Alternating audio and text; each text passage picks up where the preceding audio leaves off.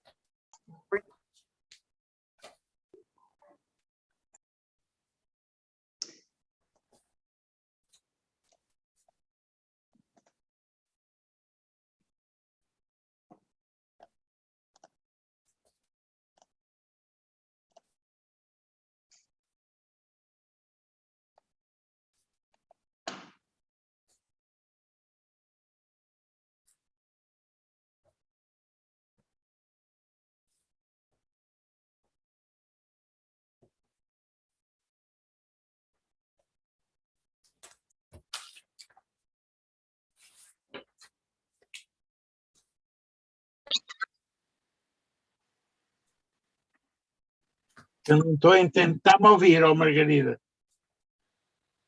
Margarida, está-me a ouvir?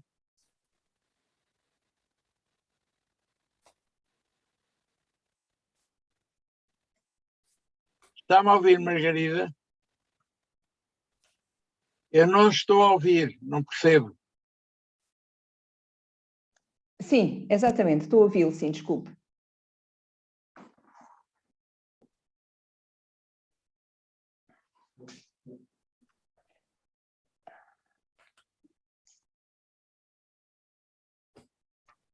At any moment soon, we will have Professor Helena Pereira as well for some welcoming remarks.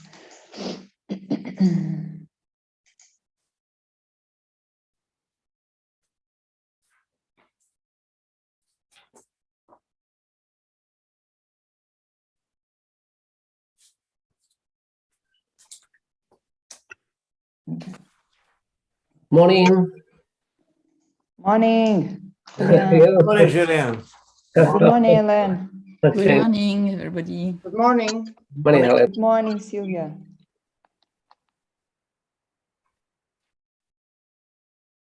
Professor Helena is also connecting.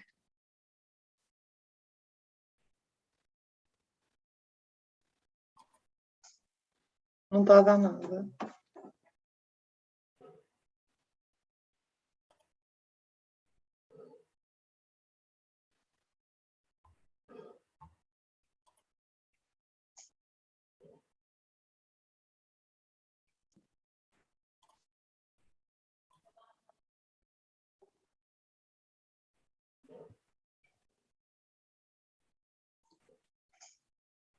Isabel. Yeah.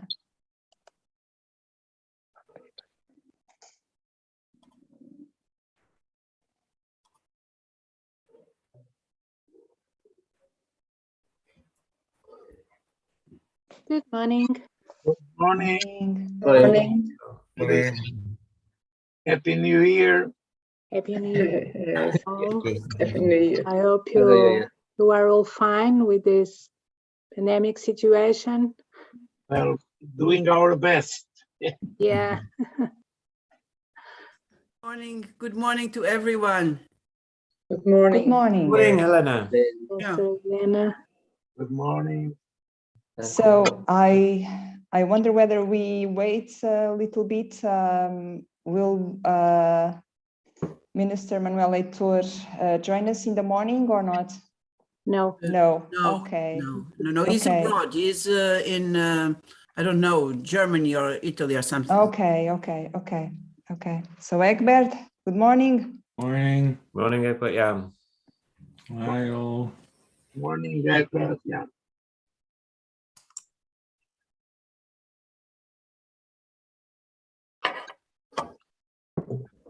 So Elena, so I think we are all set. First of all, I would like to welcome We're waiting for everybody. Helen. We're waiting for Helen is Helen me? Kirchner. Ellen is here. Elena's Yes, I here. am Yes, there here. she is. Hello. Sorry, I missed Yes, you. she is. She is. My apologies. So I would just like to welcome everybody to this fifth edition of the CoLab. We will start with some welcoming words from Professor Elena, President of the Board of FCT. Professor Elena, the stage is yours. Yeah, thank you. And now, so formally to everyone, good morning, very good morning for the start of this very busy day. And next day will also be a very busy one. Again, thank you so much for being with us in this evaluation exercise, this fifth round of CoLab evaluations. You have during these 2 days a very heavy schedule. I will try to be with you in so many presentations as I can. Of course, as you imagine, I have other meetings and other commitments, but whenever I will be able, I will join you to hear the presentations and their comments. So thanks again. Please ask tough questions and and be very critical to the presentations. We are now hoping to mature our system, or CoLab system, as you know, as you very well know because you are following them. So it is important that really the CoLabs exist as a separate entity with these defined targets that you know very much about. So this sort of combination of knowledge creation, knowledge transfer, knowledge application, the involvement of course of the industry and the stakeholders is really important. And it will be always a pleasure to hear to your comments and to your questions during the presentations. I'm looking forward to hear you as much as I can. Well, but let's start. Thanks again, and well, courage for this busy day. See you later. Bye-bye. Thank you, Elaine, for being with us, and we do appreciate whenever you can be there. And on behalf of the international panel, we will do our best. I want just to, in a sort of summary, ask you to pay attention to the fact that after the briefing from the minister, this fifth exercise has, if you want, a special touch. And we had in the 4 former exercises, we knew that there are 2 different things that we are contributing to. The one is the label CoLab, and the other one is to propose to FCT to give them, if possible, a base funding. Mm-hmm. Okay, there were 2 processes. One was the label, and the other one was the base funding. But we, in the other 4 former exercises, we were very optimistic that if we give the label CoLab, the basic funding will also follow. Yeah. Some formalities to follow, some proposals to submit, some negotiations with FCT, and so on. But there was a high probability that they get the base funding. Yeah. Now we talk the same way on the label, but on the basic funding, we were informed that there is no guarantee. Yeah. That means that now we do have now to put more emphasis in questioning what happens if you don't get the basic funding from HT. Do you have an alternative? Are you prepared to go some other way? Or are you dependent on that funding? And if it doesn't come, the CoLab is dead. Yeah. So we have to make it clear that there is no guaranteed base funding from FCT. That's from my point of view. And I think, Elena, if I'm wrong, please contradict. That was the basic from the minister. So about the label and the base funding. Yeah. The label is a question, do we think it's a really CoLab and not only a part-time agency for some researchers, not only a consultancy agency, not only, let's say, a way of a consortium sharing public funding. Yeah. Is it really a CoLab? And if we agree, if we are convinced on the high quality, we may talk about the label, but the base funding is not guaranteed. And so we should ask and try to find out how committed is the consortium.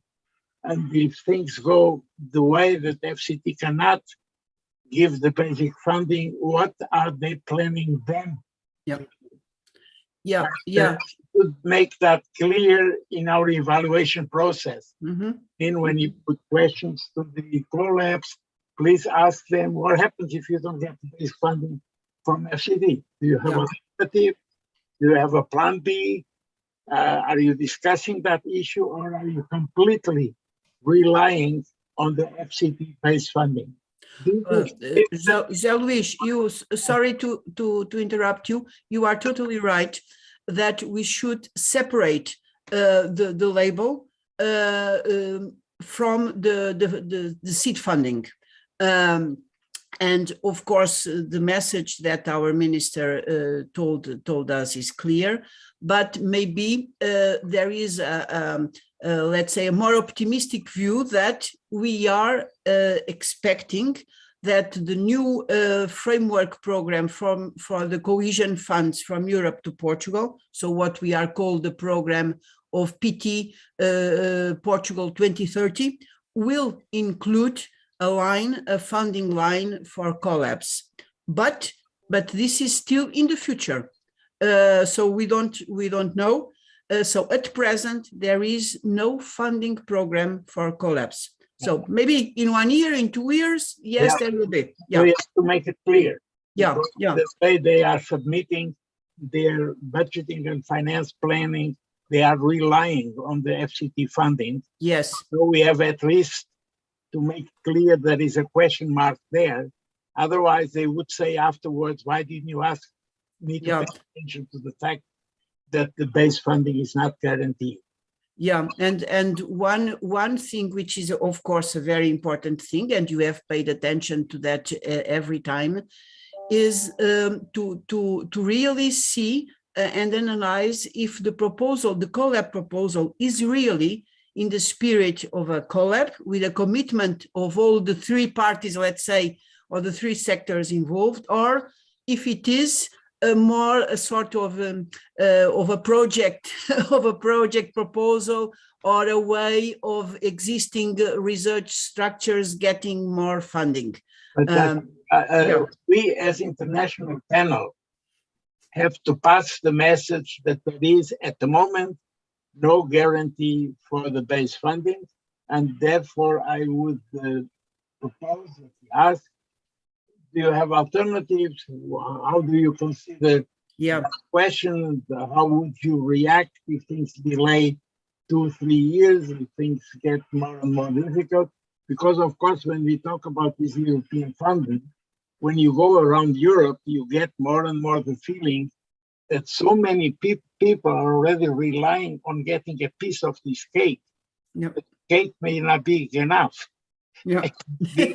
be big enough that everybody can eat out of it, because no matter where you are in Germany, in Portugal, in all other European countries, everybody says, a huge fund is coming and we all share that fund. Yeah, but the competition is also higher than ever.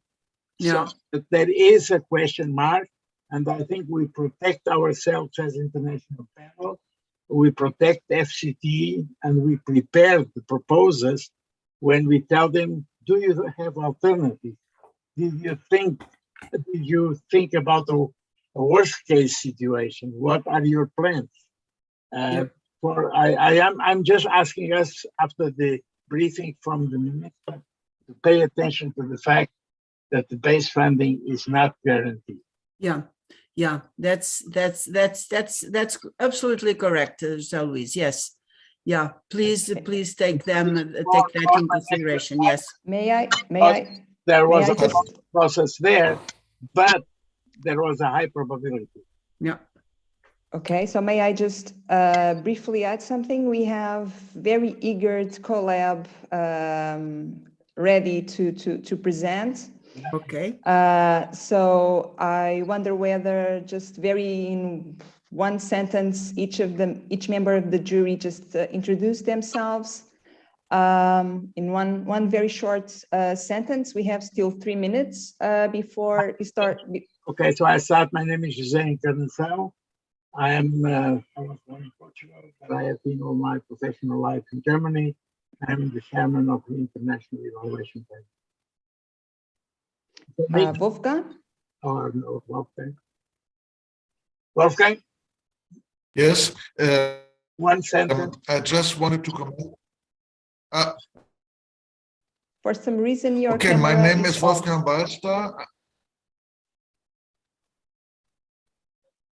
My name is Wolfgang Balster. I'm a research. I'm a professor Your signal is of artificial intelligence in Germany and founded the.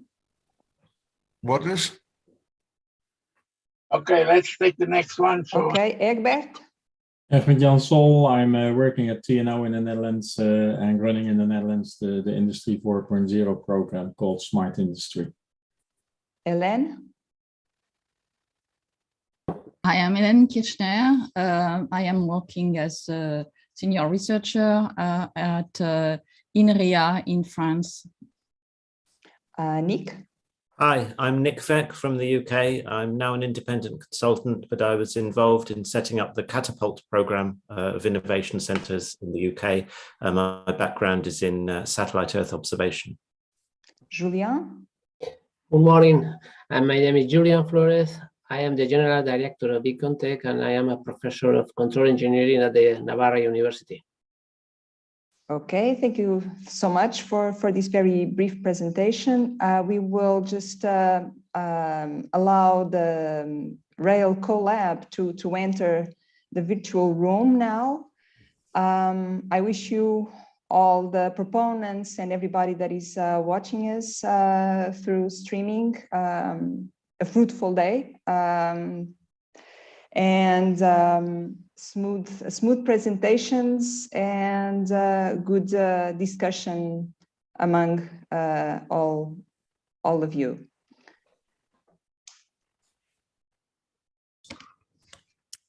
So I will just ask the representative of Rail CoLab to give his first words. Yes, good morning. Morning. Okay, Professor Luís Ferreira. So Hello, who good will morning be all. presenting? Good morning. Morning. Morning. So you know that you have 20 minutes presentation. I will give you, when you reach 5 minutes to the end, I will let you know, okay? Okay. Okay, so whenever you are ready, you can start your presentation. Okay.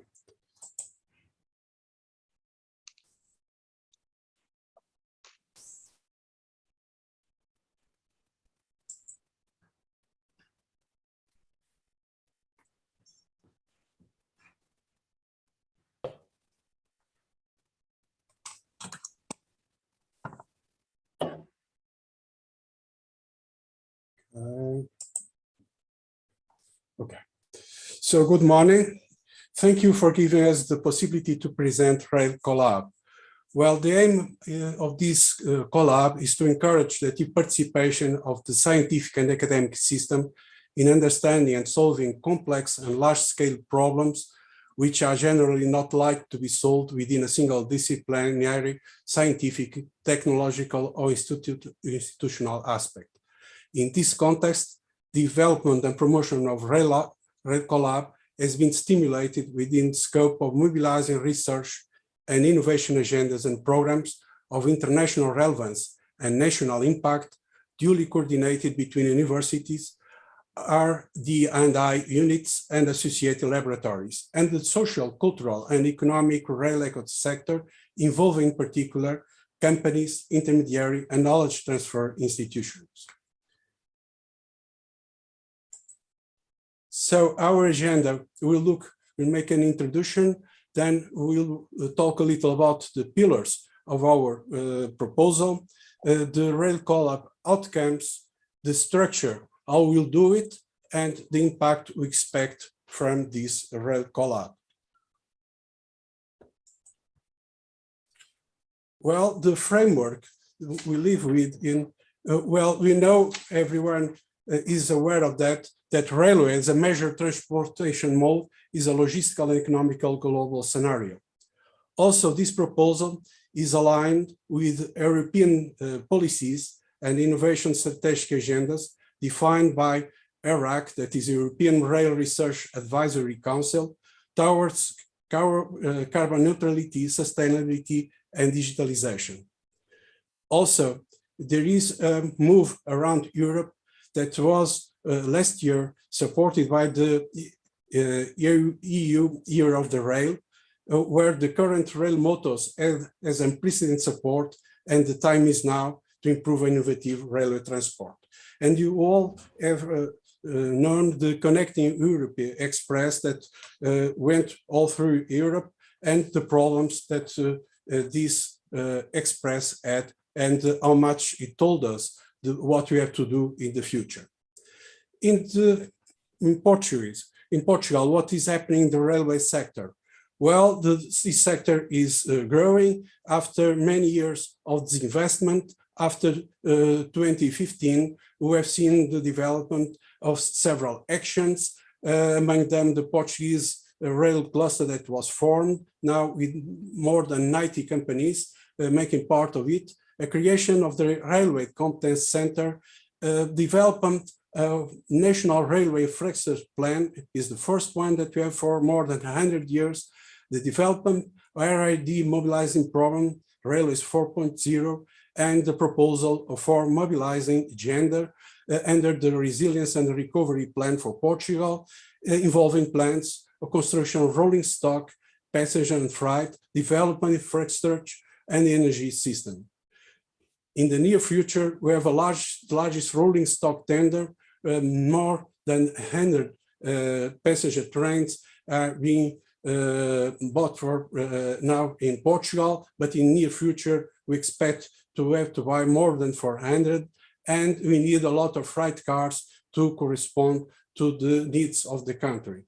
The creation of rolling stock factories is something that we had already factories for railways in the past, but we need to come back again and to have this industry in Portugal. And the least but not least, implementation of high-speed railway lines. Main challenges that we see in this program is the railway resilience in regards to fast growth. We should go step by step carefully, and the flexibility among stakeholders to answer to all these new challenges. And we were looking to railways not in the sole area of transport, but with the intermodality compatibility. All we propose is under this new problem of sustainability, and we look at climate change and CO2 emissions reductions, neutral carbon is possible. And one main problem that we have here in Portugal, and we believe all the countries in Europe have the same problem, the lack of qualified human resources. Well, the vision and mission, we can summarize it in this phrase: create highly qualified hub of competencies and infrastructures to develop and provide railway added value service and products at national and global scale. What are the members of this consortium? The promoter is Nomadtech, a company that works in the railway field for several years in Portugal. It's a company that also belongs to CP, that's main passenger operator in Portugal. You have also the Center for Competencies of the Railway, where I come from, and the cluster for the railway industry, PFP. On your left, you have the universities, the main universities that deal with rail research and development in Portugal, and also education and training, and also technology transfer institutions like INEGI, INESC, and ISQ. On your right side, you have the main companies that have already experienced in the rail sector, but they are interested to go further in this activity, improving their products and improving their activities, also not only in Portugal, but for exporting purposes. What are the main pillars of our activity and our proposal? The first one is sustainability of railway system. We have a second one, smart asset management and maintenance. The third one, a digital platform for management of railway systems, and in particular of critical security events and development of communication, cybersecurity railway systems. We'll do it with development management of laboratories and testing platforms. We'll exploit the results and we'll look at market acceptance, and at the same time, we'll try to promote the education and training, trying to have more qualified human resources for railway. If you look at these pillars, the first one is sustainability of the railway systems, as I've seen. Well, we want to improve the capabilities of all systems to optimize the energy that you use into in the rail activities, and also to take more efficient planning and management of rolling stock operations. That is the last result and the full achievement of our project. In the smart asset management and maintenance, we'll develop new solutions that are supported in digital systems during the life cycle of all the rail system. You are looking to the infrastructure, you are looking to the rolling stock, and what will be the most important is development a remote monitoring system that will be able to take the information from the train, and then with treatment of this information, will take decisions for better operation of all the rail sector. For doing this, we need a digital platform for management of railway systems, and we are very aware that the most important are the critical safety and security events. Safety critical events detection and alerting, and the actions that can be taken at that point will be the most important aim of this pillar, using all the new means that are on our capability. That means using digital twins and using intelligent artificial intelligence tools. The next pillar is the development of communications and cybersecurity and safety in railway systems. The main object is to develop a standard automation platform that increase the capacity of communications between the infrastructure and the railway and the operators of all the system, and also to have all this information available for the ones that are doing maintenance and management of the rail system, and this help also in the intermobility actions with the other partners of the system. What are the expected outcomes? They will come from this value chain. First, you have the universities that are more concerned with development, science and technology, with the collaboration of R&D centers that are the main centers for technology transfer for industry. Industry is mainly concerned with the products and the testing of these products using the capabilities of operators. We have all these elements of the system in our consortium of universities. We have R&D centers, we have the industry, we have operators, and with CoLab, we go to produce products that go to the market, but something that we want also to highlight is that this gives us the capability of develop science that later on will be used to develop new products, improved in a continuous improvement system. And the last but not least, we are concerned with users. Users will have a better service with the products that we'll develop.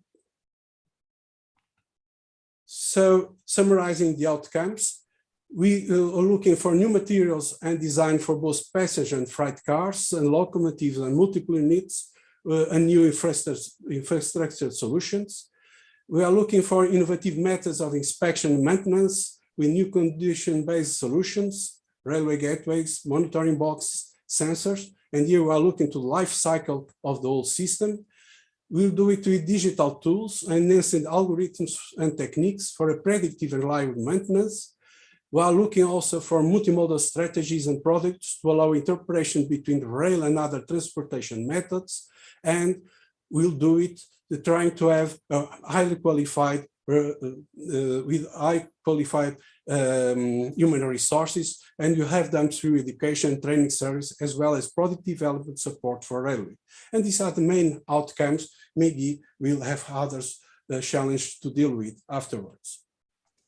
If we look at our members, our industrial members, they have an international experience all around the world.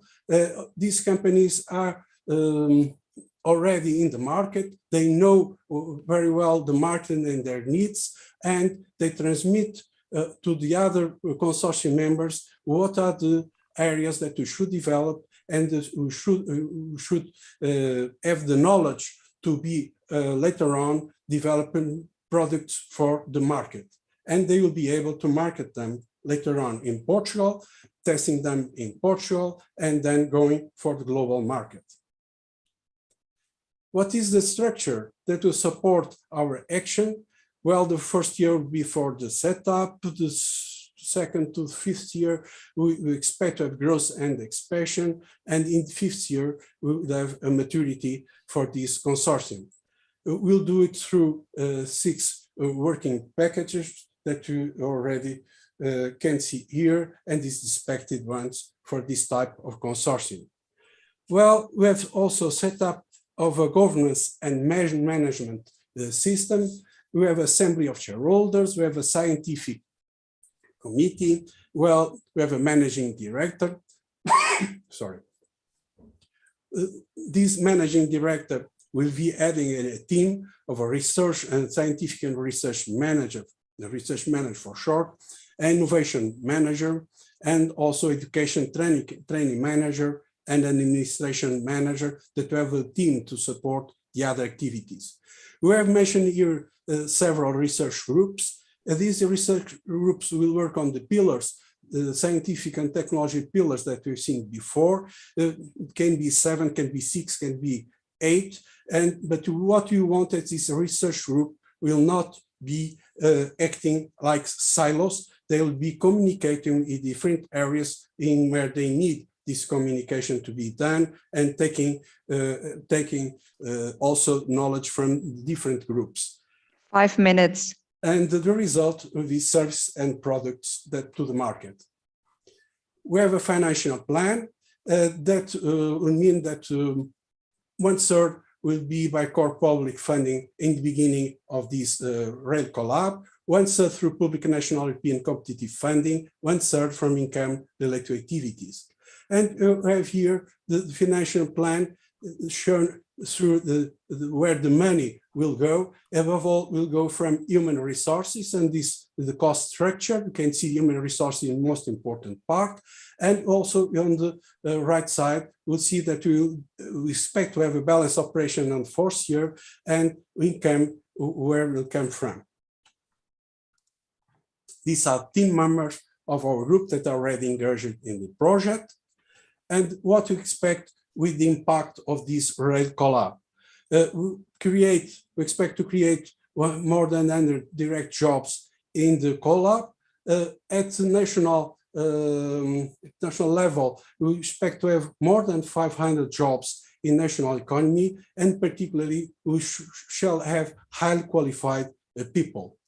It will create a strong R&D system across key areas, and the main aims of this project is replacing ports and increasing sports for national industrial system in railways, and to be in a better position to apply for EU funding and large programs. If you go one by one, small partners will not be very successful in EU funding these days.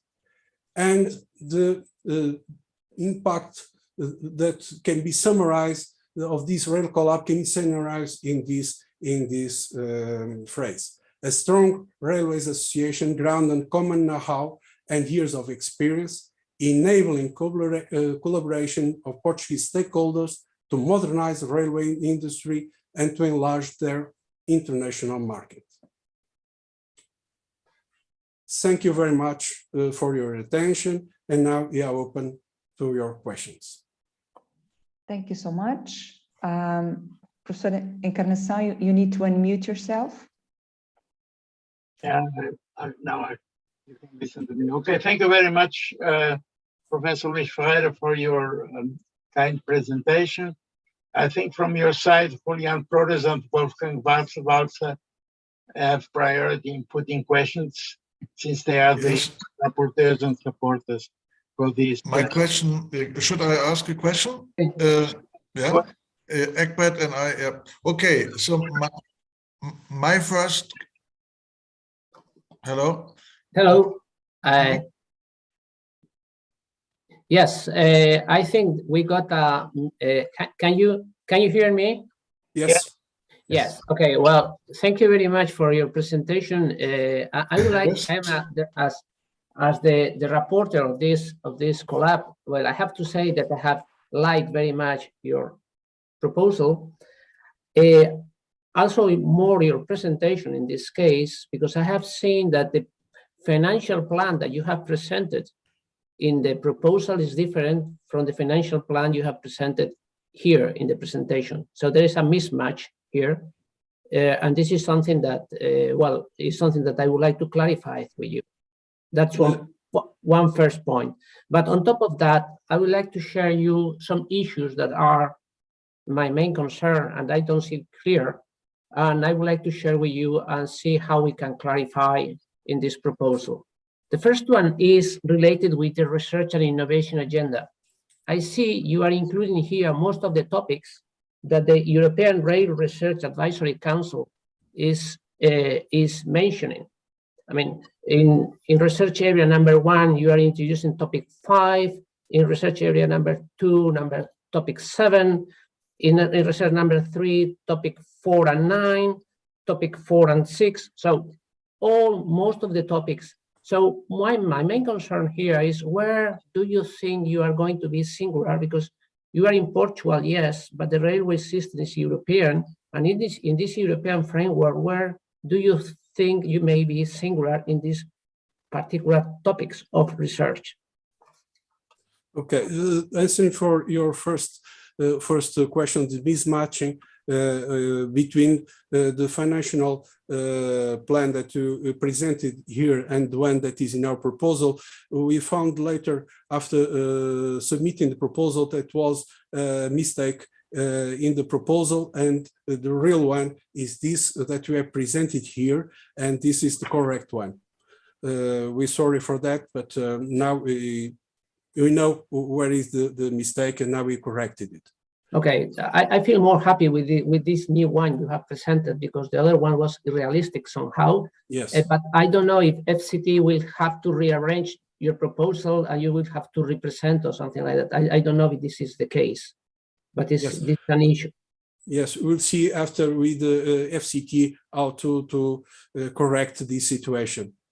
For the second point, I'll ask Mr. Costa Franco, that is with me from Nomad Tech, that is main promoter of this project, to reply to your points, please. Okay. Costa Franco? Okay, so good morning, everybody. Morning. Right. Okay, so,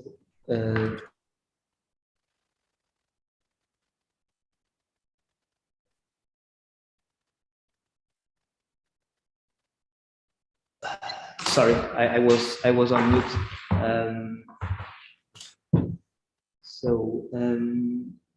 Okay, so about your question, so about the restructured agenda and the research areas that we are The singularity and so on. So to be brief and objective, so in Portugal, between 1998 and 2006, we had retrofit projects. We did in the rolling stock and infrastructure. Then we have a large period of low investment, and then in 2019 we started. I believe we can say in Portugal a new railway, a new revolution on the railway sector. Why we are telling this? Because it was a decision from the government, and there were the decisions of implementing a railways competence center. There was a decision of investing in retrofitting infrastructure and trains and buying new trains. So it is why there is on the short and medium term the goal of building in Portugal a train or a rolling stock factory. So we seeing the research topics. We are seeing the rolling stock and infrastructure as a whole. So we on the next 5 to 10 years in Portugal, as we said, we are starting a revolution.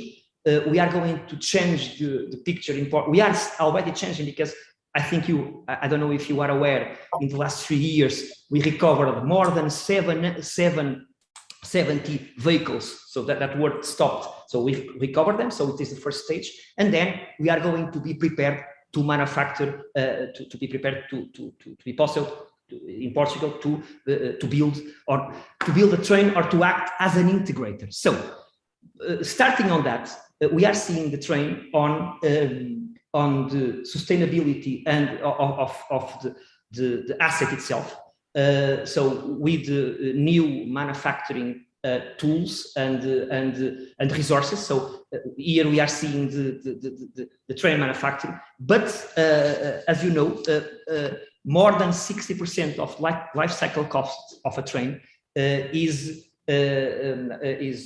located after the manufacture. So we are telling about operating savings, maintenance savings. It is why we are also including smart management and maintenance research group and the digital and cybersecurity platforms. Why? Because with that and using our experience, we will reduce just to give you a number, with the smart asset management and maintenance tools, new condition-based maintenance applications, new remote monitoring applications, etc. Together with digitization, we believe that on that part of the train and infrastructure life cycle costs, we will have a reduction of more than 40%. So with energy savings, with improving the maintenance, etc., and improving, of course, the maintenance costs, associated costs.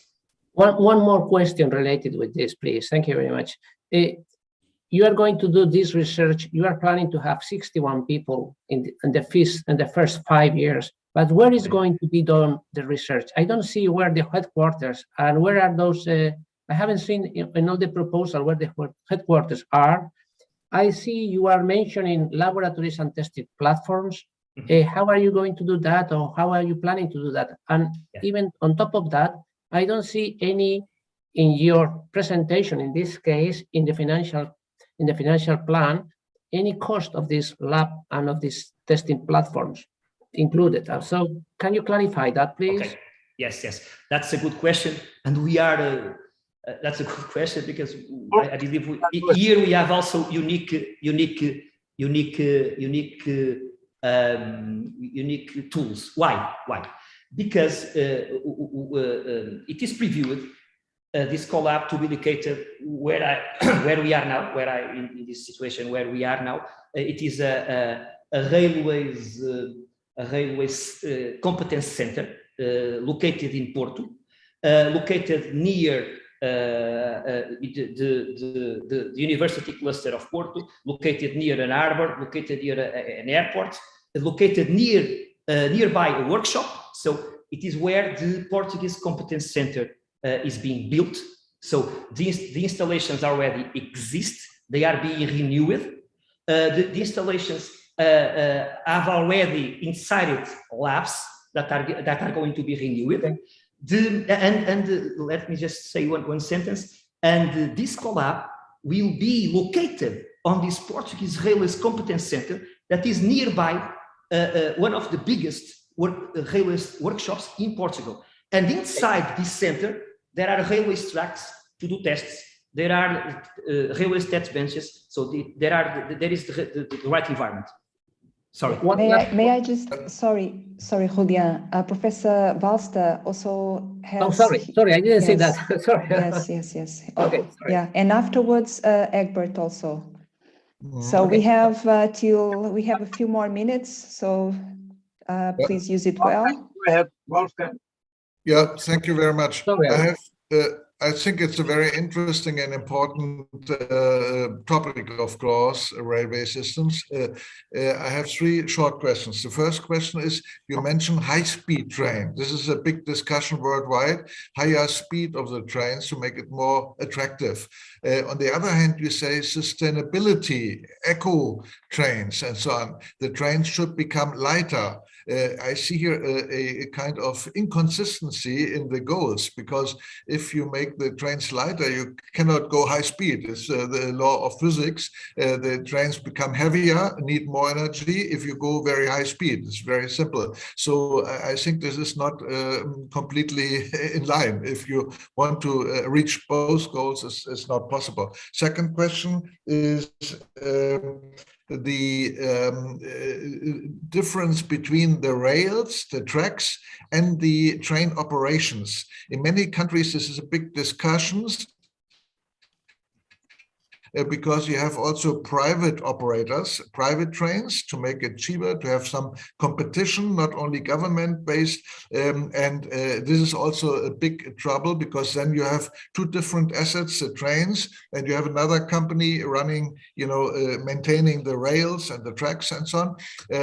This was not mentioned, but I think it's one of the crucial also political problems in this domain. And the third is very simple. You have shown us in the last picture also a train which is for logistics. That means moves goods. And you didn't mention in your whole description of the project, you talked only about, I think, passengers. What about transporting goods? Because intermodality is very important now, and you want to get rid of all the trucks and use again more trains. These are my three questions. Yes, we have 4 minutes, okay? I try to be as fast as I can, go as fast as I can. First, start with the last question. There is an interrelation between infrastructures of Portugal. Infrastructure of Portugal is responsible for the tracks and the companies that have rolling stock going on them. One of our partners in the competence center is infrastructure in Portugal. You have also CP, that is the main passenger operator in Portugal. But you have also Medway. Medway is a freight operator. So it makes part of the project, and they also want to develop smart wagons in Portugal and to make a factory in the long term for rail. The second question it was about the sustainability and the high speed, because high speed should go with the high loads on the track. That's something that is not solved, but the traction systems can be optimized. That means the energy that you spend when you're accelerating and when you are braking, you can optimize all these systems, and you can have some good developments on this area. And I would say that they not solve the problem in the whole, because as you said, we need load to have the speed. That means inertia. That means that you need energy to put the train going on. But anyway, if you have a better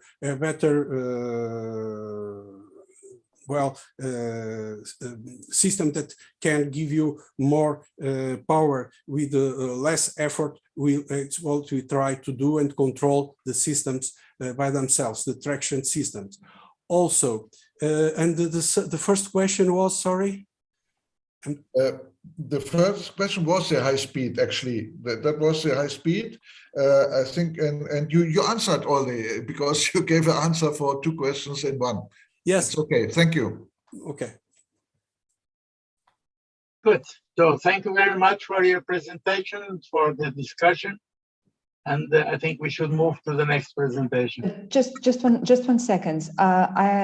Egbert, if you have a very short question, we have 1 minute left. Question. I have 2 things to mention, but we can put them in the writing. Okay, well, wonderful. So thank you.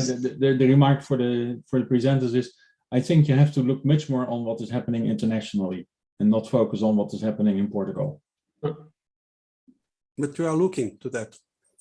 Okay, so you will have the opportunity to further develop on this, Professor Luís Ferreira, because the panel will forward some questions to you. As Professor Encarnação mentioned, we will have now a 5 minutes break, and afterwards we will move to the next proposal, which is the co-literacy CoLab. I may use the 5 minutes to put one additional question is, related to the base funding. No, I'm sorry, but we have to keep the 15 minutes for a matter of equity among all applicants. So this extra question can be forwarded. Put it in writing. Yes, of course. Thank you. So we will make a recess now for 5 minutes. Okay, see you soon.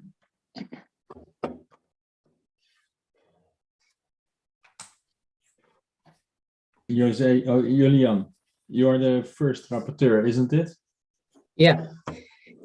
In this, no, I am in the rapporteur here.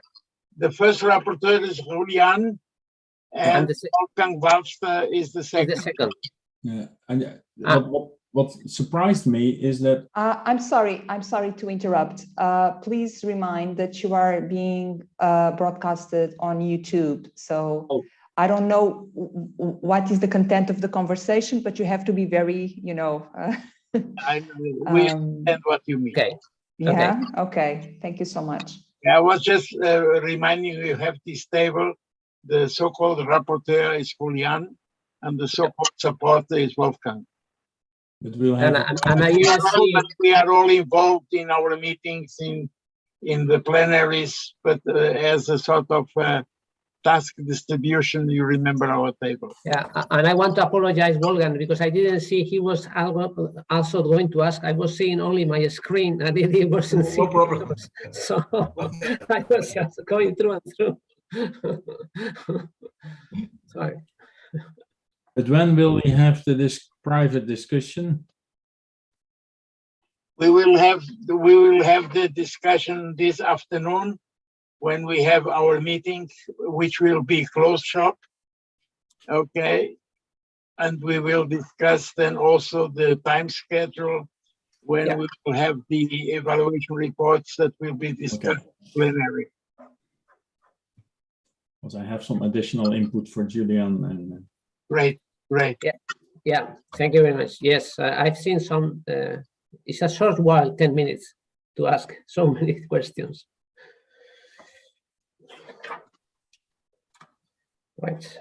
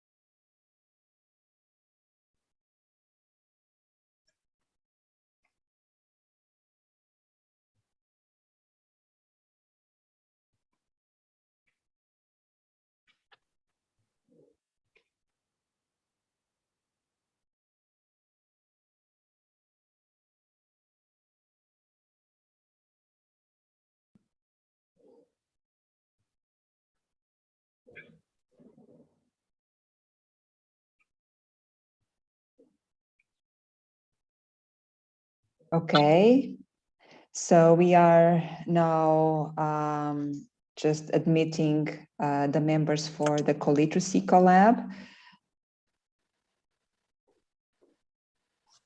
Good morning to you all. Good morning. So, Good morning. let me just confirm. So it's Filipe, Manuel de Abreu, and Tiago Pereira. Is this correct? Which are the three elements that represent the CoLab?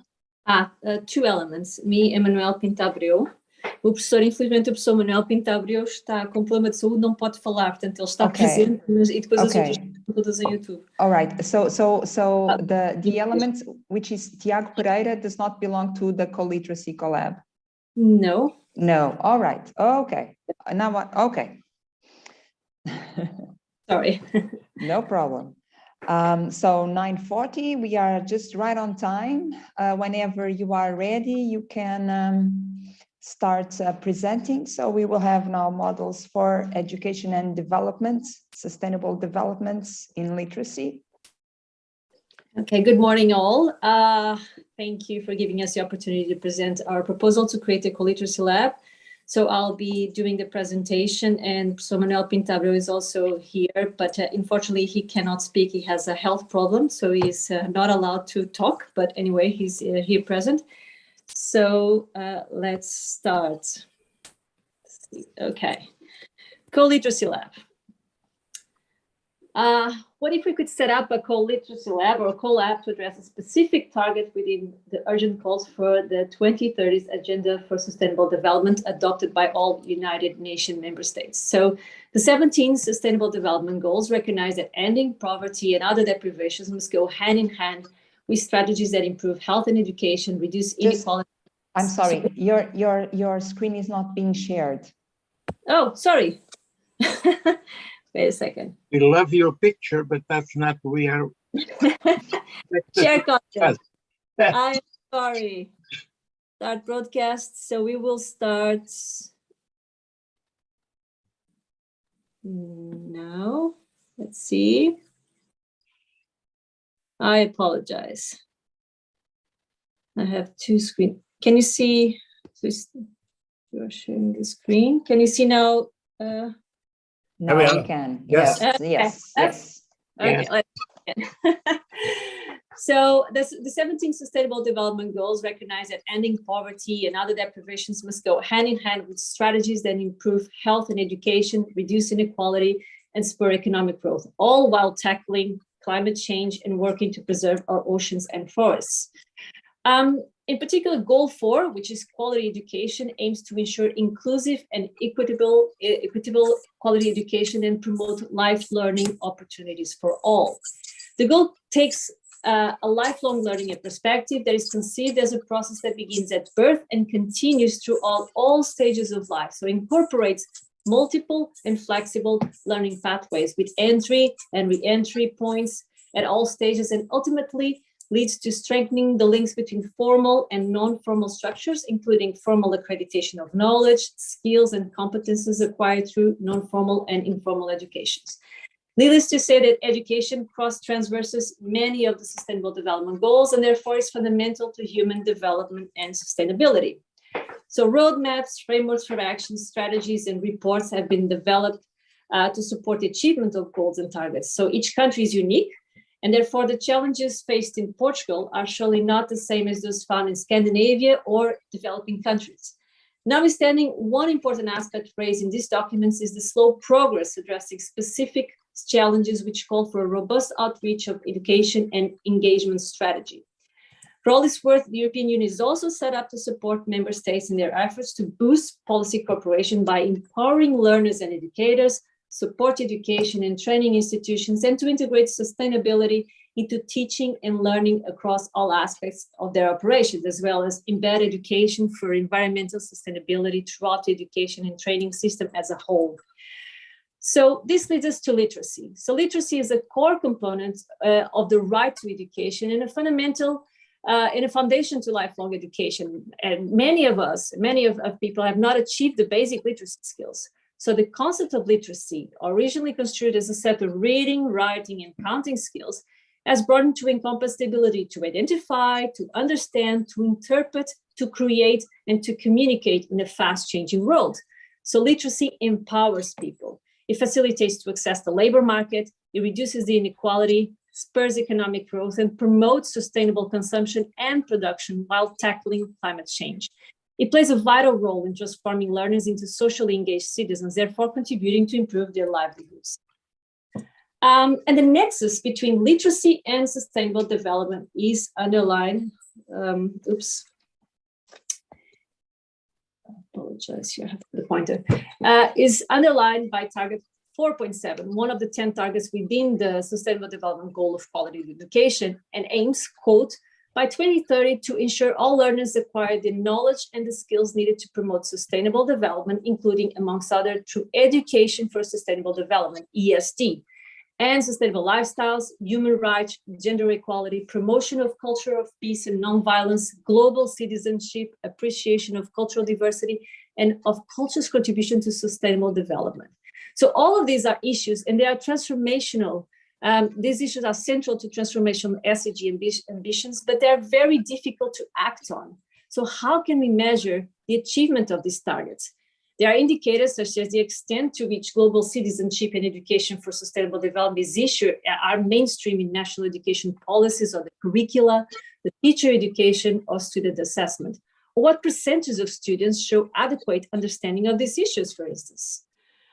So the setup of a co-literacy lab is first and foremost a formal recognition of the need for literacy and ESD in all forms and across sectors in Portuguese society.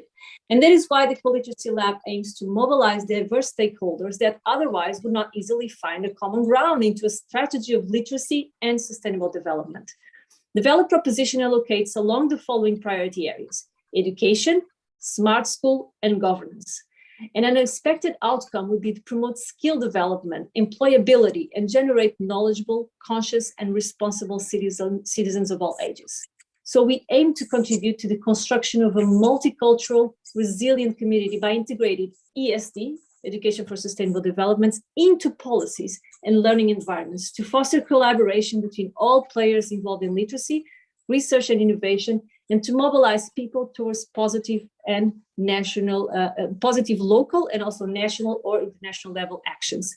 So our mission is therefore to generate knowledge, raise awareness, and help to build capacity to better manage our interactions with complex Earth systems through fit-for-purpose ESD learning programs and smart school technologies, to reconcile conservation with sustainable use, and ultimately to transform learners into socially engaged citizens. So there are 3 priority areas that were set. Priority area 1, empowered educators and ESD. So in Portuguese schools, although ESD initiatives are present, many are confined within school walls and rarely involve the community. The subjects are often biased towards a limited set of traditional environments issues like recycling, which is important, but misses out other subject areas that critically affect the Portuguese communities, such as forest fires, river pollution, and geohazards. I need to mention here a good example, an internationally recognized Portuguese-born pioneer program in ocean literacy named Escola Azul, the Blue School, and is now under the coordination of our Co-Literacy Lab associate partners, the DGPM. So Escola Azul has had a tremendous success and positive impact in ocean awareness in many school communities. Notwithstanding, one of the weaknesses raised by educators involved in the program is the lack of up-to-date, effective training in ocean literacy, and is credit into certification and progression in their teaching careers.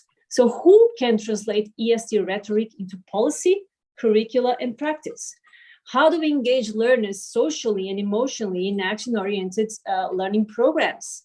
The answer is through education, teacher training, acquiring knowledge and skills in ESD. Educators need to be empowered to lead students more effectively into be the actors of change. Priority area 2, digital school and smart learning. So education systems worldwide have been strongly disrupted by the pandemic, and it has had an adverse effect in the learning outcomes, particularly within the most vulnerable. So alternative options like remote learning, for instance, is out of reach for many. Moreover, successful remote learning depends on the computer skills from teachers and parents. So the digital school deficit remains a major obstacle for Portugal. Portugal did a tremendous effort to implement remote learning tools. Regardless, it is now recognized that it fell short due to the lack of digital competencies, capable internet access, and obsolete or inexistent digital equipment, particularly in the most vulnerable student population. On the other hand, more technology per se does not necessarily translate into better learning outcomes, simply because low-quality digital learning tools cannot outperform educators. So in other words, remote classrooms are not the same as smart ones, and it perpetuates existing traditional practice rather than transform it. Artificial intelligence, for instance, can give educators a real sense of how different students learn differently. What are their interests? What challenges and progressively go from one size fits all to personalized education? So the question is, education technology is ready, as are some educators, to transform into the digital, but are the schools and the school communities ready? And this leads us to priority area number 3, ESD in governance and leadership. Corporate managers, decision makers, and local government stakeholders are, along with educators, relevant actors and have a key role in sustainable development. But they often lack understanding of the natural system, its complexity, and how it can impact human development. Another challenge is the low scientific literacy level amongst leaders that mistake sound science with absolute certainty, and it demands solely the later in the decision-making processes, either in policy or corporate governance, without understanding the nuances of the scientific method. So corporate leaders would greatly benefit from targeted acquisition of competences in sustainable development, as corporate governance is now unequivocally linked with corporate sustainability.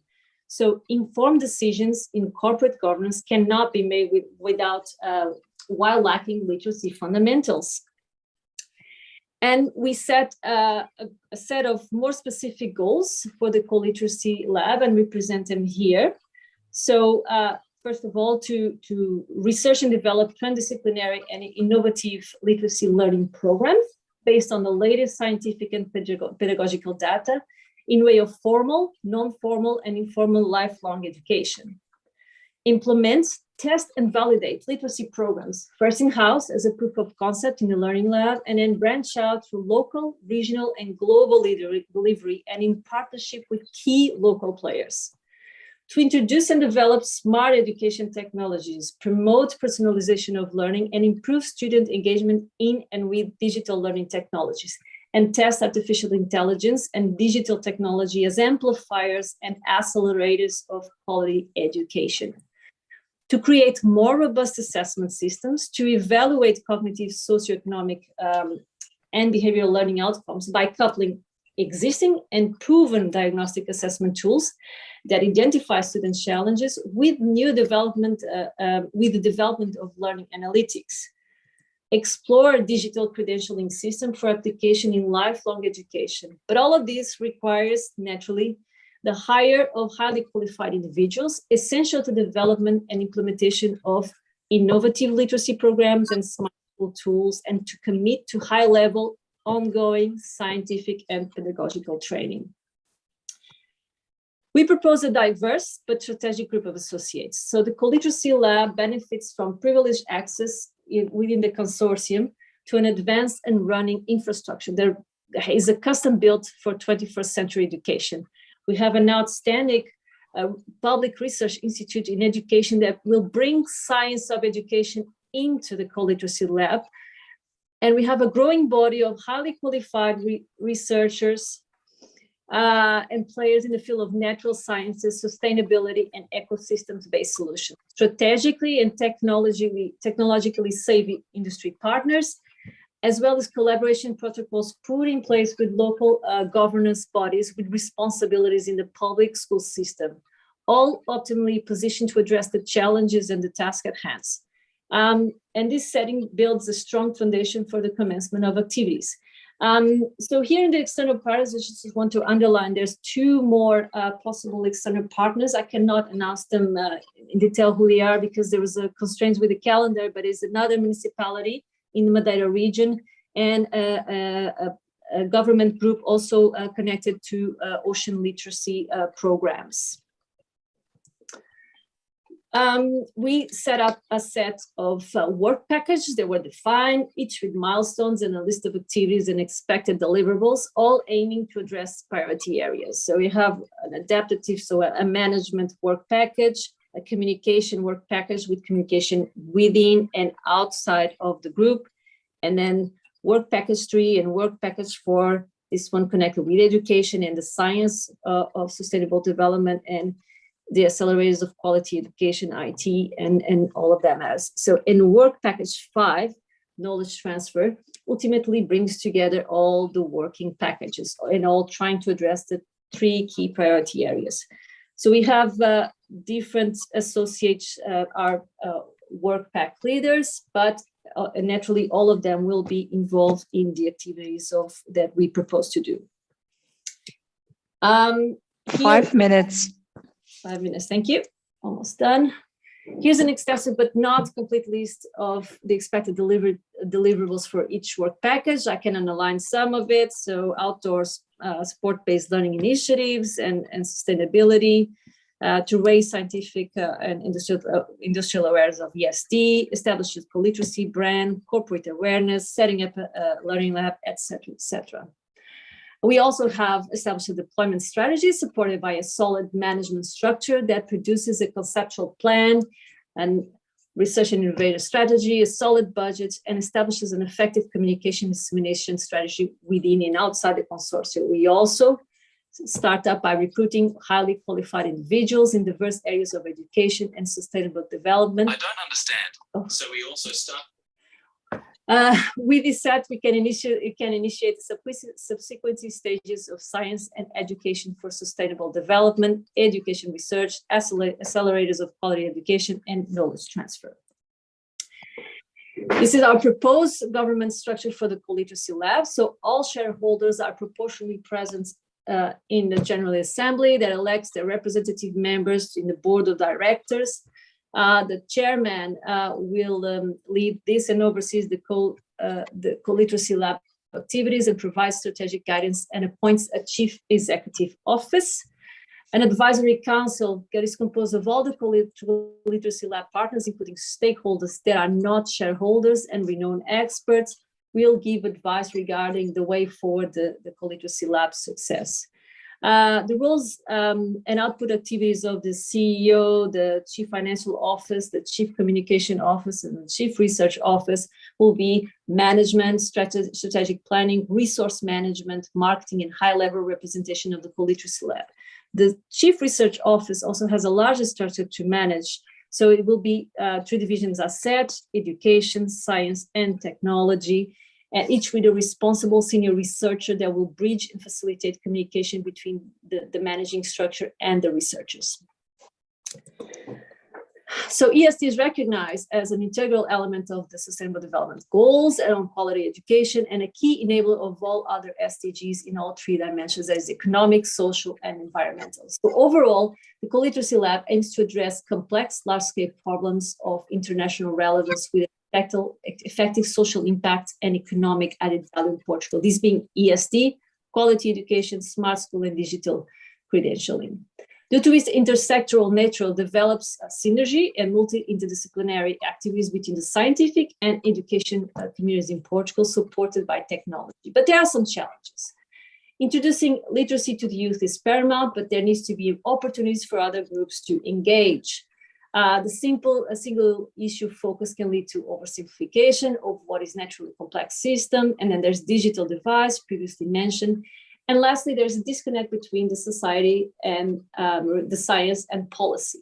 Scientists and education are the main drivers of ocean literacy movement, but to fully implement it, they need to be involvement of all parts in the decision process. So this figure on the right shows, looks at 300 plus media documents and analyzes what experts predict for the coming year, and comes to no surprise that the matters such as ESD and climate change are some of the 2022's hot topics. This infograph measures the SDG alignment of 8,500 companies worldwide, and just 8 strongly aligned with quality education goals. So our differentiating strategy is to provide end users with a high quality product, either as learning tools, technology, or advisory in ESD. And literacy, the results from the combined 1 minute. Yes, I know. So here's our SWOT analysis. There I underlined some aspects of it. You come to human resources and financing. Okay, here. As per definition, collaborative laboratories should source diversified funding. Nonetheless, initial kickoff is secured initially through non-competitive base funding combined with contributions from shareholders in form of infrastructure, services, and equipment and HR. So revenue for Co-Literacy Lab will stem from different sources, provided relation with ESD, consultancy, reports, smart schools, digital credentialing, product development, and corporate awareness. The goal is to become self-sustained so that the focus should be on removing risk and creating equity value. So competitive project-based funding is set to be a fundamental source of funding to run the Co-Literacy Lab. Some of the newly hired researchers will be incentivized to write proposals for national and international funding schemes. So you can see competitive funding will be what we expect a strong source of income.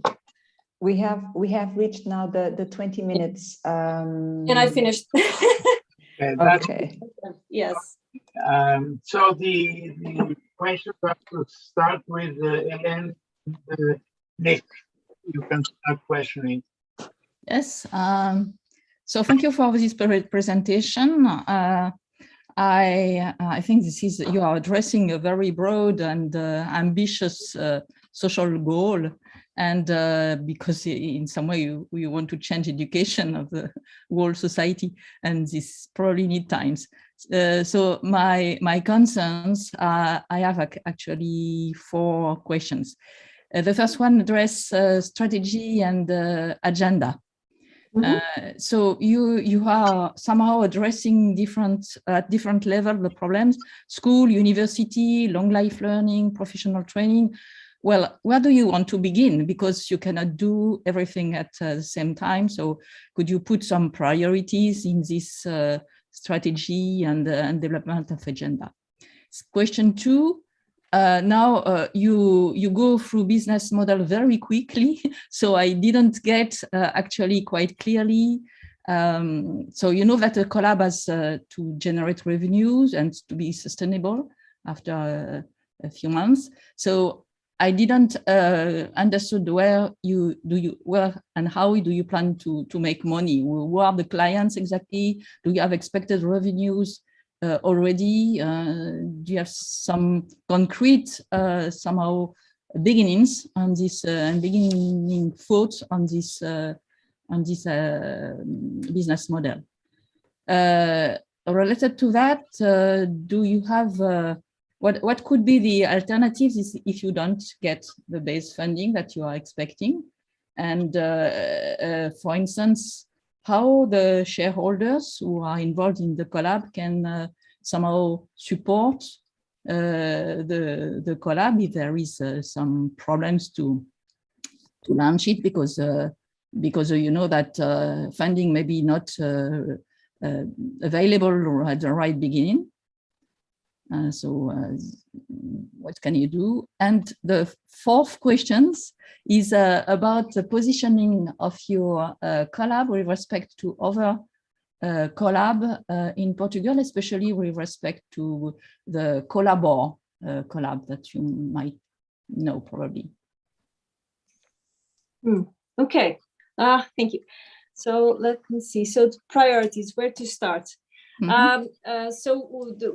I mentioned a very good infrastructure, so the sharing schools, international sharing school, are two schools. One is in Oeiras and the other one is in Madeira, and they are in private schools, and they have students from 50 plus countries. So we will aim to start in collaboration with the Institute of Education with early years in that school, because the school will function as a learning lab. So with the youth, but at the same time, the International Sharing University already has 4 programs of ocean literacy that have been accredited, and that's for adults. So we already have a few programs. So depending on what's the size of the team, we're gonna tackle first the youth in the learning lab in the international school. So we already have the infrastructure and we have the educators. We just need the science of educators to start working on it, and then the adults. And this we lead from the second questions about the business model and how we plan to get some revenue. So that is with the adults, with the corporates. So if we establish a brand that is a trustworthy brand, we can produce specific fit for purpose training for corporate, high level corporate training, and that is sold. That will be a product that we want to sell, and consultancy. So that's where we aim to have some of the revenue. And also, because this is a very hot topic and a very relevant topic, we are planning on competitive funding, go for competitive funding for at least starting from the 3rd year to the 5th year, where we already have more investigators, more researchers, so they can apply for European funds in specific programs. I didn't mention here, but the Ericeira Surf Club, so one of the partners, they have managed to gather several very relevant million euro funds from the European Union in projects connected to sports, sustainability, training the youth. So there is money out there, and if we make small punctual programs in these subject areas very well created, I think we believe that we can get that fund. And how can shareholders support CoLab? So our initial idea is initially to support in kind.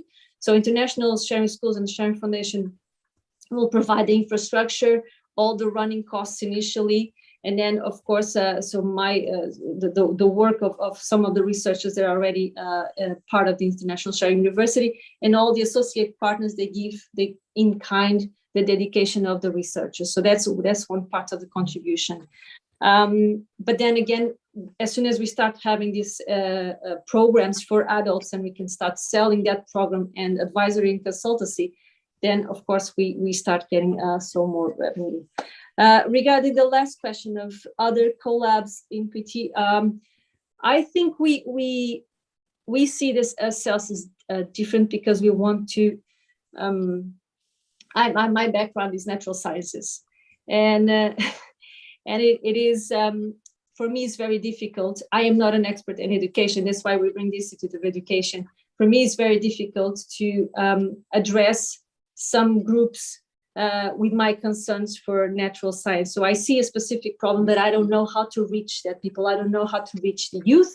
I don't know how to reach people that are not from my generation when I try to teach something. So that's, I think, what we want to bring here is specialists in education, put them together with natural scientists and finding a way of reaching each different age group, cultural, different, try to reach people in the best way we can to keep moving forward.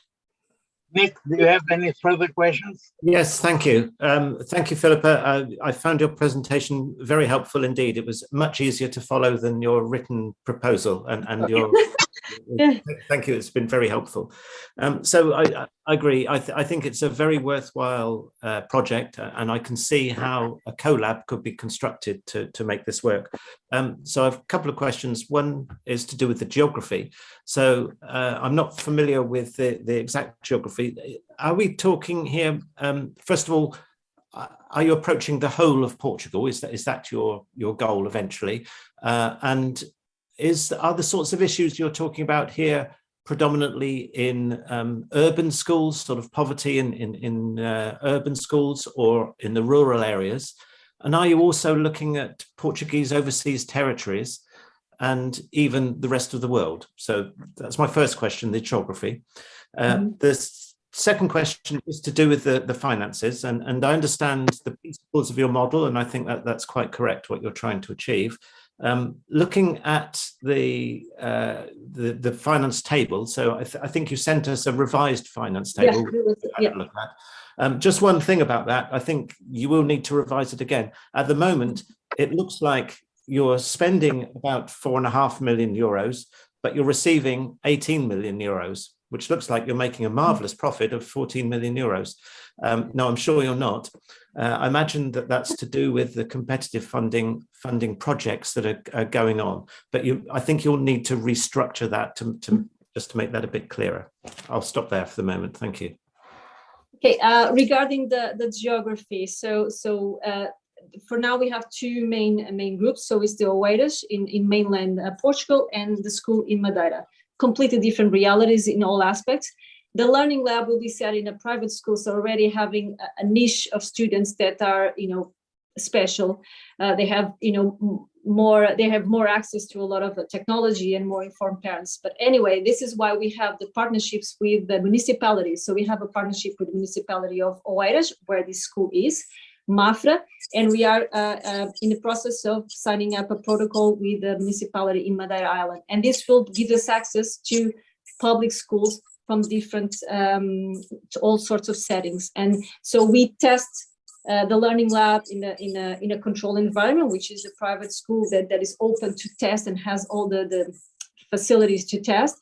But then we are going to work in collaboration. We want to work in collaboration with the public schools of the municipalities and adapt these programs and seeing how can we train the teachers and educators to proceed and spread these new ways of seeing sustainable development in public schools. So we start locally in these areas, but at the same time, we are, one of our associate partners is the DGPM from the Ministry of the Sea, and they coordinate a program that has over 300 schools in the country. So they are spread in all the countries. So then if this is successful, then we proceed to a more regional and national level. And what we want to achieve is to export these particular programs of education. Yes. Thank you. And finance, and that's why I'm sorry to interrupt. That's why we need a CFO to make a financial plan more accurate. May I just follow up? So it would seem to me that with those goals, which are excellent, I'm not sure what the department is called, but the National Department or Ministry for Education ought to be interested in this. And given the difficulty in obtaining the core funding for new CoLabs, have you approached the national ministries, and do you have goals to get funding from some sort of national government operation? I have not. I had some months ago initial conversation with the agents for national ANI, so the agency that will work in collaboration with the FCT for this funding, to see if this idea made any sense. That was my first conversation, and with the local governments, but not yet with the Ministry of Education. I think that it would be, sorry, Jose. I would like to be more concrete there. So the question is, if you don't get base funding, what will happen with your proposal?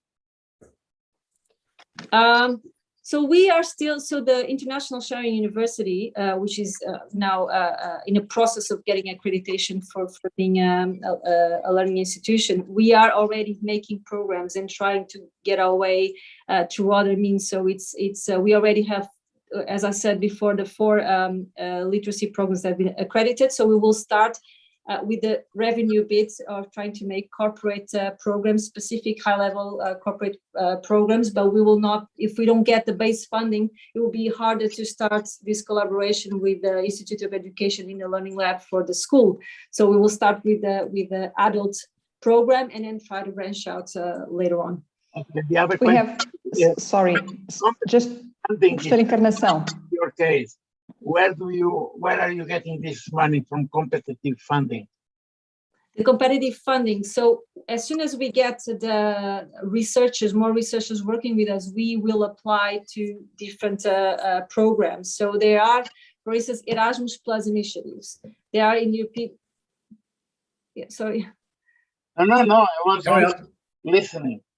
Oh, yeah, okay. We have 2 more minutes for questions.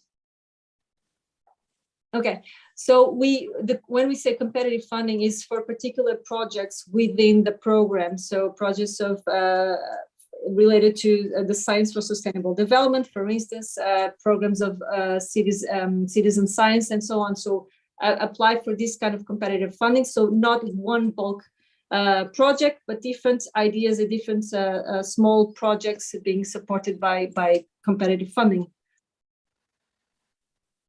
Do you have already some successful applications of that kind?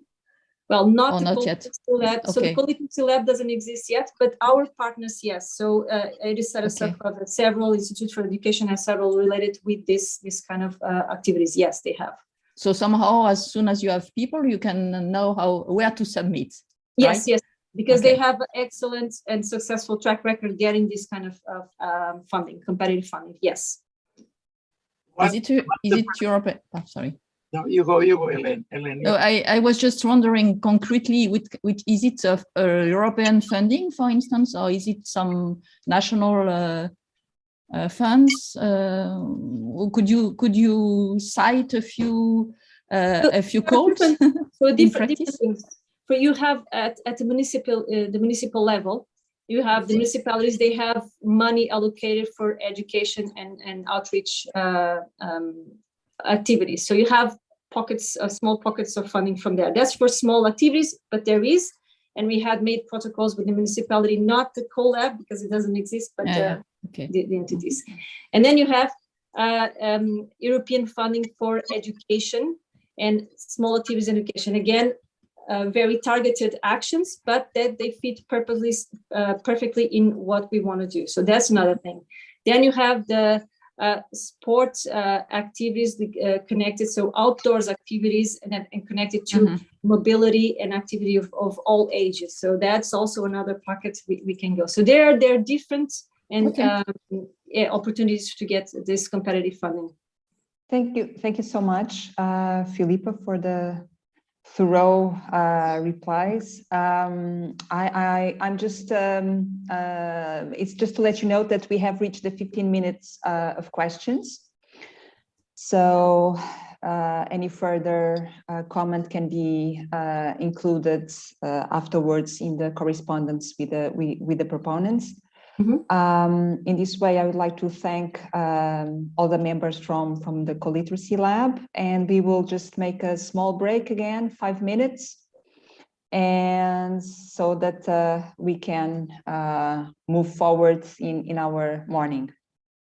Thank you very much. Thank you so much. Thank See you in a bit. Thank you. Thank you, Filipa. Thank you. Thank you.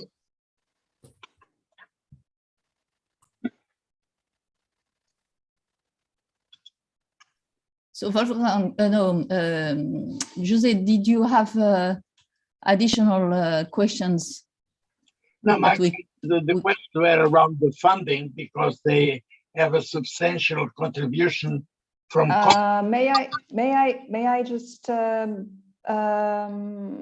a note that for this kind of complementary conversation, you will all meet because this is now a public session. So okay. Okay. Yeah. Okay. Thank you. In the afternoon. Yeah.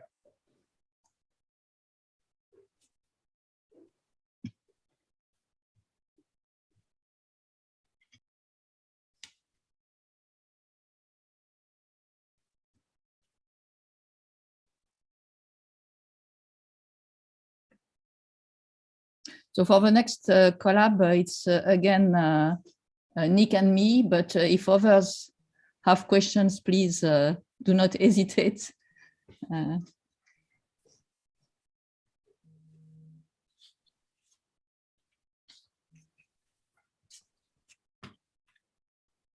What's the here?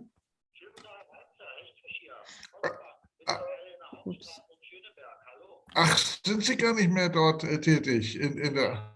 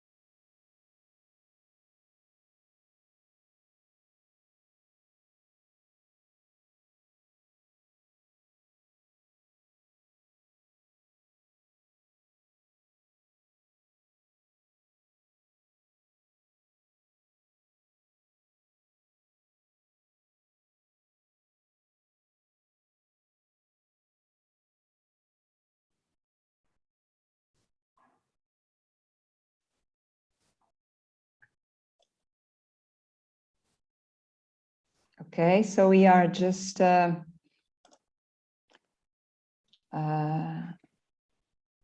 morning. Good morning.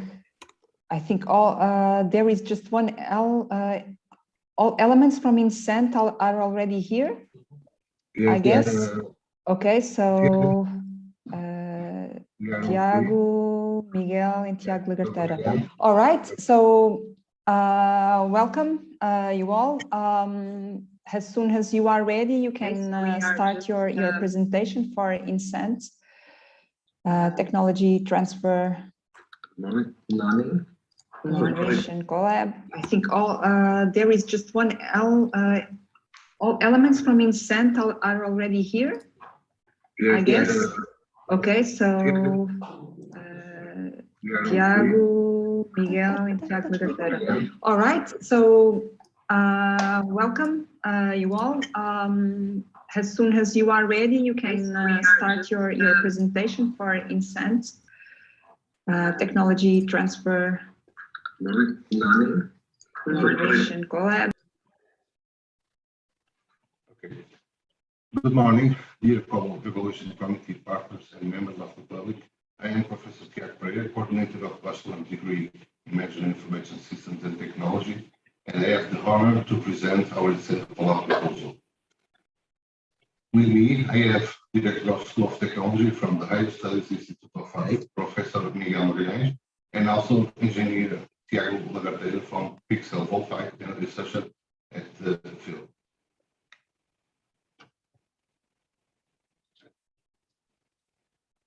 The points listed in this agenda will allow us to describe the proposed definition of the incentive CoLab, identifying the reason from the needs and the May I just recommend either you approach a bit further the microphone on your laptop or you use a headset. Okay. Okay. But very difficult to understand. Okay. Can you read me now? Yeah, we can listen to you a bit better. Okay. The point listed in this agenda will allow us to describe the proposed and definition of incentive CoLab, identifying the reason from the needs and the value that this ecosystem will bring to society. It also presents the value expectations. You have to get closer to the microphone on your laptop. I have the feeling that the headset is not capturing the sounds. Okay. Let me get the...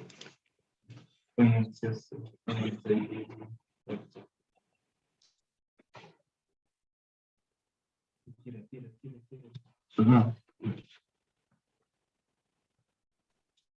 can you hear me? Yes, now, yes, now that's okay. Okay. All right. So, as I was saying, it also presents the value and expectations of results that we wish to achieve, explaining to the Collaboration Committee the selection of the 5 chosen pillars, how they are articulated, and how the future intendance of Instant CoLab will be ensured. In operational terms, the select governance model is presented the potential market of each pillar is assessed, the respective sales value according to the products and services to be provided, and the forecast for the scientific production resulting from the 97 researchers that compose the Instant CoLab. Finally, the overall cost of this project and the respective schedule of activities to be carried out over 60 months are presented.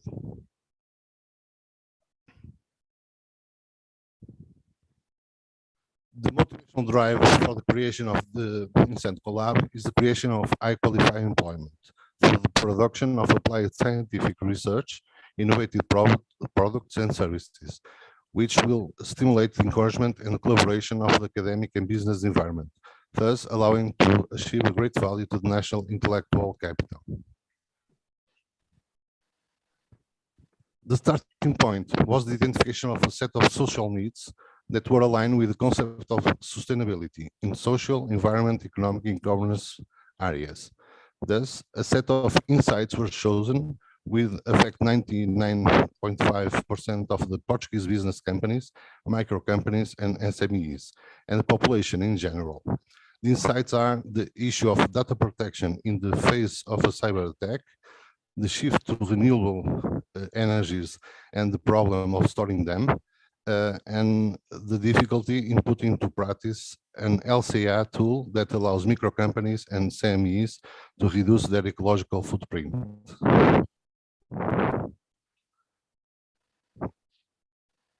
Find solutions that improve the quality of life of citizens in accessing health services in an inclusive way, democratizing it and facilitating the work of health professionals in the 21st century.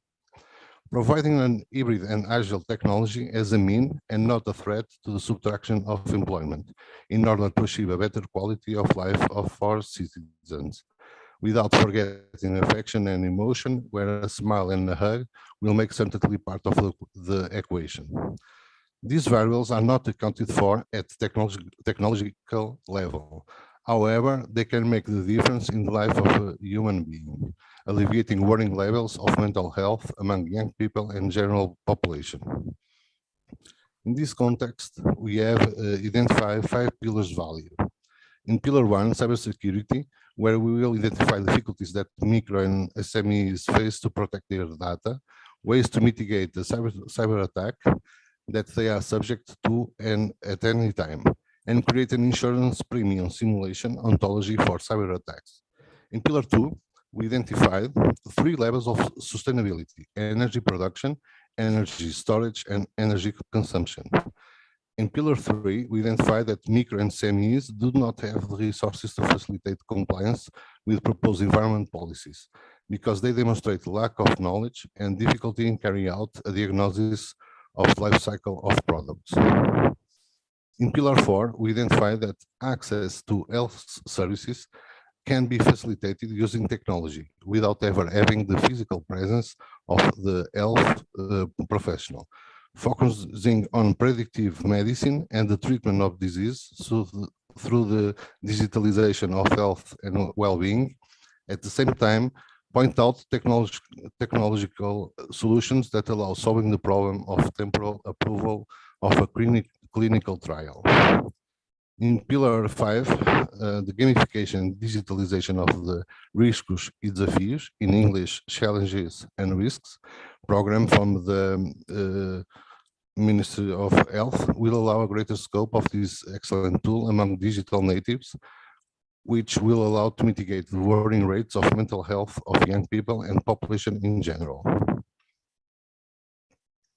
In this sense, it is expected to obtain the following results in the INSEND CoLab: develop intelligent systems that improve the experience of micro companies and SMEs in the scope of governance, social, environmental, and economic sustainability. In Pillar 1, we will help organizations find ways to mitigate cyber risk and support companies in the insurance industry in simulated insurance premium computation for cyber risk coverage. It should be noted that we are currently a recognized certification body of the SE Council in terms of certified cybersecurity training and exam certification. In Pillar 2, after the test phase carried out by backup batteries like UPS and data center energy management for POM-based redox flow batteries technologies and the POM air system in stationary and mobile applications. After assessing the potential of the two systems, the POM-based redox flow batteries as the stationary storage system and POM air system within the potential for mobile applications, the technology will be developed and its industrialization will be chosen in the industrial unit based in FAF. In Pillar 3, we will provide an intelligent LCA system to assist organizations in mitigating their carbon footprint with support of practical guides and training action programs. In Pillar 4, we will develop new features for the telemedicine 4.0 platforms focusing on predictive medicine in an inclusive way that is closer to people, to facilitate its use in an intuitive way without the needs for previous user training. Navigation is assisted by artificial intelligence, thus allowing to assist users during their experience. It is also planned to extend the user targets of this platform to companies providing external occupational health services and educational institutions, allowing prevention in the health and well-being of the youngest and allowing the reduce to the state budget in health in the present and in the future. In Pillar 5, we will digitalize and gamify the Riscos and Desafios program, allowing us to consolidate this program with digital natives and facilitate the extension of this program to other target audiences, in addition to allow the internationalization of this action program to other geographic areas. It is also the scope of this INSEND CoLab to provide consulting services to organizations, carrying out awareness raising and training actions, creating and disseminating practical guides based on applied scientific knowledge, publishing manuals and scientific articles in high impact indexed journals, participating and promoting national and international conferences. We have created a matrix to assess the maturity of technology readiness level, the level of risk, and the sustained value generated, taking into account the state of the art of the portfolio of the 5 pillars that are the foundations of the INSEND CoLab. In Pillar 1, it is intended to develop an AI-based cybersecurity system for the mitigation of cyber threats, develop a cyber risk assessment and mitigation system that will allow to compute the premium of cybersecurity insurance policy. It should be noted that the promoter of this CoLab has a cybersecurity academy that is a certifying entity recognized by the SC Council and can verify cybersecurity courses promoted by SC Council in all organization positions. In Pillar 2, we will develop two technologies, the POM-based redox flow batteries as a stationary storage system and other innovative POM air system with the potential for mobile applications. In Pillar 3, simple and user-friendly tools will be developed that will facilitate the LCR process for micro companies and CMEs, helping them to mitigate their ecological footprint. The existing software is difficult to understand and handle even for large companies.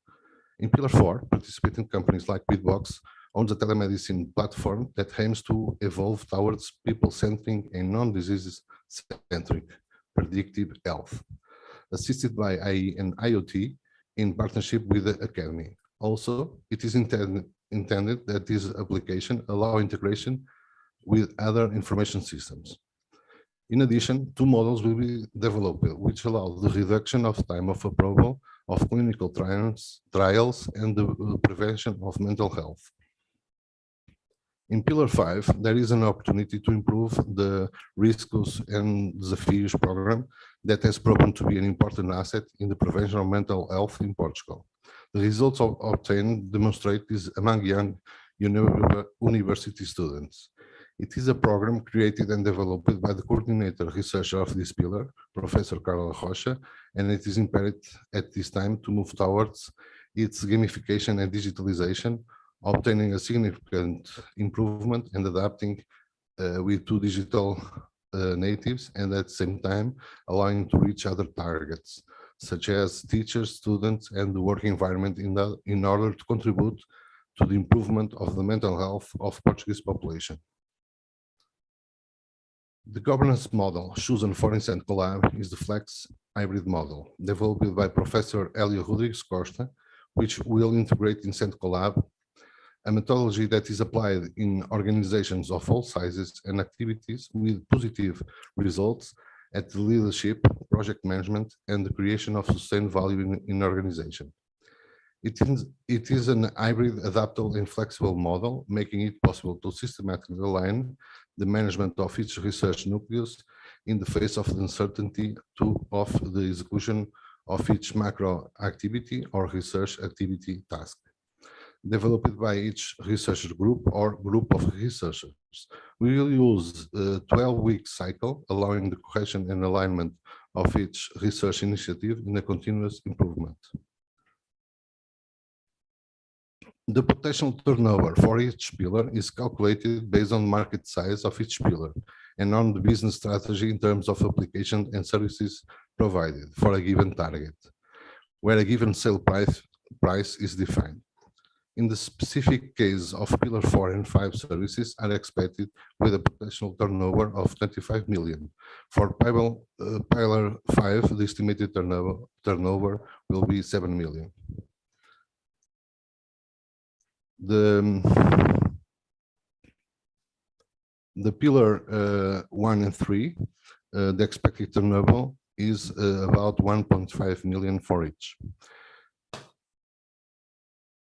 The Pillar 2, the development of POM-based redox flow batteries for stationary applications and electrical grid balancing, the development of POM air hybrid batteries for transport, and a demonstration of a pilot scale. It is expected for technology readiness level from 6 to 7 to reach a technological evaluation of 2,000 million.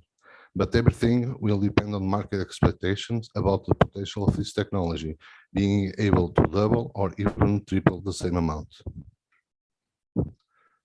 Each initiative corresponds to a research activity, with a total of 85 activities planned. The governance advantage in adopting the Flex hybrid model is permanent, because every 12 weeks we have to provide reports and process controls for each activity. that will be analyzed on a meeting, allowing to make immediate decisions about alignment or corrections in the activity without ever compromising the overall project. Each activity is allocated to one or a set of researchers that will compose the meeting where the outcomes of the objectives and key results are presented. We describe here the budget of expected expenses. The amount of staff costs with the hiring of 47 researchers is 7 million euros. Here, the advantages of Incent CoLab is evident. 5 minutes. Being a portfolio of research centers with 5 distinct but complementary pillars, converging in sustainability with different levels of maturity, of technology readiness levels, value, and risk level. For instance, Pillar 1 and 3 show lower profitability compared to the other pillars. However, this ecosystem presents a very balanced portfolio in terms of technology readiness level and value, and diversified risk that guarantees the viability of this CoLab.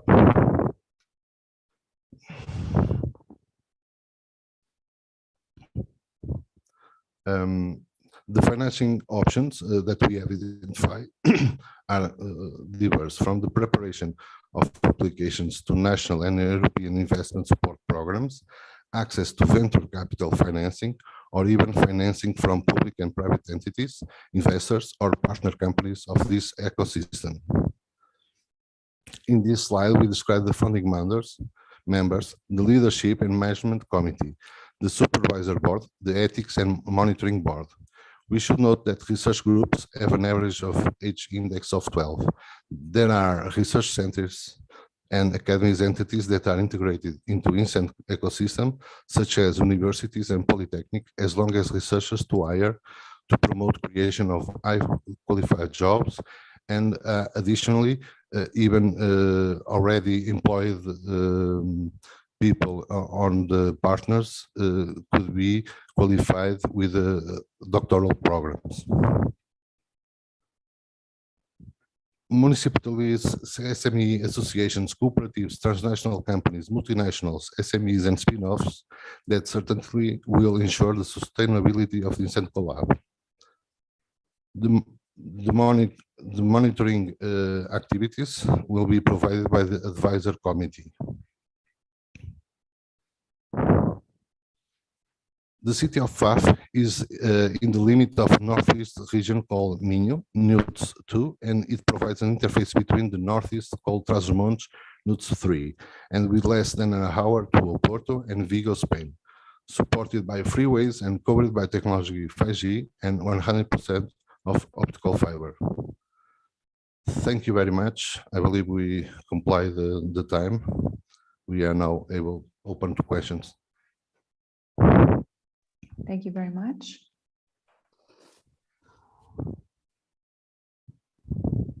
May I So start? we can start the questions session. Yeah, maybe I can start. I'm Hélène Kirchner. Thank you for your presentation. Well, I have a questions. You've gone to mute, Helen. Oh, okay, sorry. I didn't say that. Thank you, Nick. Yes, I have actually three kind of questions. Well, the first kind is about the pillars. You have chosen the 5 pillars. I would like to know what are the reasons of the choice of these pillars? Was it an opportunistic choice with respect to the society, for instance, or something else? And I noticed that I cannot see actually in your proposal interface between these pillars. Do you expect some some cross-fertilization between them, or just they are just pillars with specific goals and so on? So the second kind of question is about the business strategy. And actually, so you plan to have development up to products up to TRL 7 or 5 in your pillars. I didn't understand understand who is doing these developments. Are they made by the associates? In which, well, where are done the developments themselves? And so you mentioned a few products. Sometimes it's not clear to me who are the clients of this for this product. So if you can clarify that. Okay, and then my last question is what are if you have some problems, especially at the beginning, to find base funding, to have base funding, do you have some solutions that can be envisioned, and what could be the commitment of your associates in such difficulties? Very well. Starting off the first question about the relation between the 5 pillars. The 5 pillars have been brought and selected through the needs of social needs, essentially. And how we achieve that? Well, between partners' needs, okay, we then formulate as we list the needs that we have identified, and then the best way to see this relationship between the pillars is starting from the health 4 and 5 pillars. Okay, so between that we have the sustainability that is aggregator of these 5 pillars. Okay, so we have the POM, we have the LCA, and at the same time we need to ensure that protection of data and knowledge that will be produced. About the business strategy, okay, this is a typical, the way we are developing products, and this is typical transfer technology, okay, from research entities to business partners. And so we are in a symbiosis, okay, and we can develop their products already, okay, and we can provide new services and products. They could be clients in such way. And finally, about the base funding, okay, we should tell that we have already infrastructures, and we have a compromission of 10 partners to create without non-funding association in order to bootstrap this research activity and transfer technology to business. We also have total support of the municipality of FAF. We have here at our side the representation of the municipality. You have to go to front. Okay. So I believe I have answered your questions. Can I yes, come in and sorry, just a precision, I didn't. Where are you located? Where are your headquarters located, actually? Okay, in FAF is an institute, is the first promoter of the promoter of the CoLab, is the Institute of Higher Studies of FAF. Okay. In FAF city. Okay. Thank you. Go ahead, Nick. Thank you, Helen. So my questions are really quite similar. If you look at all the other CoLabs, they have a clear mission to support a particular thematic area or a particular regional area or something like that. And I'm afraid I simply don't see any link between your 5 pillars. In each case, they're good ideas. It's fine to have a pillar doing that. But I completely fail to see the link between batteries and mental health, for example. How do they come together? So that's really the main problem I have with it. I've lots of other questions to do with the financing. So I understand your costs, and they seem to be well worked out. But I'm afraid it's not enough in a CoLab proposal simply to say that there are big markets and throw out numbers like £200 million, 200 million euro, and say that that's what we're going to do. You need to show the link and the route to market. Also, really, I say my problem is that I don't see what the vision is for these 5 pillars and just simply what they have to do with each other. Tiago, if I may, hello, good morning, Nick, and thank you for your question. Let me give you just a very specific example on how these pillars will interact with each other, and starting from the most complex view. So talking about pillar 2, where we aim to develop these new systems based on redox flow batteries, based on polyoxometalates, then we can discuss a little bit more on what they are. But for example, in pillar 2, we will develop these systems. We have several players that have strong background, and this is also a unique and patented technology. And for example, in this case, in pillar 2, this will interact very closely with pillar 1, because in pillar 1, we will develop some data centers for not only for companies, but also for public institutions like universities in FAF and also SESPU. And these data centers, they need UPSs, so uninterrupted power systems, to serve if anything goes wrong with the grid. So typically with this is ensured by batteries or by other systems like burning natural gas or all other fossil fuels. So here, this is a clear example on we will develop a technology that still is in early stage of development, it's true, but to serve as a backup power supply for a data center, in terms of technical development, this is not very challenging because the system, we don't need it to be as compact as it needs, for example, for mobile application. So applying these systems, for example, to supply a data center, we would clearly show, okay, our system works, and then we are ready for further developments. Another critical pillar to interact, for example, with pillar 2 is, of course, the LCA. So doing not only the impacts on environment, but also social impacts and also economical impacts related to a technology, in this case on pillar 2, and also the integration of algorithms of artificial intelligence.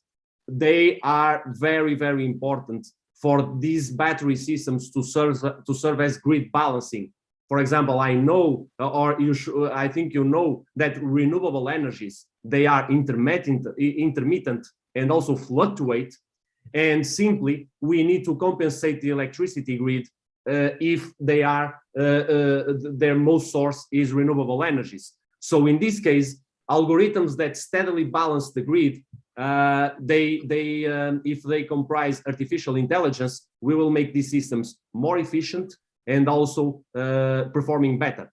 So this is of course, all the other pillars are related to health. This pillar related to energy, I think I showed you more or less how it will interact with other pillars. If you want, I can say something about the 200 million. This is not turnover. This is what we think the technology can worth within 5 years, because these redox flow batteries, they can not only be used for balancing the electricity grid, but they can compete with lithium-ion batteries in terms of power density and also capacity to be used in passenger cars, so to compete for transportation. So this is why we think this can be $1 million technology. Of course, developments still need to be done. Thank you. Jose. I also have a question which is very close to Nick. Are you really proposing a CoLab, or are you proposing a sort of technology infrastructure basis for applications still to be defined, why is it a CoLab? Okay, is additionally to the answer of Tiago Lagarteira, I have to give an extra reason. That is, data is petrol at this moment. Okay, so we need to security, and we are dealing with privacy and the sensor and vital signs of people in medicine. About the last question of Professor Encarnação, well, you believe that our collabs will have sustainability in long terms. Okay, so as I showed, the pillar 1 and 3 are not profitable. Okay, so we need to have financing in that kind of research in order to empower and secure the others. So this is like a financial, how should I say, backup, if you want, to get the sustainability of CoLab over the 5 years that we are proposing now. Yeah. And even we can explain better that is an interdependence of financial between pillars too. Okay, so what happens if you don't get the base funding from FCT? Well, we have a compromise of 10 entities to create the non-profit association, and we already mentioned the funding options that we have. Your So associates will be willing to put money on the table in the level of millions. yeah, yes, and the municipality also is interested and looks at this project as an empowerment of the FAF city. Okay, so the base funding would be provided by your associates in the millionth level if needed.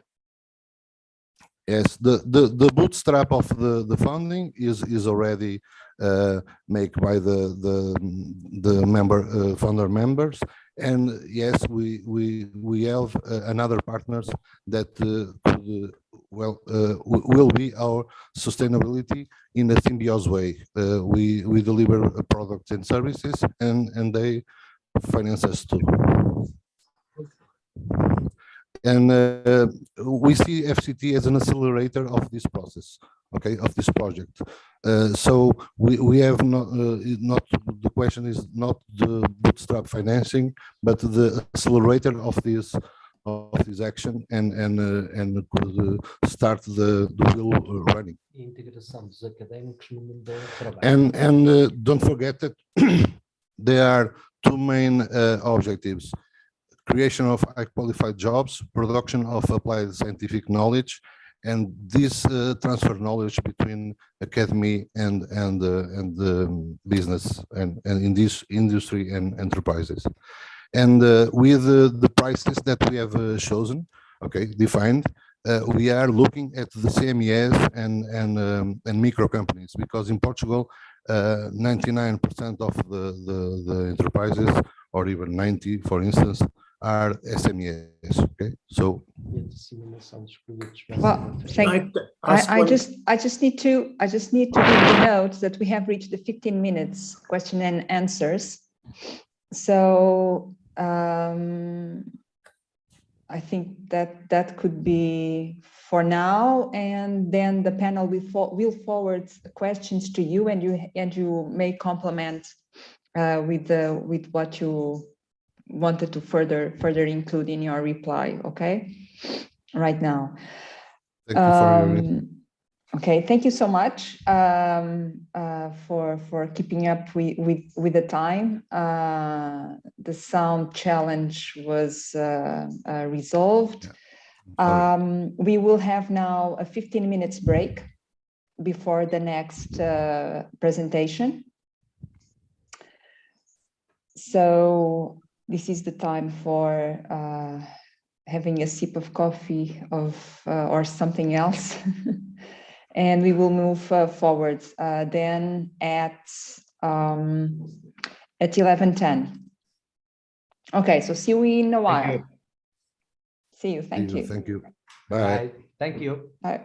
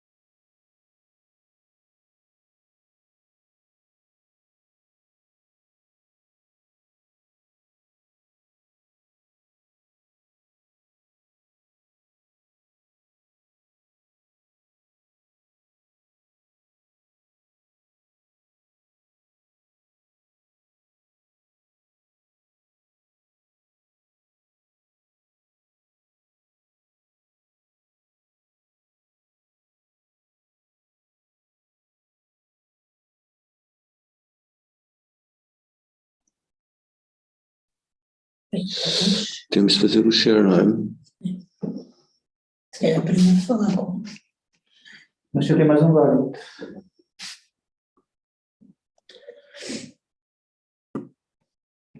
Bom dia. Bom dia. Estão-nos a ouvir bem, não estão? Sim, sim, sim, sim. Estão a aguardar mais algum elemento? Ou Não, nós do nosso lado estamos. Ok, muito bem. Vamos só aguardar mais um pouco para todos entrarem vindos do intervalo.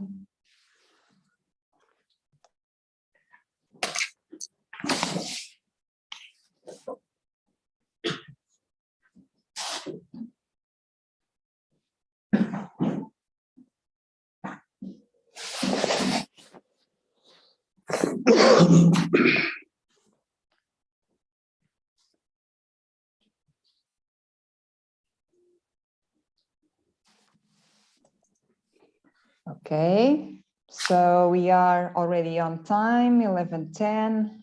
Our break is over. So we will start again with the Collaborative Laboratory for Cultural, Creative and Audiovisual Industries, ORAMA. Whenever you feel ready, you may start the presentation. Hello, good morning. So my name is Manuel Damasio. I'm the coordinator of ORAMA, and I'll be doing the presentation this morning. ORAMA is the result of the work of a consortia of more than 9 companies, higher education institutions, and foundations in the area of culture.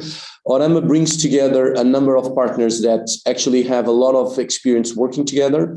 These same partners are already behind the promotion of the only European university in the field of the cultural and creative industries, FilmEU, the European University for Film and Media Arts. This same consortia is currently one of the consortia applying for funding under the Resilience Funds in Portugal agendas for innovation, and part of this consortia is already involved in one approved Resilience Funds projects for infrastructures in higher education and research.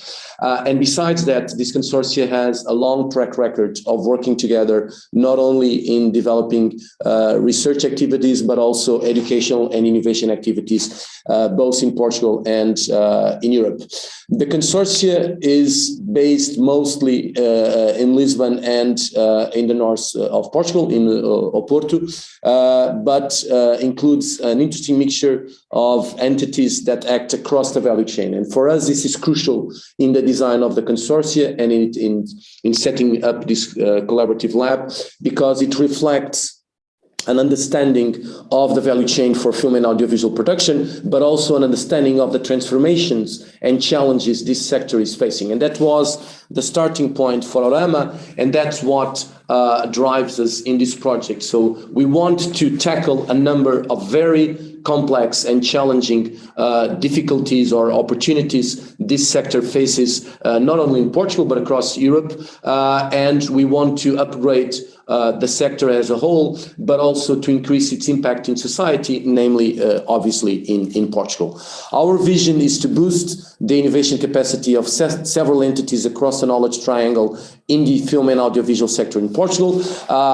We think it's highly relevant to mention that the CoLab was designed in an inclusive manner, so we integrate entities across the knowledge triangle, and we clearly have a strong weight of the business sector in the CoLab, because we think that's crucial in terms of attaining the objectives we are working for, namely increasing the competitiveness of Portugal in the European landscape in the cultural and creative industries. And obviously this involves what we believe is a very interesting ecosystem that will transform the sector in Portugal, will enable the transition to a new paradigm where film and audiovisual more positively impact society. We want to design and implement a research agenda that I'll talk about in a minute, and we obviously want to empower the sector as a whole in Portugal and the people and organizations in this sector. Our research agenda is designed around 2 main ideas. The first one started with the identification of key topics that we think are crucial in order to develop a research agenda that actually impacts not only the sector, but produces outcomes that are valuable both at, let's call it a basic level, but also in terms of the transfer of knowledge to other sectors in the cultural and creative industries, and even to other sectors of society. And in order to do so, we tried to cover what we believe are the core topics that this sector is currently facing. And we started by identifying what we think are the main challenges the sector faces. Among those are what I would say three big domains. One has to do with knowledge of the operation of the market and the sector from an economic point of view. The other one has to do with digital transformation and how that is changing not only the experience of audiences, but also, and that's highly important for us, the production part of the value chain. And last but not least, what we can do in terms of bringing innovation via the implementation of an artistic research-driven agenda. And that is crucial in our research agenda. The idea that practice-based research is a differentiating factor in this sector, and that by driving an artistic research agenda, we can impact different actors across the knowledge chain, and we can actually produce innovative and original outcomes that will transform the sector as a whole. The main topics we are dealing with, and I know that this might sound like a too bigger number of topics for a single research agenda, but these topics are also the result of previous work. So what we've done in the CoLab is we've brought together a number of topics that we are in many cases already dealing with in the context of other ongoing funded projects, but we also brought to our agenda issues that we know are crucial in a broader sense, namely in the European landscape. One of those is obviously policies. We are in the midst of big transformations in terms of policymaker in this sector in Europe, with a new audiovisual media service directive that has recently been implemented and is still being implemented in most European countries, namely in Portugal, and that will bring a lot of transformations that will then affect a number of the other topics, namely convergence and innovation and digital distribution, with the emergence of blockchain-based technologies that will have definitely a great impact in this sector. So although we have a great number of topics here, we have actually grouped them into what we've named as areas of intervention. And we've identified three main areas of intervention that link our challenges with our research topics. Those areas of intervention are: one, digital transformation and everything that is related with changes in the life cycle of content and technology. The second area of intervention is artistic research and experimentation, because we want to use that as a source of innovation in a sector that we have to understand is extremely fragile in Portugal, as it is in many other European countries, where most of the companies that are active in the market do not have enough resources nor enough time to risk on developing innovation. And we also have to understand that in this sector, innovation is traditionally project-based innovation and not innovation based on business build-up. So what we want to do is to bring that project-based innovation into the center of the agenda of the CoLab by using artistic research and experimentation as a source of innovation. And then last but not least, we have platforms and the overall change in the distribution and exhibition value chain and all the different topics that are associated with that. And we brought into the consortia companies and entities working in all these three domains. And we think that the complementarity between the different entities participating in the consortia is extremely strong and will allow us to attain our objectives and what we've defined as our priorities. And I would summarize them in the last one in this slide, which is to be a beacon. So we look at the CoLab as an enabler of the industry in Portugal. We look at the CoLab as a leader in terms of change in the research landscape in the country, bringing together different actors in higher education, in research institutions, in the cultural sector, around projects that can enable innovation and that can boost innovation. Our SWOT analysis obviously results not only from our experience and previous work, but it also results from our understanding of what is happening in this sector in the context of, let's say, a post-COVID, although we are still in the middle of it, but we want to look into the future, and we basically have identified a number of strengths and weaknesses in the consortia and in the sector as a whole, but also a number of opportunities we want to focus on, obviously without diminishing the importance of some of the threats that are in the horizon and that we are aware of. I would like to say that for us, the main opportunity we see in front of us is this key role we attribute to artistic research and engagement with society. Because one of the main problems of this sector in the past in Portugal has been its inability to interact with society and to bring entities together. And we think that just putting this consortia together already shows our ability to interact with different actors across the value chain, and more importantly, to give each one of them an equal weight in the consortia, ranging from very commercial broadcasters like you have in this consortia to entities that operate in the cultural sector for more, let's say, elite-driven audiences. Our work plan is quite straightforward. So we have translated each one of the key domains into a work package. We have a key work package for project management and a key one for communication and dissemination. And then we have one for infrastructures, one for competencies, one for training, and one for the actual innovation and development. So that's the one on that will actually deliver the projects. So we have three, let's say, infrastructural work packages, and then one for the production of the actual research outcomes. This results in a model with three levels, where we build on the common resources, we build on the development of solutions that the CoLab can provide as services, because the CoLab has to be self-sustainable. So we have already in our research agenda defined the way to attain that, namely via the provision of services. And last but not least, the identification of a number of processes we want to focus on as means to develop, to deliver the services we want to build on. It's important to say that we look at this CoLab as a community builder. So we do not only want to bring to the CoLab the institutions that are already involved in the consortia, but we are also open to bring new institutions into the CoLab in the future. So we don't see ourselves as a bunch of pioneers that are alone in a boat. We want to bring other people on board. The governance model is the one presented here. So we have a general assembly with all participating entities, and then an advisory and supervisory board made up of independent entities, a scientific council that will interact with the strategic and supervisory board, a board of directors, and then a director, a sub-director, and a voting member. So a very lean structure that we want to implement in order to foster the work of the consortia. I think it's important to say that this consortia already has a strong previous experience of working together. So we know it's possible to operate with such a large consortia and such a lean structure. So we don't see the fact the structure is very lean as a disadvantage. We actually believe it's a strength of the overall proposal.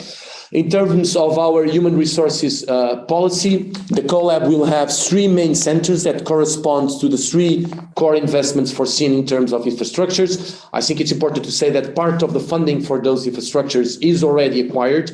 So we already know where those infrastructures will be either built or refurbished based on existing infrastructures. And we want to attach the human resources that will bring in the innovation capacity to those infrastructures. That's why you have three, let's call it centers, scattered around the country, one in Oporto, one in Lisbon, and one in Oeiras in the outskirts of Lisbon. And the 20 foreseen positions for PhD holders will be divided among those three areas and the areas of expertise that you see in this slide. And then we'll also back that up with a number of technicians, namely because project-based innovation requires that we have support staff that makes the linkages between the different projects that are being developed. And that's one of in the past, that has always been a problem with innovation and audiovisual. You have a project, people come together, and the moment the project is over, each one of them goes in each direction,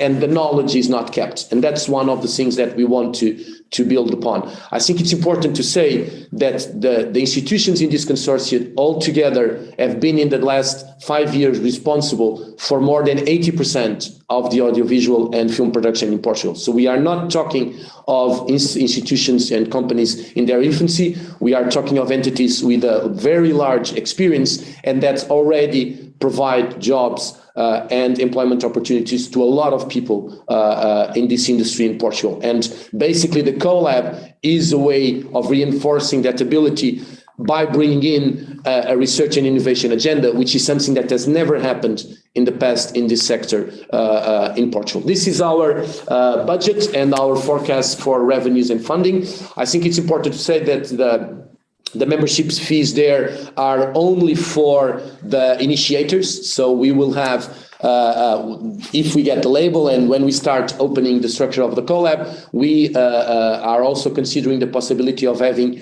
another model of membership fees for entities that were not in the initial consortia, based obviously on risk-taking and what that implies. The areas of impact of the consortia are many. Obviously, they are stretched across the different areas the cultural and creative sectors touch, and in particular the film and audiovisual. They imply impacts in the long and short term on society. Obviously, they also imply impacts from the economic point of view.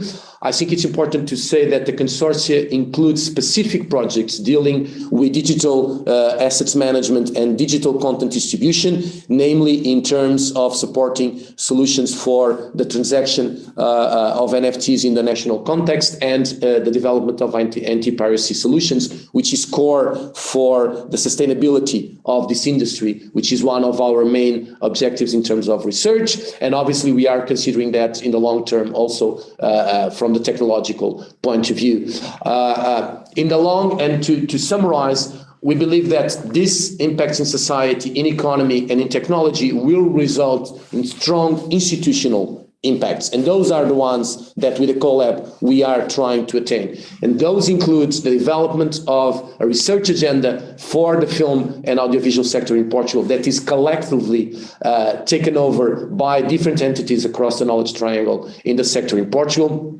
The promotion of what we call an ontological revision of the role of this sector in Portugal, in the country that has one of the lowest local rates of the consumption of locally produced films, for instance. And that is a little bit of an example of this divorce between society and the sector. But obviously, we want to use also this sector as a key enabler of the cultural and creative sector as a whole. This is one of the sector in the cultural and creative industries that has the greatest potential in terms of generating jobs, in terms of creating economic impact, but also in terms of promoting experimentation and forward-looking. And that's what we are actually trying to attain with the CoLab. I would say that many of the companies and entities in this consortia alone already try to promote technological innovation, already try to promote economic impacts. What they are not doing is together promoting an institutional impact of the sector as a whole and the development and repositioning of the country in the cultural and creative sectors in Europe. So that's basically it. And we are open to your questions and remarks. Thank you very much. Thank you so much. Excellent timing.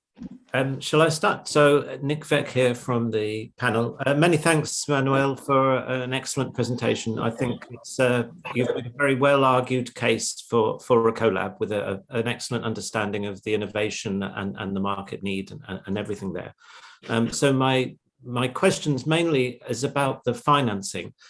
Have you approached the Ministry of Culture for any support here, financial support? My concern is that the FCT may not have enough funds to be able to guarantee this next round of CoLab. So we've really got to look outside of FCT for additional funding. So the question is, have you approached the Ministry of Culture? Have you approached working either with any existing CoLabs or any other proposals? Have you talked outside of your own group? Just what are you doing to really guarantee some sort of core funding? Okay, so I'll start with the co-fund and then go to the other question. So in relation with the co-fund, it's important to mention that the two higher education institutions taking part in the consortia are already funded on a structural base by ICA, so the Portuguese Institute for Film, which is a body of the minister inside the Ministry of Culture. And we have talked with ICA about this proposal, and we have invited ICA to be a member of the advisory board. So we have already brought in the ministry, ICA being a body inside that ministry, into the CoLab. The other thing we've done in terms of funding is to cross this proposal with ongoing proposals under the resilience funds, namely one that has already been approved. And we are also bringing to the equation funding from coming from the European arena. So the CoLab is closely attached with an European university that is already funded, and we've also applied for the setup in relation with this CoLab of a doctoral Marie Curie network. We are applying to 2 Horizon calls in April, and we have applied with this same consortia in a broader group to 2 Horizon calls that were delivered in October, and that includes a close connection between this CoLab and a similar structure in the north of Italy and a similar structure in the north of Europe based in Finland.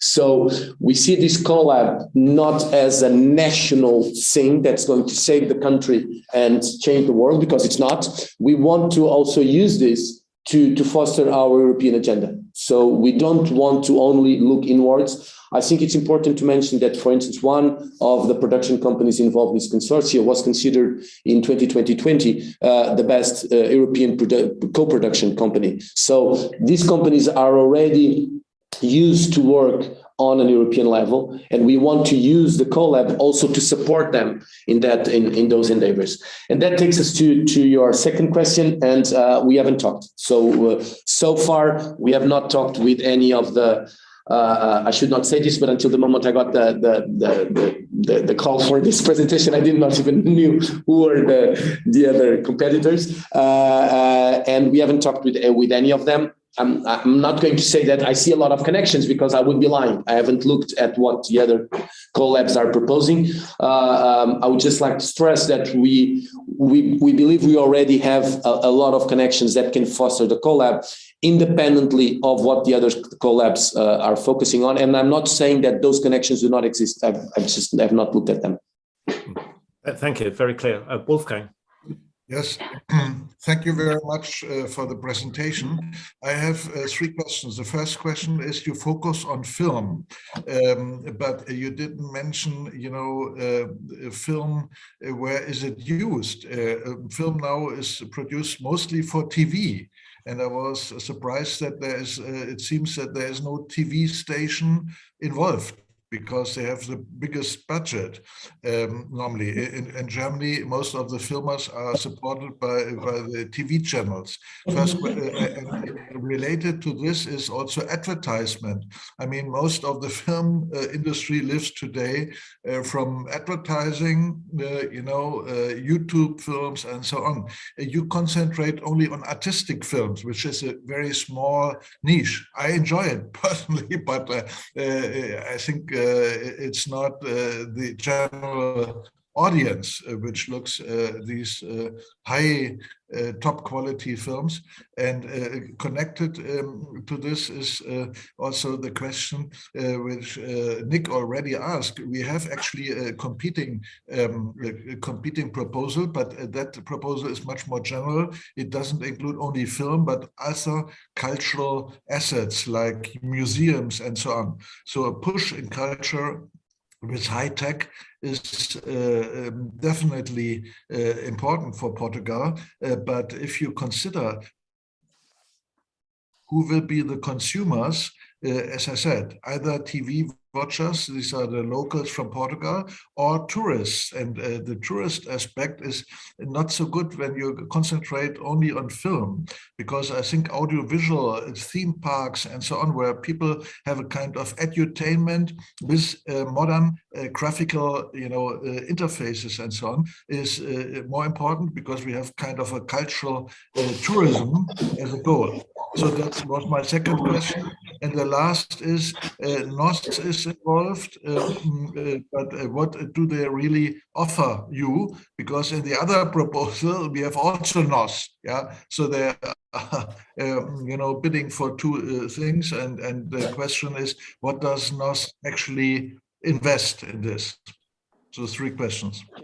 Yeah, so first of all, and it might be a failure in our presentation, we do not only focus on film. We have the 2 largest broadcasters in Portugal in the consortium that represent more than 75% of the market. So, and they own 9 television channels altogether. Okay. 2 of them being the largest FTA channels in the country.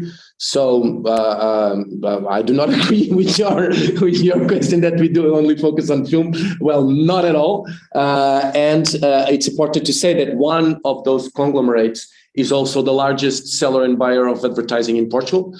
And we also have in the consortia the largest commercial television production company that also acts in what you could call esports.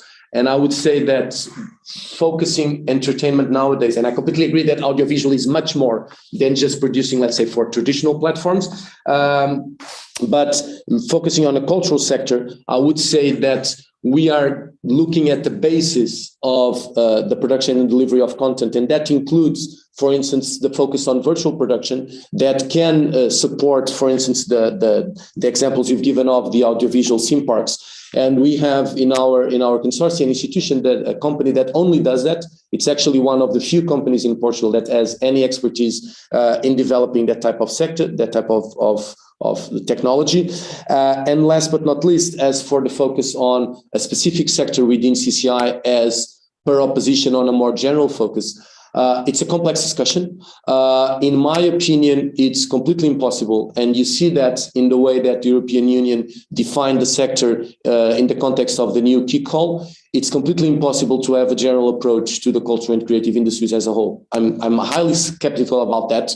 I haven't looked at the other proposals, so I don't know what their focus is. I'm very skeptical about that because, and that's why in the European Union, they changed the label of the sector from CCI to CCSI, because this is a virtual industry made of many sectors. And the only way to boost innovation is via a sectorial approach. And there are many reasons for that. One being that at national level, for instance, in Portugal, policymaking is done in a sectorial manner, not in a general manner. So, but that's my personal view. The fact is that we are not only focusing on film, we look at the production of moving images, sound as a whole, influencing a lot of domains in society, ranging from culture, the way, the more niche way that Serralves does it, to highly commercial soap operas, the way SP does it, producing for Netflix. SP was the first Portuguese company producing on a large scale for Netflix. They were the producers of Gloria, a highly successful, very recent production, Portuguese production for Netflix. So we have that expertise that crosses the different domains, and that does not at all only focus on artistic high-end film. As for your last question in relation with NOS, NOS brings a very important part to the consortia that we believe it's also highly relevant for NOS as a telco company, but for all entities interested in the digital distribution of assets, because NOS brings to the consortia the expertise on anti-piracy and in the development of solutions for alternative distribution and rights share. The issue of rights share and the fair distribution of rights across the value chain is crucial for us. And once again, that takes us to the issue of looking at the cultural and creative industries as a whole, or looking at the sectorial problem. If we in Europe, in the next 5 years, solve the issue of rights share, either via NFT, either via any other type of blockchain technologies, we will change the cultural landscape in Europe. That's why you can say we take a bottom-up approach, and NOS for us, it's crucial in supporting, and some of the research projects that are foreseen in the proposal actually only involve that part, because we think that that's foundational in terms of the overall objectives of the ORAMA. So NOS brings to the consortia expertise, brings to the consortia human resources, but also obviously brings their interest in gaining something in order to impel and develop their business. And that will obviously have a spillover effect, because they are the largest distributor in Portugal of audiovisual content. They have operations in other Portuguese-speaking countries. And we believe that there are many linkages between what they do and what other institutions in the consortia are already doing. I think it's important to say, once again, without knowing what the other proposal is. In our case, it's NOS Inovação, so I'm not sure it's exactly the same company. Okay, thank you.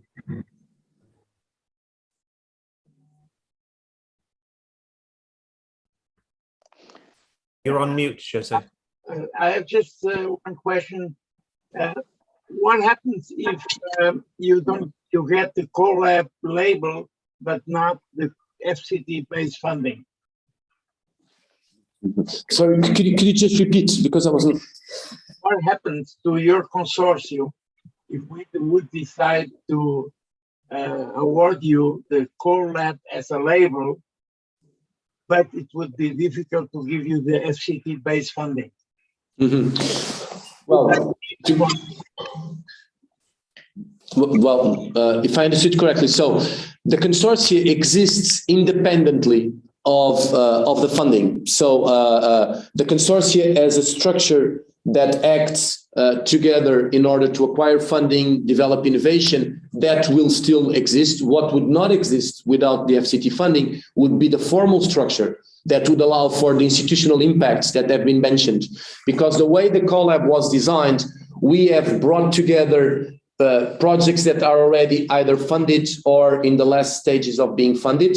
But the CoLab as an overall umbrella, bringing together all these aspects is dependable on the FCT funding. So I won't lie and say, oh, no, this is wonderful, we'll do it. It's not true. So the way this was designed, we are assuming that there will be extra funding to bring all these layers together.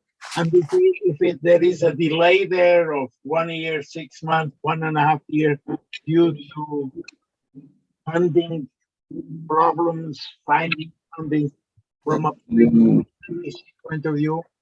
Now, in that case, the label would be crucial, because it would put us in a better position in terms of some of the competitive funding applications we are already in. But our work plan can accommodate changes in terms of the overall funding. Would your associates be willing, even in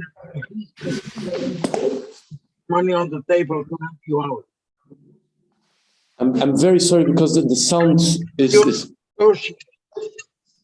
Be willing and prepared to put money on the table to help you out if there is a delay in basic funding? Yeah, they are already putting money on the table. So because some of this work, namely the one that is already being done, is being done independently of the expectation of funding, for instance, in this call. I'll give you a very simple example.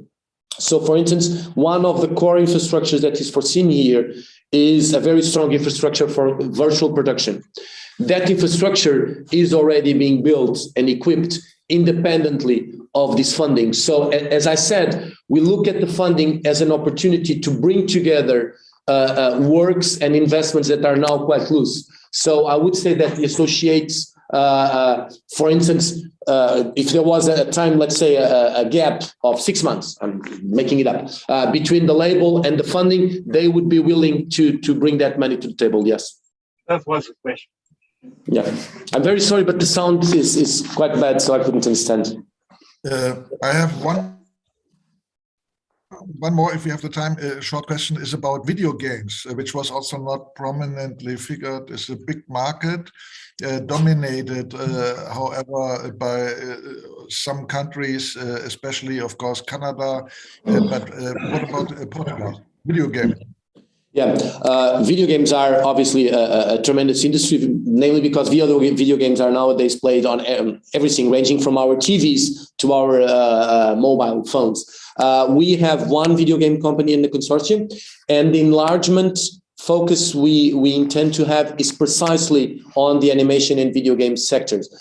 We know that some of the companies operating in this consortium, namely Grupo Empresa, are already implementing startups that are focused on new opportunities in the video game industry, namely in the transformation of the video games revenue model, bringing the user as a potential stakeholder to the business model. We've all heard stories of how money is being made out of assets in whatever Call of Duty, the last one, and we want to also bring that expertise in terms of the transformation of the business model to the audiovisual industry. And we know that some of the players in this consortium are very interested in that. So definitely, yes, we are including video games.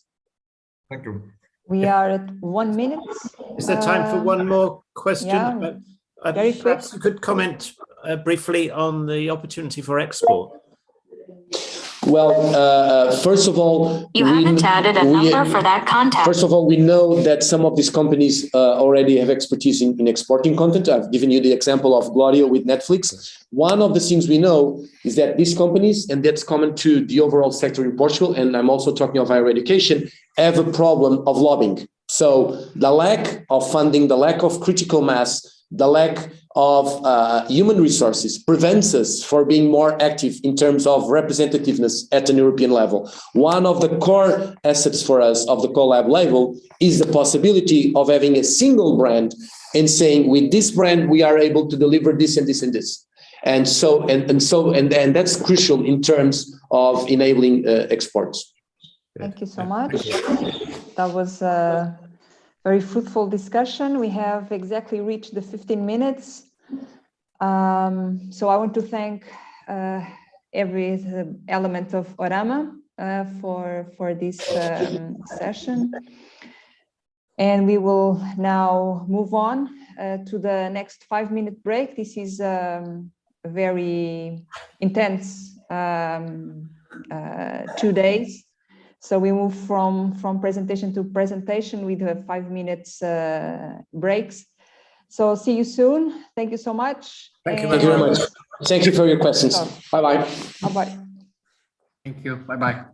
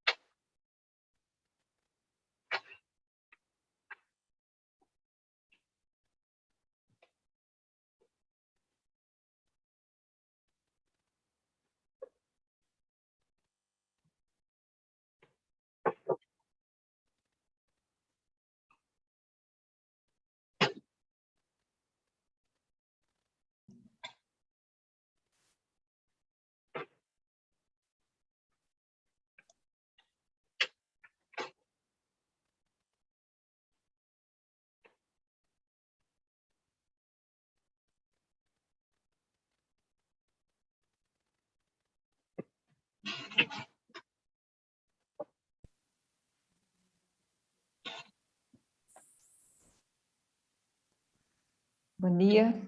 Bom dia. Vão estar apenas 2 elementos ou ainda aguardam um terceiro? Estamos só 2. Ok. Posso partilhar o ecrã ou devo esperar? Só um minutinho. Mas quer dizer, pode começar a partilhar de ecrã, isso não há problema. Okay. Demora sempre algum tempo.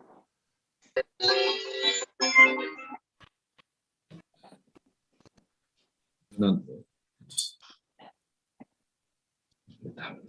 Está bem, não. Não estás a dizer mal, estás no PowerPoint. Não. Já estiveste bem, pô. Eu sei. Mas alguma coisa não está a funcionar. Yeah. Tá bom. Now it's ready. So we will now start a new presentation from the ARCP CoLab, Network for Polymer Competences. Whenever you're ready, you may start. Thank you. Good morning, everyone. I will present the Polymer Competence Network, ARCP in the Portuguese acronym. This association already exists, but we want to turn it into a CoLab for the reasons that I will explain next.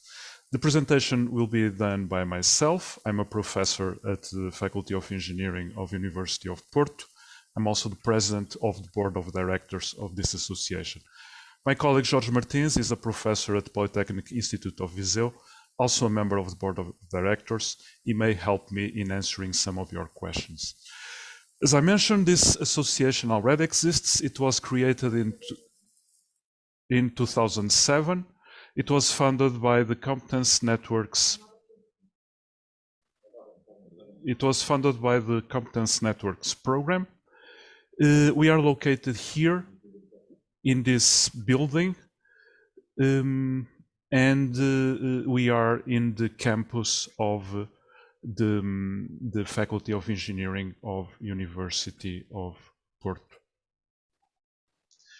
The main mission of our network is to promote networking between academia and industry, and our common interest is polymer science and technology.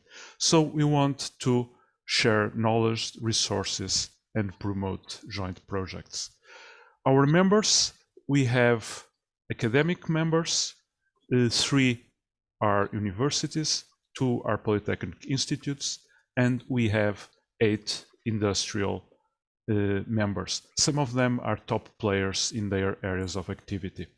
We have also other partners which have worked with us on projects, but they are not members, both companies and scientific research institutions. Our original strategy was to focus on networking, project management, and providing services to companies and to projects. And we wanted to have a very light structure with a low number of permanent staff. We had, till very recently, only 1 executive director and 1 project manager. All the tasks related to projects and services were performed by grant researchers. And we did well. We were a sustainable organization. In the last years, we had an average revenue of about 250,000 euros, distributed between membership fees, services provision, and competitive funding. But this strategy had limitations. Our project researchers were always grant researchers. This is a very volatile workforce. They are often unqualified and specialized, and the government introduced new legislation that placed restrictions on the maximum grant duration and allowed no renewals. Of course, the purpose was to create conditions for stable scientific employment. Also, the knowledge acquired during our projects, our collaborations, was scattered among individual participants from different entities. There was no transfer of knowledge if the research team changed. We had a large dependency on the time availability of our academic partners for coordinating scientific tasks, because we did not have senior researchers that could assume the coordination of scientific tasks in projects. And finally, the services and the infrastructures that we provided are not anymore in tune with the current needs of our associates. So we decided to create a new strategy based mainly on having a permanent body of qualified researchers. And together with this, we need to update our laboratory and our equipment infrastructures. We believe that this will allow us to increase participation in competitive projects with a highly qualified human resources, to improve response time and quality of the services we provide to industry, to diversify our funding, namely in terms of European projects, and to adjust our research and innovation campuses and services to the partners' needs. Finally, we believe this will allow us to have more opportunities for migration of our qualified human resources to industry. And for all this, we need to make sure that this strategy is implemented in a short enough time. We need a boost from CoLab funding. That's why we are applying for the CoLab title. We have defined competency areas after consulting with our industrial partners. These are polymer chemistry, of course, we work on polymer science, this is our DNA. Bio-based materials, there is an increasing pressure on industry to use renewable raw materials. But this raises challenges in terms of specific chemistry, in terms of physical compatibility, etc. Indoor air quality, our products contain volatile components, additives, chemical residues. The quality of the air in the final product must be monitored in order to make sure it follows international health standards. We have done this in the context of formaldehyde emissions. Our partners want us to extend this analysis to other volatile compounds. Process monitoring and optimization. It's not only the quality of the final product that is important, but the processes must be optimized in terms of minimizing energy consumption, minimizing waste production, etc. And finally, environmental sustainability. We all understand why this is important nowadays, but this demands specific knowledge and specific tools. We believe that our activity can be structured in terms of 4 topics, which I will describe briefly next. Networking, this is our core activity. That's what we've always been doing. Networking involves dissemination within the CoLab of scientific and technological state-of-the-art, dissemination of the members' activities, projects and challenges, dissemination of new project calls and funding opportunities. We do this mostly in our technical board meetings, which take place at least 3 times a year, but we have our channels of communication, of course. Also, promotion, coordination, management of joint projects, both competitive funding projects and in-house exploratory projects. We reserve a budget to fund these small projects proposed by our members that want to explore new ideas that will may later lead to larger projects. Coordination of training courses, in-house training for our associates, support PhD and master's projects promoted by our members, and finally migration of CoLab researchers to industry. All of this we have been doing already. Technical scientific services. We have already been providing several such services. All these scientific equipments, most of them do not belong to us. They belong to our academic partners. It will make no sense for us to replicate what already exists, but we have agreements with our partners, so the analyses are either performed by our researchers or performed by academic researchers, and we have an agreement, so there is some special compensation for our partners. Product development. Most of our projects have been related to product development. This goes from chemical synthesis, formulation, to prototype development, industrialization. We only don't do marketing. And the products we have been dealing with are these, because these are the key products that our partners work on, and we should probably continue working on them. And we have a deep understanding of these products. Finally, life cycle assessment. This is a very important tool nowadays that demands special training and demands understanding of the specificity of the products and processes that are involved. We want to provide this service, understanding these specificities. And our partners, when they try to work with a consulting company for this kind of task, they find it difficult for the consultants to understand their specificities. This is our governance structure. I will not go into details. I will just say that we find it very important for all these levels of governance to interact effectively with the technical board. The technical board is made of representatives from all our members, both academic and industrial. Each member can have more than one representative in the technical board, and we believe it will be especially important for the scientific coordinators, which are in charge of the different competency areas. They are senior researchers. It's important for them to have a good communication with the technical board, to find new project ideas, to find resources for new challenges, etc. Our main bet is to increase in terms of human resources. We've already started doing this in 2021. As I said, we were originally only 2. Now we are 7. And we want to continue to grow until we stabilize in what we believe is the appropriate critical mass for our organization. Of course, this means that in terms of expenses, the biggest slice will correspond to human resources. In the beginning, there will be also a significant contribution from laboratory space, especially creating the infrastructures in new laboratory spaces. Our current main location will not be sufficient for this amount of researchers. We need to move to another location.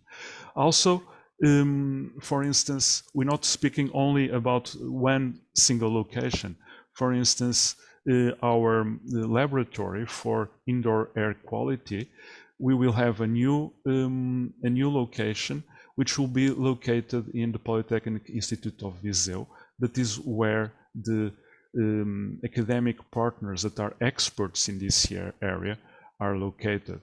So we always will try to have lab spaces next to the experts in order to have a good interaction with our academic partners. In terms of revenue, we hope that our services, the revenue from services and competitive funding will increase with this new structure. And of course, in the beginning, we will need help from what we call the boost funding from the CoLab. And this will phase out a long time. We believe that by 2027, we will have a good balance between these 3 sources of funding. Finally, to wrap up, a few numbers in terms of expected impacts. Creation of scientific employment. We have, as I mentioned, currently 7 permanent staff. 2 of them are PhDs. We hope that with the creation of the CoLab, we will evolve to 26 of them being PhDs. And we expect them, these highly trained researchers, they will move to industry as our industrial partners need new personnel for research and development, they will hire our researchers, which are already highly trained, highly experienced with their processes and products. This has been happening before already. Our grant researchers, the PhD researchers that have been working with us, a significant part of them were hired by our industrial partners when they finished their projects. Projects with competitive funding.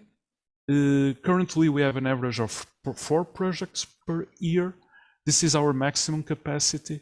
We hope to evolve to 9 projects per year. And we believe this is possible due to the interest that our partners and other external companies have always shown in working with projects with us. In the past, we have had to refuse projects because we didn't have the capacity to handle so many. 5 minutes. Thank you. Services provision. Currently, we are at about 40,000 euros per year. We hope to evolve to 360,000 per year. And we believe this is possible, once again, due to the interest that our partners have revealed in hiring our services and also from the external industrial community. Advanced training. We intend to invest about 50,000 per year on human resources training.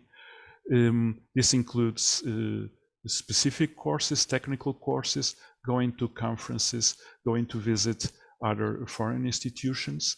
As I said, we believe that training our resources is a way to train future researchers that will work in industry. And continue working in training, in creating training courses for industry members. We have already one quite successful course that has already had 3 editions. We want to continue it and create new training courses as our partners find necessary. And I finish my presentation.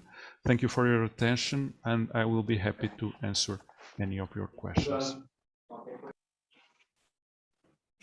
Then I'll start. Yeah, go ahead. I'll start with some technical questions because I know our chairman will go into the financial ones definitely. But anyway, thank you for a well presented presentation. Also, the document I was quite pleased to read. I think you know exactly what you want to do because you were able to write it down within 30 pages. I never saw a CoLab proposal with less than 30 pages in a small font. That was a normal readable font. So it was readable, nice. The presentation was nice. Thank you. So at least that's a good part. The way you are working now 15 years, I think I've seen it before, and it is a quite successful way of working between academy and industry because industry has different priorities than academy. And creating a structure like this is sensible. So I also realize that after 15 years, you now feel that you have to grow with your own headcount. Simple because of these labor regulations for short-term employments. Nevertheless, I was wondering a little bit on the product development part you mentioned. You have been doing some product development, but I can consider that or imagine at least that the companies want to do that themselves. So I was wondering why you spend so much time on it, whereas if I look upon the kind of services you provide, and then I mean the technical services and also the LCA, the life cycle analysis, that's a problem which each of your members will have, independent of who they are. They all have to minimize energy consumption these days. They have to consider life cycle analysis, all the greenhouse gases or CO2 costs which they will face in the next couple of years. So all of them have exactly the same problem. So why don't you focus a little bit more on providing these kinds of LCA and energy and greenhouse or CO2 issues and energy issues? I'm not sure if I understood your question. You mean that you believe that we have too much emphasis on product development and that should not be our main focus? Well, I think if you do product development, several of the company R&D people have to become residential guests inside your organization. Because in the end, they'll do their product development. One of the examples I remember was that you did only a special product which was a small market size, which is not so interesting. The companies will invest in something which is of their interest themselves, and they don't need to have that much, others involved in it. Mm-hmm. But there are some topics which are common for all of these companies. So I would expect that you would focus completely on how can I provide all of them, then, because if I would be a company and I invest in it, and I know that 5 others are investing in it as well, I only have to pay 50% or 20% of the costs, and I get 100% of the benefits. But if I pay 100% of it and the others get all the benefits from a product development, it's less interesting. So the question is, okay, a little bit, do you know exactly what kind of things will be beneficial for these companies if you do it on a common basis? Okay. Yes, what you say makes a lot of sense, but our history and our experience is not that. Indeed, we have been working with companies on product development. The competitive funding projects we've had have been mostly on product development. So the companies define their innovation targets, and they look for support from academia in specific aspects that imply a kind of knowledge that they do not have. And that's how most our projects have been built. And we have been successful. We have a 100% success rate in project submission in the Portuguese Innovation Agency that funds projects, innovation projects that are collaborations between industry and academia. And those are product development projects. Actually, it's also kind of service then, because what you provide is an academic person who is available for a temporary time for a company to assist them on a specific topic the company doesn't have in themselves.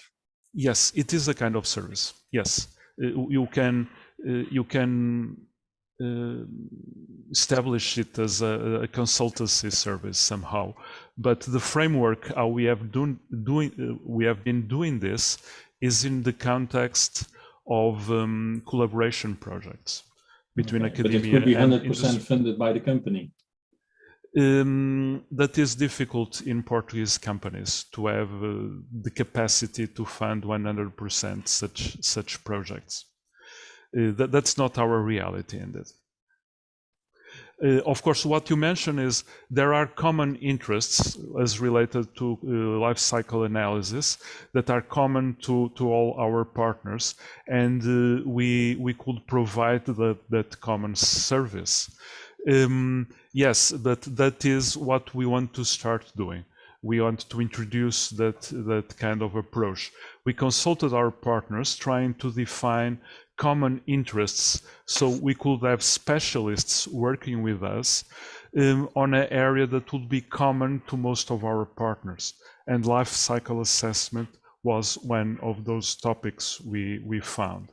Also, biosourced materials, the chemistry of biosourced materials has some specificity, and we found that if we have resident experts working on us that understand the type of chemistry, then they can provide valuable knowledge to many of our partners who are trying to introduce new raw materials that are based on natural products. Haven't you got questions then on energy reduction? I mean, the cost of energy is exploding. Discussions on minimizing CO2 emission, which because they will be, they have to purchase CO2 rights in a couple of years as well. So whatever they can shrink it now will make them more competitive in the nearby future. All of these companies have these problems of course. And when I mentioned that environmental sustainability, it's one competency area that we want to create. That's because of all those reasons. Life cycle analysis is one area of expertise we want to develop in short term, but environmental sustainability is a lot more than that. And we will work with our partners and trying to answer their needs, and that will be a need in the maybe now in comes the term. question: who is going to pay for it? Jose. No, I'm not coming with that question. Before I put that question, I will have a more fundamental question. I understand your intention that you want, after having so many years with 2, 3, 4 people giving all those services, that you would like to have an entity that now with 20 people, 30 people gives the same services to your associates, but on a more stable basis, and not, let's say, so with so many changes. But is that a CoLab? You say that you are basically a networking entity. You say, and wrote down in your transparency, that you basically do technical scientific services by providing competencies to your partners, and that you do product development as a service, as you discussed with Egbert Jan just before I'm now putting this question. So you are somehow trying to change to an entity that keeps giving networking and services to your associates, but a CoLab is a new independent legal entity that works on innovation for a problem or for an application. That means that would be a sort of innovation entity to work on look ahead innovations for your associate that doesn't do what they immediately want and know, but looks ahead. What's next? What is innovation? What is coming? And then make it available to the associate. So in a certain sense, you are not following the definition of a CoLab. You are a networking and services entity, and you are looking for a funding for that. And after you answer my question, I have a second, which is related to finances. Our innovation priorities have always been defined by our industrial partners. Yes, in a sense, you are correct. We try to be proactive in a way that we try to bring innovation to the knowledge of our partners. We try also to be a driving motor for innovation by making them aware of the state of the art and helping them to understand how the state of the art can be helpful for them. And we've done that in the past in different contexts. For instance, in terms of process monitoring, we have helped, and we actually have a project currently on that, where we introduce new technologies for online process monitoring using infrared, near-infrared spectroscopy, and that came from our academic partners. We proposed this, our industrial partners found it interesting, and we have already had a few projects on that, and they've been quite successful. And we intend to continue doing that. It's part of our networking activity to show our partners new aspects of scientific innovation that they can implement in this industrially. So innovation goes both ways. So we believe we are a CoLab in that sense. We do not have, however, a single key topic that is our innovation. We are a more adaptive network, let's say. You do what your customers want, and you're not in that sense an innovation lab that looks for innovation, that works for in innovation and then makes them available to your customers, to your associates. But now let me put another question, which goes back to the numbers, is how dependent are you from the basic funding that you are applying for? As you know, in this context, we have two things. One is the label CoLab, that you get a sort of stamp that you are a CoLab, and the other one is the base funding. The base funding is more an open issue. You need the stamp to apply for the base funding, but it's not an automatic connection there. And the basic funding may come, but may not come. What happens if the base funding does not come? As I mentioned before, we have already in 2021 started to implement our growth strategy. We already have a larger number of human resources, and we will continue investing on that. We need to grow. We want to do it. Of course, if we don't have additional funding, our growth strategy will be implemented more slowly, and we will not be able to grow as fast to our full potential. So we will miss some opportunities if we don't obtain that additional funding. Would your associates be willing to help in, let's say, contributing in cash, let's say, to a certain delay in the coming of the base funding? That if the base funding delays for 6 months, 1 year, would then the associates help? Our associates are willing to help in terms of requesting our services.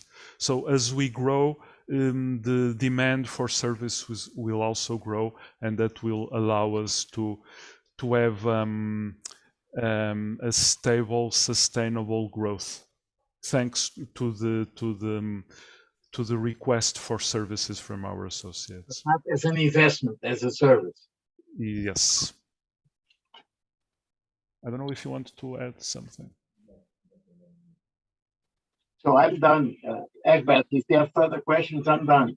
Thank you. I neither have further questions. It was a clear proposal, a little bit of discussion. Where will be the focus on, and how much funding do you have to realize then your ambition?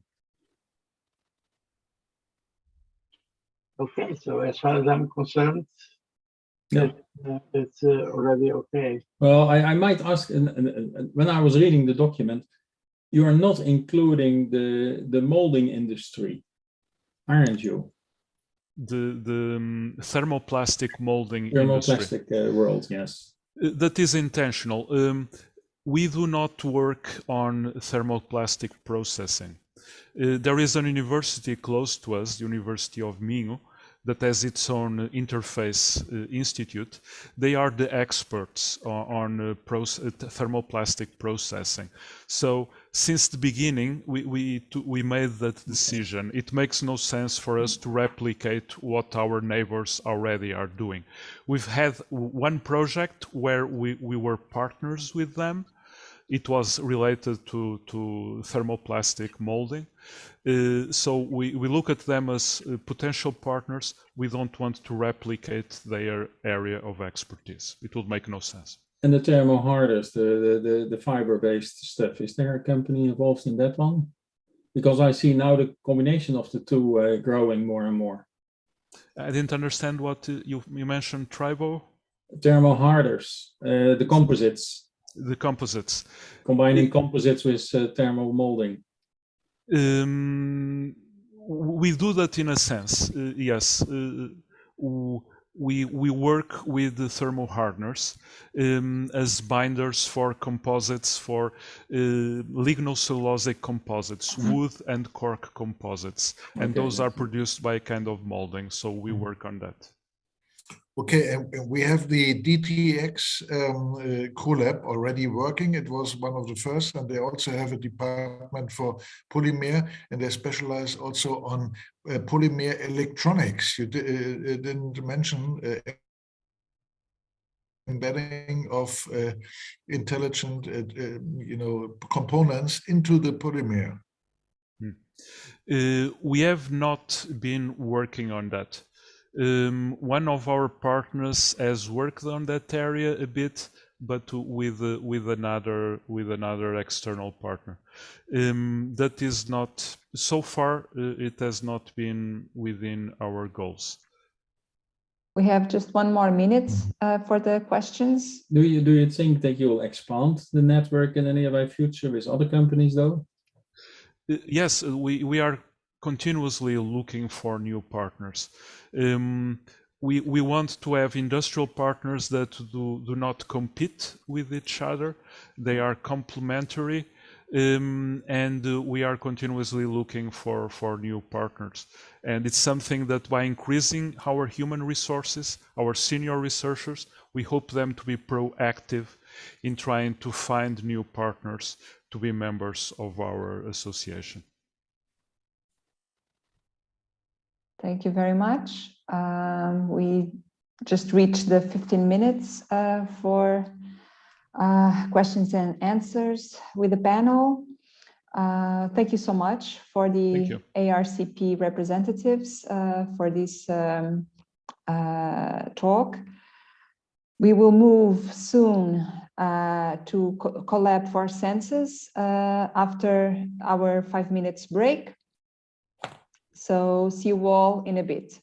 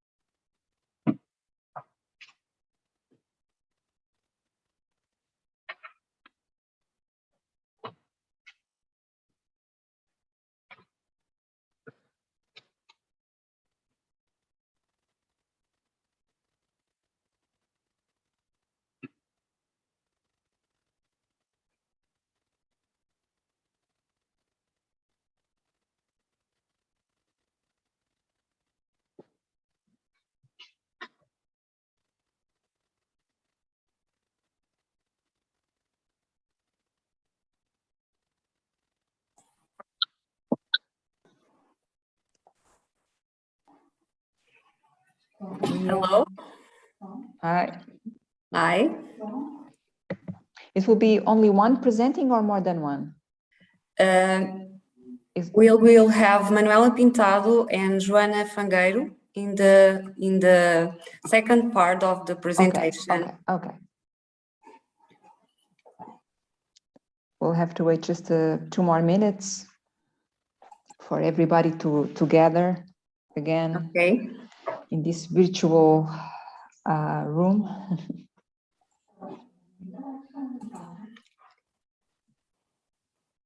Can I share my screen? Sure, you can. Okay.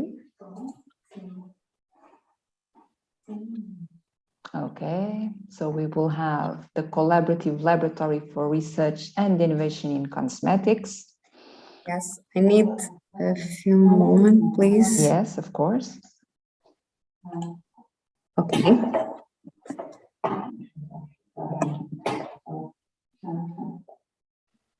When you just one more, a moment, please, because I think one or two elements of the panel might still be away.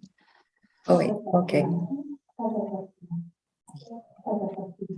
Okay, Nick is back.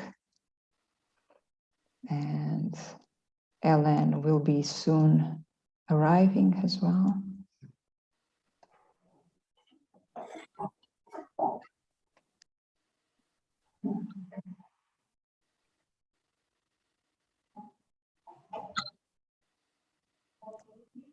Okay, so maybe we should start.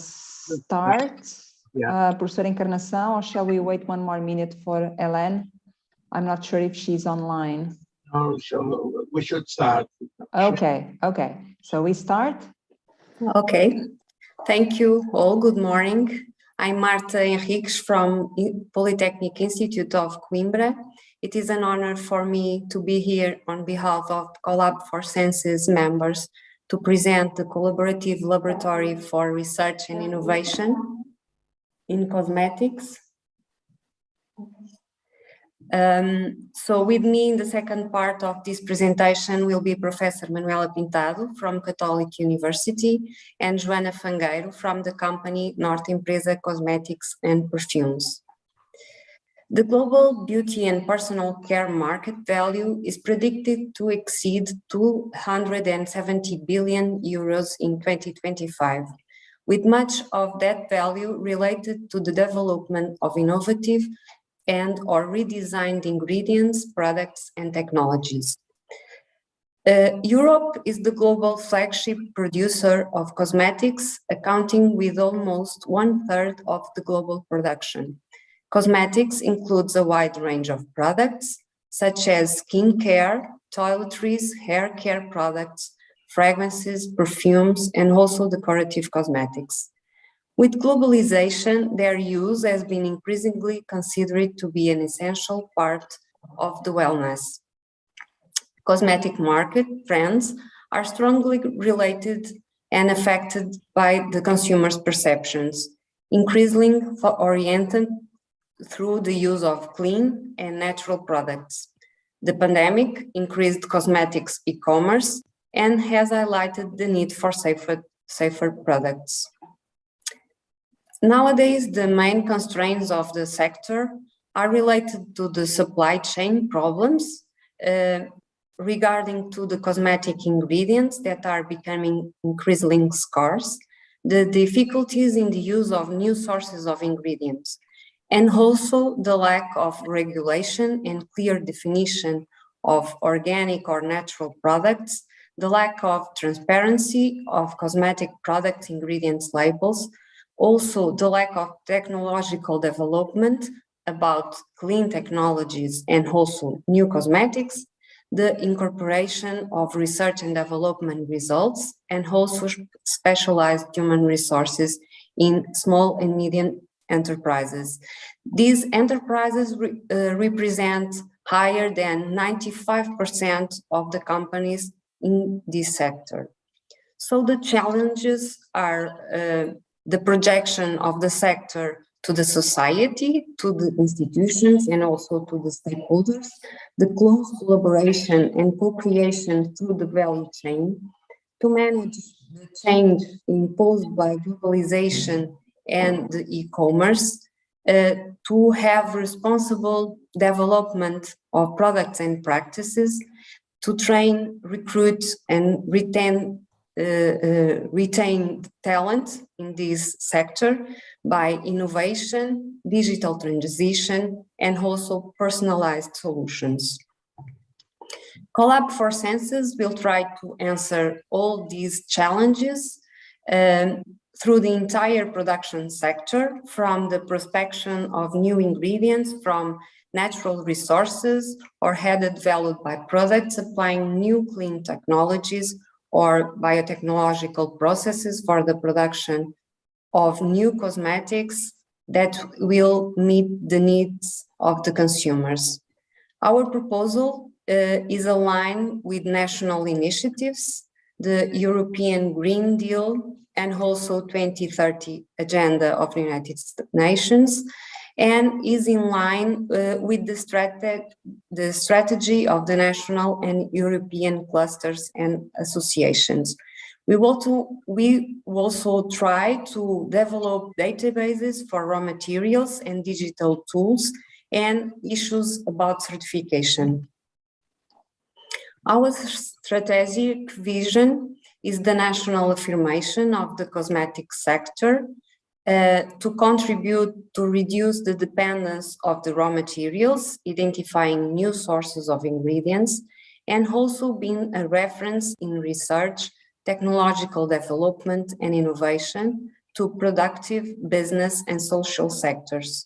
So our main goals are related to the sustainability of the industry with regard to natural ingredients, technologies, and also in cosmetics, training high qualified human resources, increase the specialized resources in cosmetics and meet the needs of the industry, and also establish certification procedures for ingredients and cosmetics.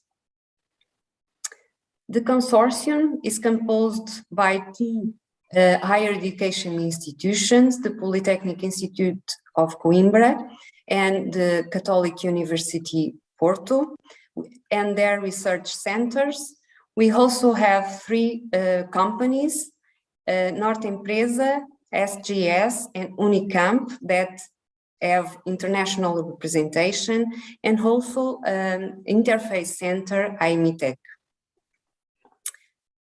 As a non-profit association, CoLab for Sensils will have a general assembly, a financial council, and also an executive board that will direct and coordinate CoLab activities.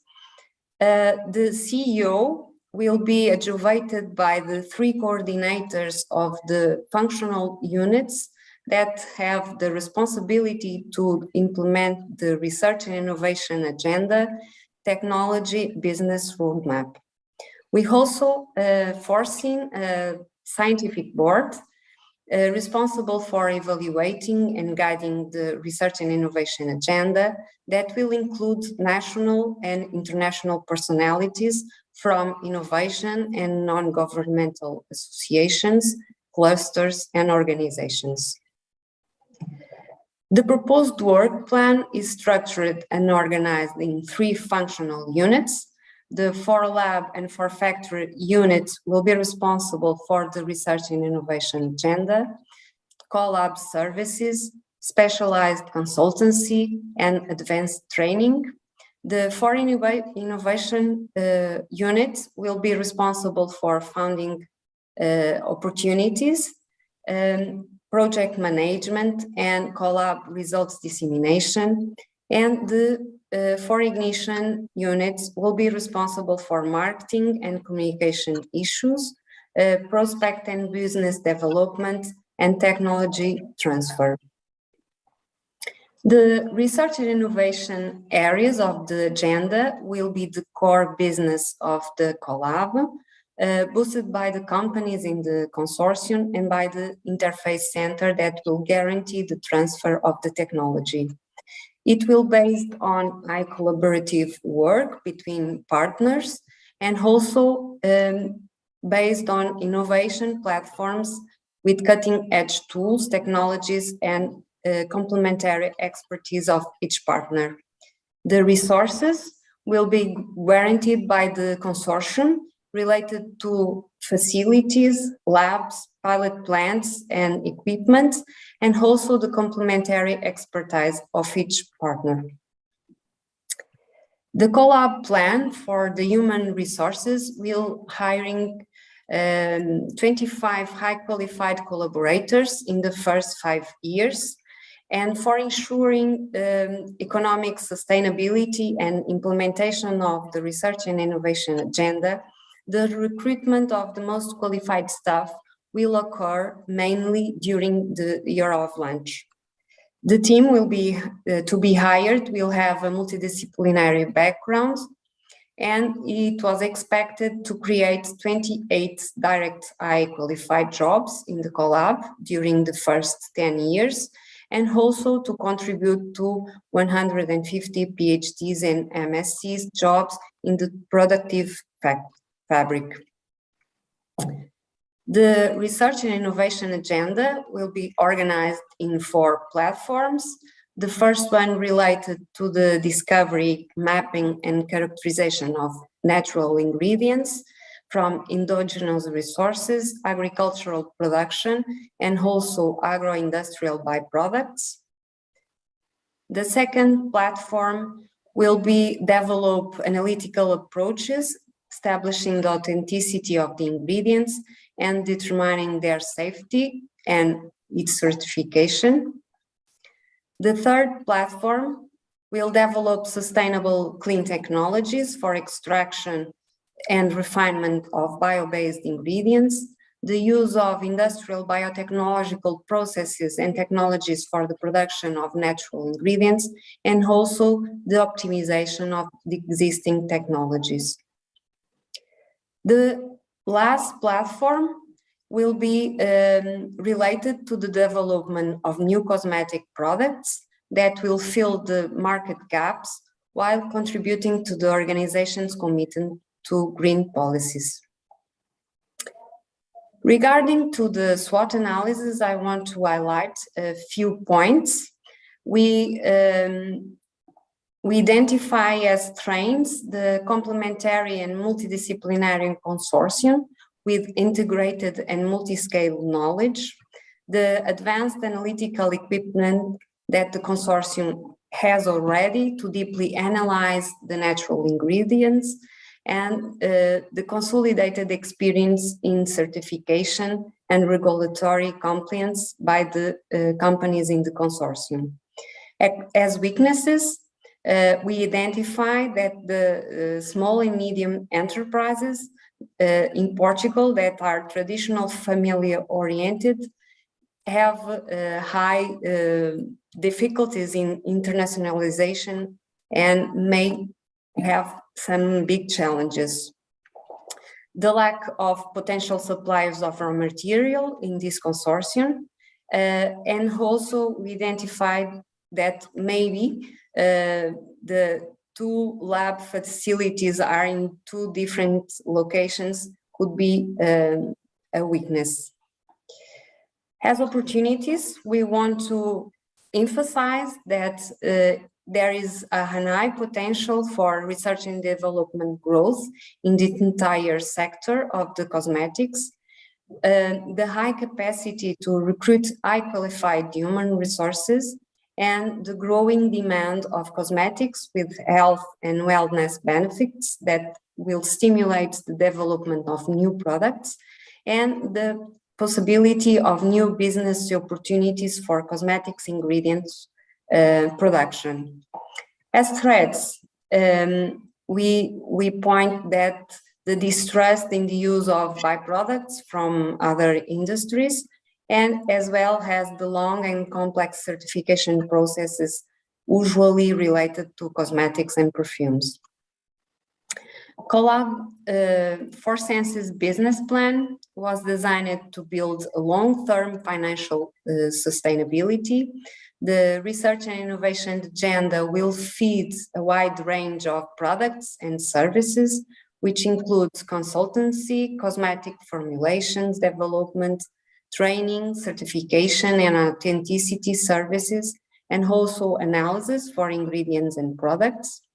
The provision of services is expected to represent the majority of the CoLab revenues. However, it is expected the part of the revenues come from funds for financing human resources and for the development of projects that will only represent a share between 15 to 20%. The revenues will be applied to operational costs, ensuring that all the resources necessary for CoLab activity will be guaranteed. Part of the revenues will be released to research grants and training in order to simulate qualified employment. We expect that CoLab for Senses to become self-sustainable in year 4 of activity, showing at year 5 a complete collaborative efficiency. Our clients will be the companies with the value-added agro-industrial byproducts, to also the aromatic plant producers that have the raw materials, the cosmetic and perfumes companies, companies that need certification also for their products, pharma companies with dermatological products to be developed. CoLab for Senses results and highlight high-level impacts are to strengthen 5 minutes.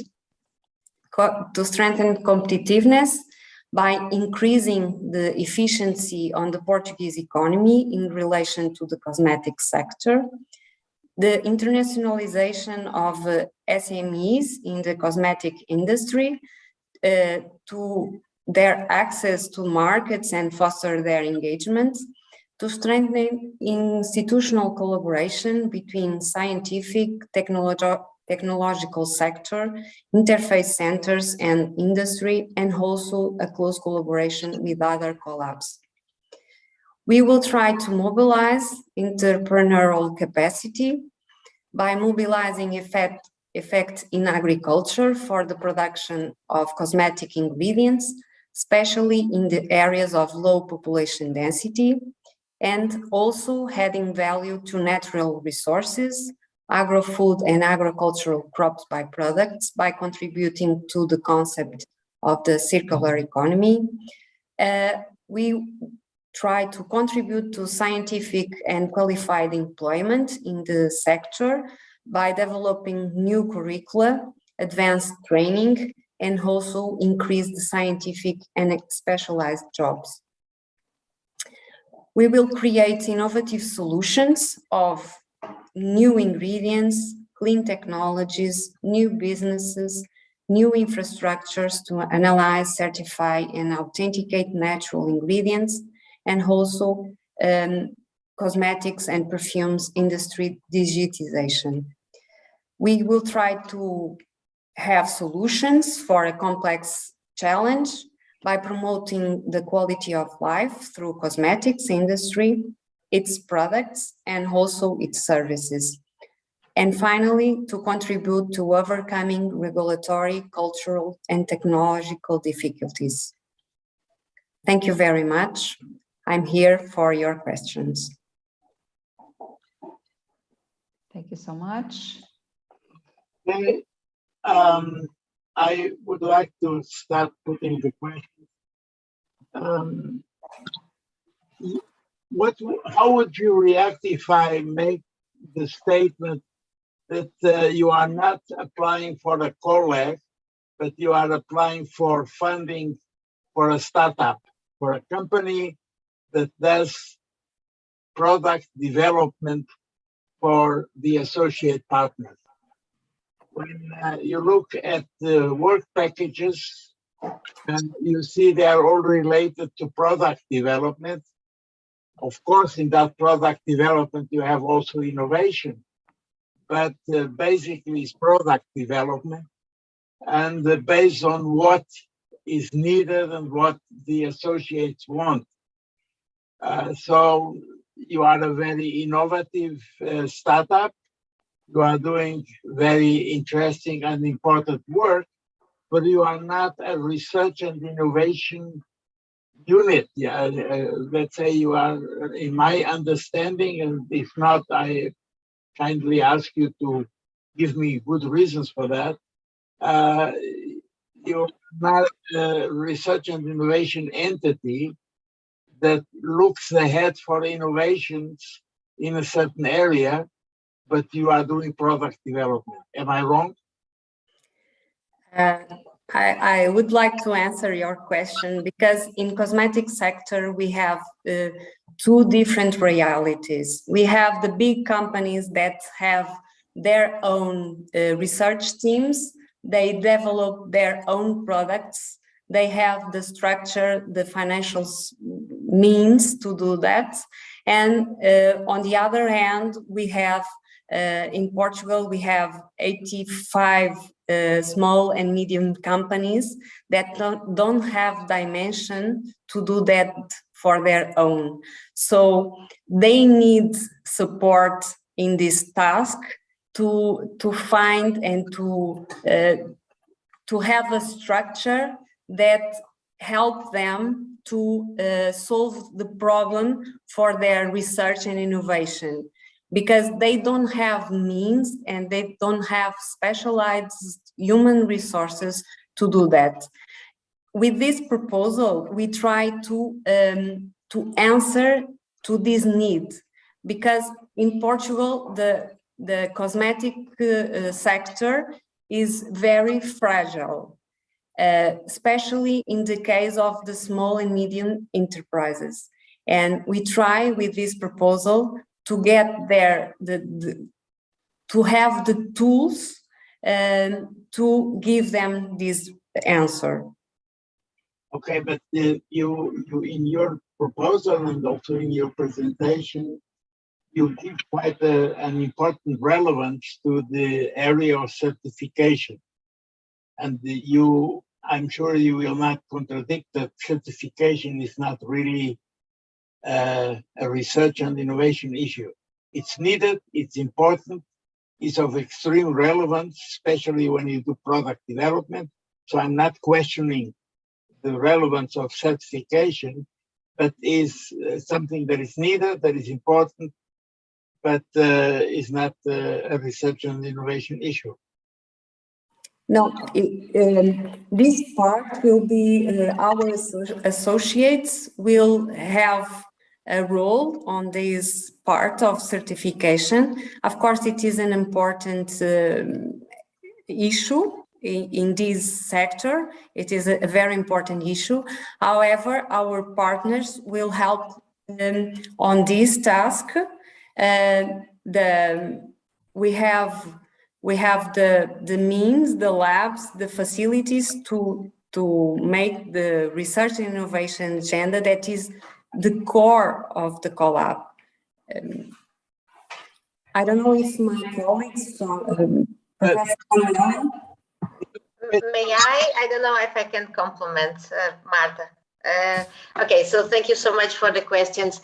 Well, just to reinforcing the first one, I understand the perception of a spin-off, because a spin-off can in fact join all these competences and try to offer services in these terms. But this is it's an open center that envisages to collaborate and to create value for the resources. And this is a group of researchers that will be creating innovation continuously to respond to the needs of the companies, but also advancing in some cases together with the universities and the research centers in terms of disrupted research to transform in innovation. And when we talk about a spin-off, the objective is just to have the clients and to grow in income, and not to looking for the engagement of all the stakeholders. And here we are talking about not to have the researchers will be engaged with other collabs, because we have the circular economy collab, we have the SIM with new plants. So the idea is then to generate these connections and maximize the value for the companies.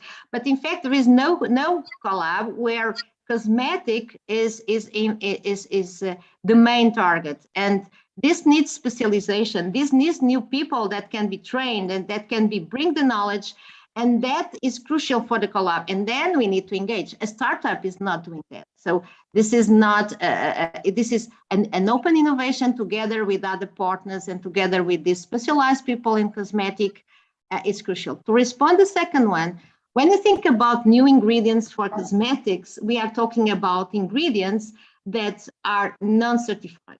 We are talking about disruptive ingredients that can make the difference in the market. When you talk about a byproduct, a new plant, a new extract, this needs a lot of certification. And this not just a normal certification, needs a lot of support from the analytical perspective, a lot of support in knowledge. And this is not a normal act that other companies already important in Portugal are doing certification. We are not, the CoLab is not going to compete with them. In certain cases, even engage them.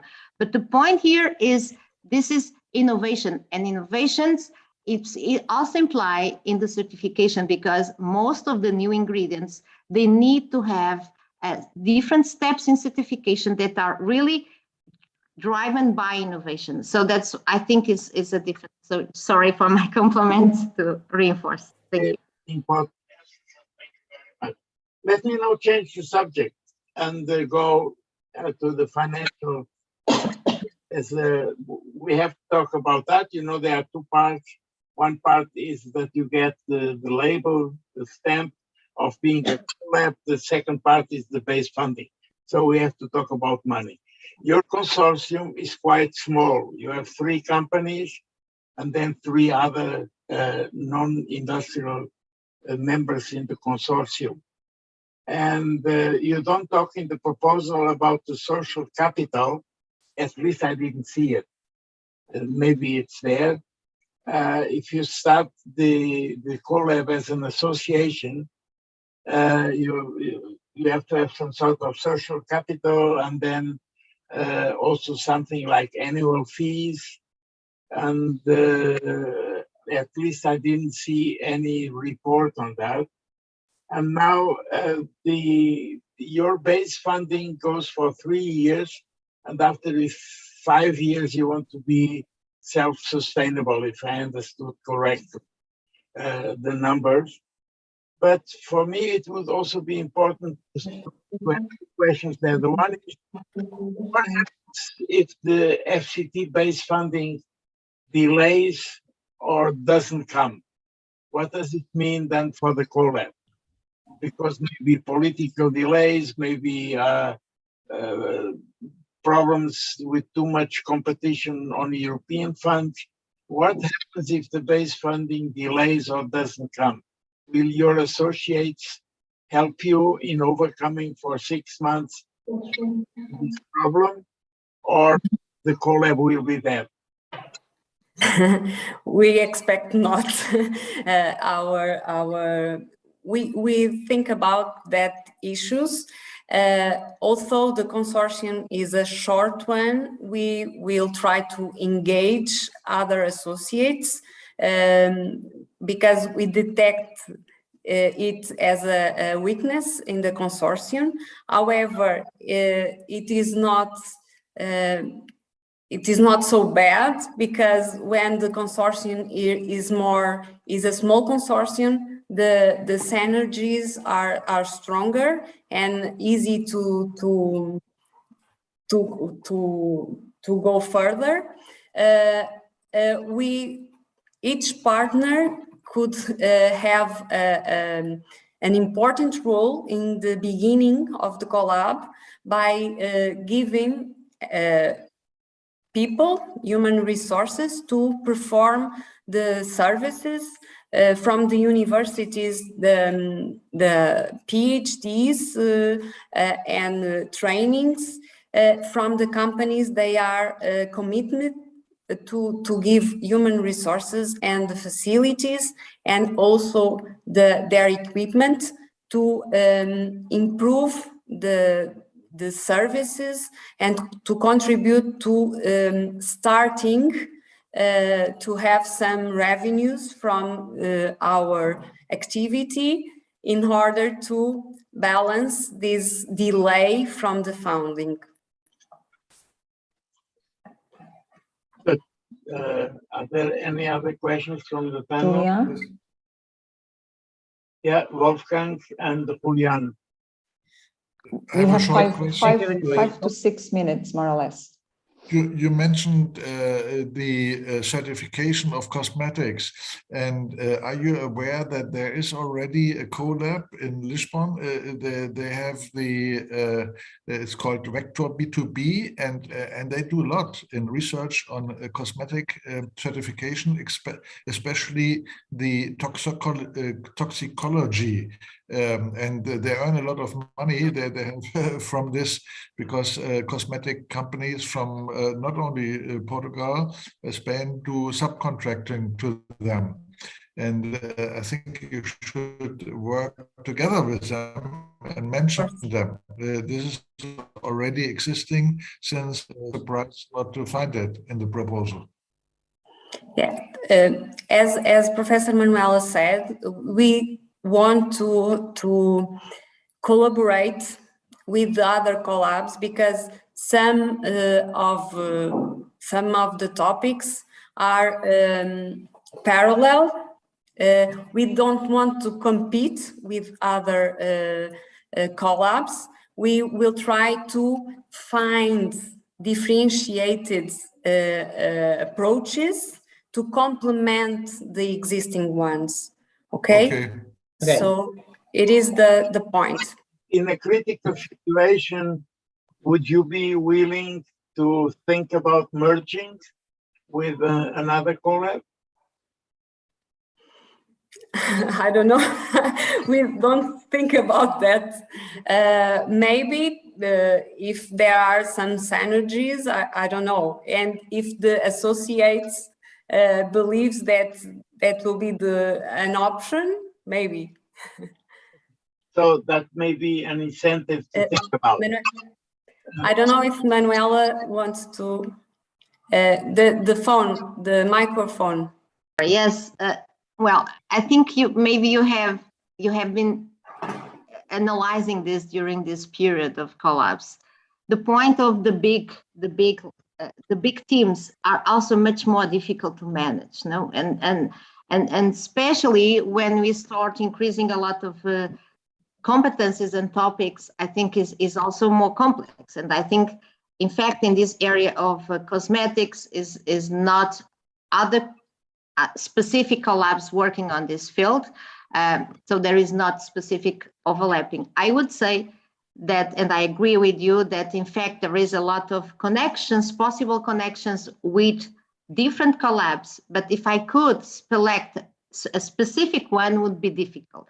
So I think that's why the model would be more to have a specific team of focus on differentiated this cosmetic side, and then embrace the other CoLabs in specific topics like circular economy, mountain, even agro-food byproducts. And this, I would say, that would be more healthy in terms of management, and even in terms of not competing, but access to external funding.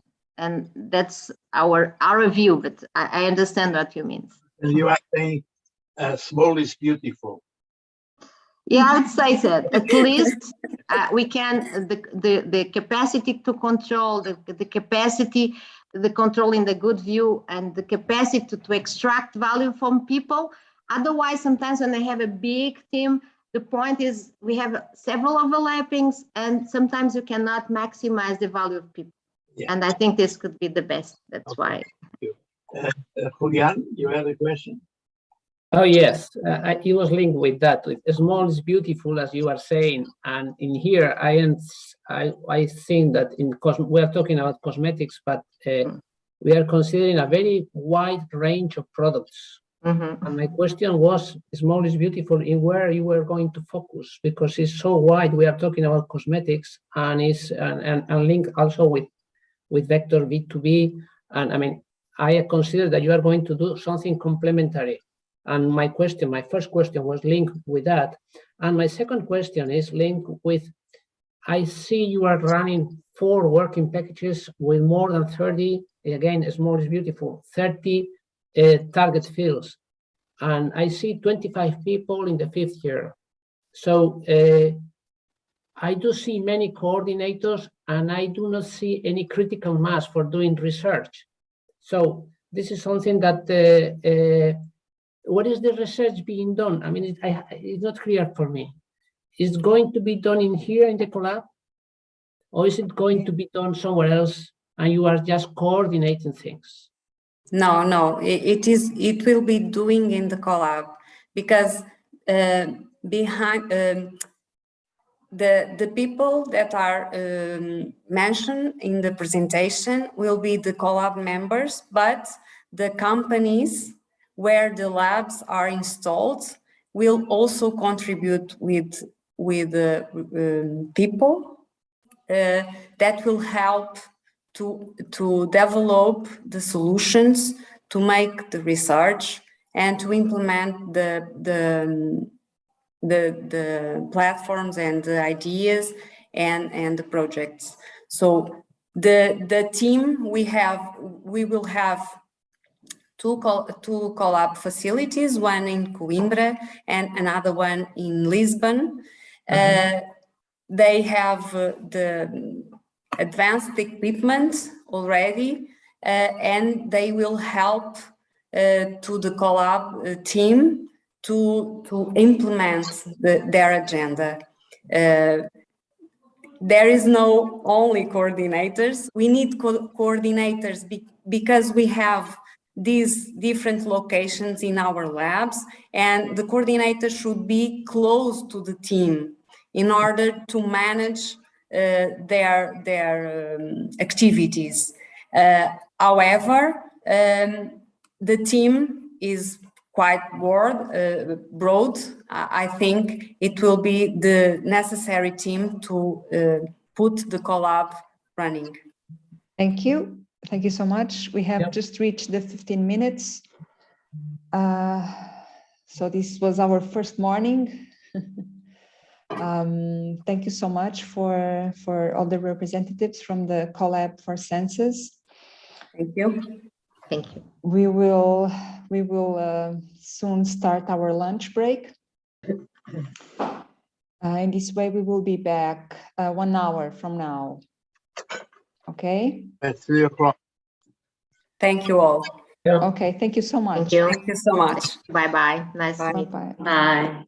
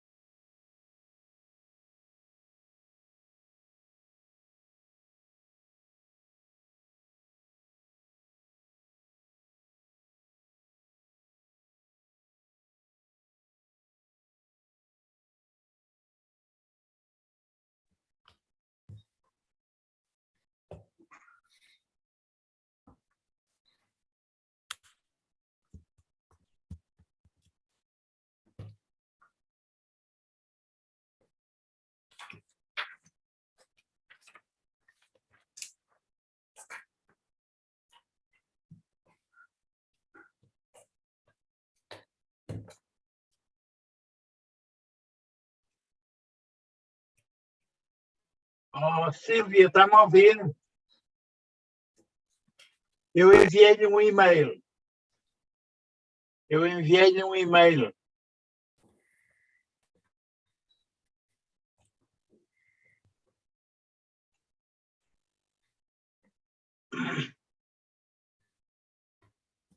Ainda não recebi, professor. Foi agora mesmo. Então vem a caminho. Deve ir a caminhos em cima de um burro qualquer, mas vai a caminho. É pedir-lhe que dê à Margarida Prado o schedule para a gente amanhã na reunião do panel, quando chega ao ponto da agenda que diz discussão do futuro schedule, ter aquela proposta que eu fiz. Ok, professor. Sim. Ok.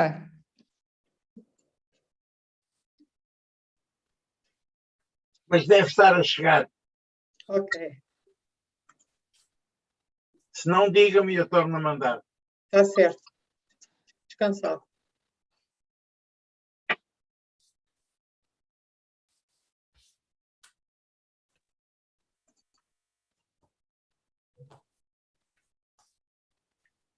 Sind Sie in Berlin oder in Saarbrücken?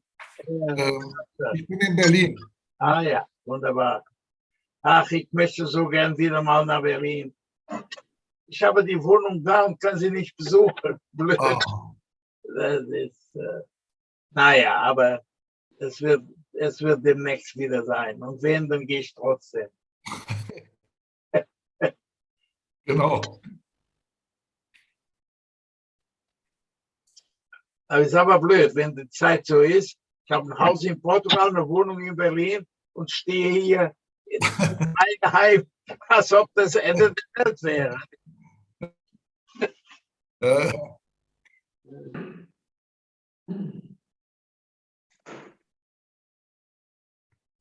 Naja, es ist nun mal so.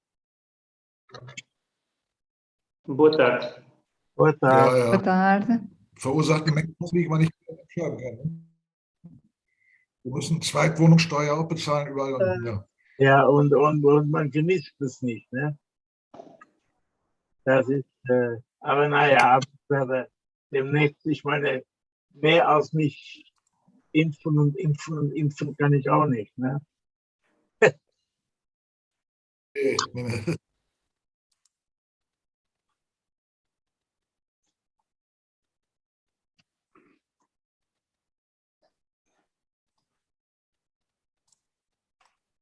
Margarida, você vai ficar estourada até amanhã, não é? É exigente, é verdade. Mas o painel também. Pois, também é puxado. Nós, como se costuma dizer, são os ossos do ofício, não é? Exato. São os ossos do ofício.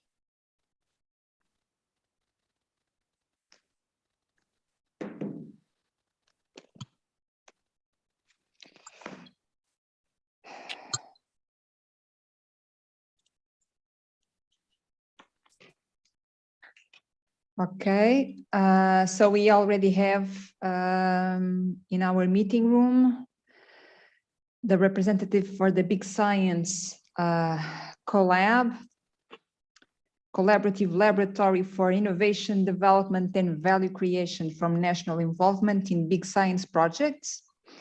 So whenever you feel like starting, I think we can. Wait a second. Do it. The rapporteur is, there is already there. Egbert okay. is here. Okay. Yes. Okay, so good afternoon. It is my pleasure to present the Collaborative Laboratory for Innovation, Development and Value Creation from National Involvement in Big Science Projects, Big Science PT. And I'm Bruno Soares Gonçalves. I will present that on behalf of Big Science PT participants. So big science experiments are beyond the state of art of technology and science, and they push the limits of science, technology, and industry. And in doing that, they are creating new technologies, new products, new business models, and unique, highly demanding training environments for engineers and scientists. These are large-scale projects, and by being demanded, they are really creating lots of opportunities. Big science market is huge, and it's only getting bigger as governments around the world are investing billions in these projects. And the estimate for the coming 5 years is from the 42 to 150 billion euros being invested in this research. It is a market that it is, the requirements for this are profitable, and they range from off-the-shelf goods to services to highly innovative items, and they involve multiple suppliers across hundreds of industries. It is an international market in Europe and worldwide, but if we focus in Europe alone, which is close to us, we have multiple projects all around Europe, several of them under construction, like is the case of IFMIF Donetsk or ITER, some of them considering large upgrades, like is the case of CERN, and many other developments appearing that are big and are important. So big science projects stimulate a knowledge-based economy. Not only we have the outcomes of this state-of-art research, but they are also stimulating advanced research and testing infrastructures. In doing that, we have a nice contribution for education and training of the researchers and engineers and scientists, and we have creation of new industrial supply chains. We also have this dimension of technology development and transfer, and we have this more soft and important outcome, which is international scientific feasibility and the political and societal contribution. So overall, big science means big ideas, big technology, and big business. So this is quite important. And that's why governments invest in big science, and the Portuguese government invests in intergovernmental and international organizations every year around 53.7 million euros, including ESA, CERN, and ISO, among other institutions. If we focus on ESA, CERN, and ISO alone, this contribution is around 40 million per year. And this is the number from 2021, but it is expected to be similar in 2022. And the outcome is that this contributed for a vigorous growth of many national communities and the success of industry taking some large contracts. I have, for instance, here an example of ESTER facility, which is an ESA infrastructure that is being operated in Lisbon, and that is unique in Europe and will contribute for studies on re-entry plasmas. But there are many other examples at national level of this vigorous national contribution for big science. However, the Portuguese industrial return is still poorly balanced in several big science projects, and the technological level of the supplies is often not very high. So we are putting some money into these projects, but not always we are getting the return on investment for research units and companies. So big science PT enters here, aiming at boosting the national contribution to big science projects and to increase this contribution. So why big science PT makes sense? We want to develop ambitious, innovative, multidisciplinary cross-sector and cross-sector research and knowledge transfer. We want to bridge academia and industry by bringing projects together. And doing that, we want to strengthen the national contribution while creating new market and non-market products and service, not only for directly targeting big science projects, but also creating new products that we can introduce in the markets. And in doing that, we do hope to attract foreign investment, either by the creation of new companies or just by increasing our supply chain. We know that this is a bold proposal. Big Science PT is an unprecedented endeavor, as there is no track record of such collaboration framework at national level. Complexity of the proposed task is also very high, and there's a need to ramp up the highly qualified human resources to do this. But we do not shy away of this endeavor. It is a mission-oriented research and innovation, and mission-oriented research and innovation must be bold, as Mariana Mazzucato put in a report for the European Commission. Not only it must be bold, as it should activate innovation across sectors, across actors, and across disciplines, and should enable bottom-up solutions and experimentations, and these are urgently needed to solve some of the most pressing issues. That's why we have Big Science PT with this national reach, which allow us to create critical mass with a set of participants that are distributing across the territory, the Portuguese territory. Overall, we have this organization will stimulate cross-disciplinary, cross-sectoral, and cross-sector innovation. We have 4 university schools, 4 associated laboratories, 3 research units, 5 companies, and 2 technological interface centers on the participants. So with all the participants involved, these participants are already actors on big science. And we have estimated that in the last 5 years, all these participants achieved more than 15 million euros of total funding from big science projects. And I'm not even including the Euratom funding, which is more than 8 million euros on the last 5 years. So if you think, if you remember the number that I quoted before of the national investment, we have more than 25% of the funding return, 25% that the government puts in big projects are returned to Portugal just for the involvement of these participants. And we are not even considering more the industrial supplies, for instance, on these projects. We are only focused, for instance, on the more exploratory projects when we speak about ESA.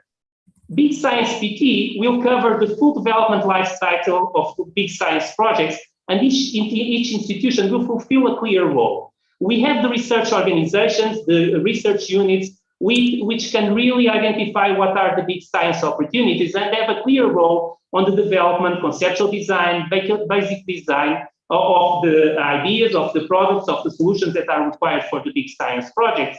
And then we have this detail engineering, fabrication, installation, and testing, where the industry is quite important. Of course, research units will monitor these activities together with the industry, and then are later very important on testing and operations.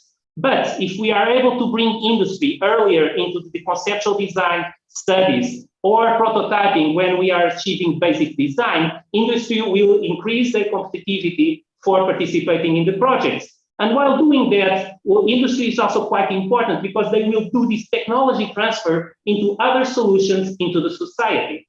So how we see the big science path to success is that we will create research and innovation big science roadmaps. We will analyze where are the gaps, where we can contribute with the knowledge we have, where we can increase our participation. Then we will aim at designing and delivering new value-added products, services, and infrastructures for scientific and commercial purposes. We will support industrial partners also on their bid for projects that are more industrial type. We will establish a network of research and testing infrastructures. We will foster the creation of new companies or extension of operations of existing companies, and all that by promoting the network. Our work plan covers the breadth of activities that's needed to carry out. We have this strategic planning layer where the scientific, technological, and business roadmaps are analyzed. Then we have research, technology, and development layer where we carry out the projects required to develop new products and new services supported by research infrastructures. We have this dimension of knowledge transfer and training that brings us into the operational and business development layer and service design and deliverable. Of course, we didn't forget on our proposal to include also a layer of dissemination, communication, and outreach, and of course, the task of management. The governance that we envisage is fit for the challenge. We have a general council that is consisted of all the participants in the big science PT. We have an administration board, which is supported by a scientific and business advisory board with international, highly recognized researchers and managers. And then we have a management boards that manage the day-to-day life. And these below them, we have three main areas: research, development, and innovation, where we have the thematic roadmaps. We have research infrastructures, and then we have the operations and business development, where we have sales, but we also have the service design and deliverable, and that's where we will carry out the different projects involving multiple partners from the CoLab. And then we have this support layer with the quality finance people, marketing and communications and operations that will be established as the CoLab develops. The Big Science PT will articulate multiple competencies, technologies, and applications with the goal of achieving new markets. These technological activities range from system engineering and integration of complex systems. And then we have all these areas where we can do this and integrate multiple competencies on RAMS engineering, advanced computing, big data, software engineering, machine learning and artificial intelligence, detectors, sensors, instrumentation, radiation engineering, lasers, accelerators, robotics, autonomy, manufacturing technologies, optics, metrology, optomechanics, electronics, and softwares. And it is important because several projects were high demanding projects requires multiple competencies of this type to be developed. And the applications, of course, the main topic is big science, but there's also applications that go beyond big science, like medical devices and medical physics, energy assets and energy production, space and earth exploration, remote handling and automation, Industry 4.0, and new markets that we may not even consider at this phase and that will be established. This organization makes sense because if we cross these applications and competencies with the different partners, we see that we have synergetic competencies that will foster cross-disciplinary and cross-sectoral projects. We are all acting in slightly different sectors, even if working on big science. And although we still have the same competencies, and by having all of us working together, we will bring all these competencies together, and of course, by having more people creating the critical mass.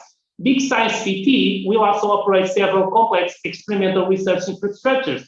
This is the amount of research infrastructures that are operated by the partners in Big Science PT. And among them, we have 4 infrastructures that are on the national roadmap of infrastructures. We have 2 infrastructures that are on the CAT-FREEZE network, which is an international network. And we have even new laboratories like Additive Manufacturing Lab and the Advanced Non-Destructive Laboratory that are new, and new laboratories or infrastructures that are being planned, like the Plasma Torch, the Concurrent Design Facility, and the Remote Handling Hub. Altogether, these infrastructures will support and the developments that are being made will be made by Big Science PT. So we can capitalize on the access to those infrastructures. And if we cross these infrastructures with the applications that we may envisage, we see that they are quite important and quite important to supporting several of the areas that we can develop our activity. Our strategy is a seed to harvest strategy as business model. We want to do deep tech research and development. We want to test our developments on the research and testing infrastructure that the CoLab has. We will provide highly innovative solutions, services, and products, and specialized consultancy services. We will also do specialized training and technology transfer.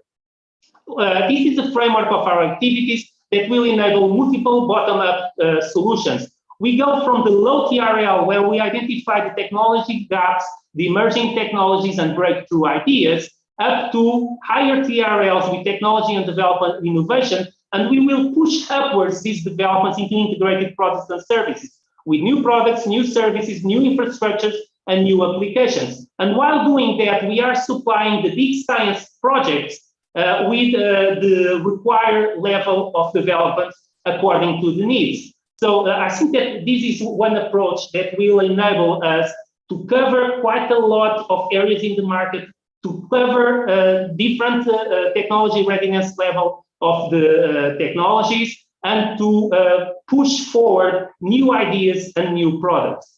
So Big Science PT will target big science projects, EU and national funding programs, and provide services to business clients.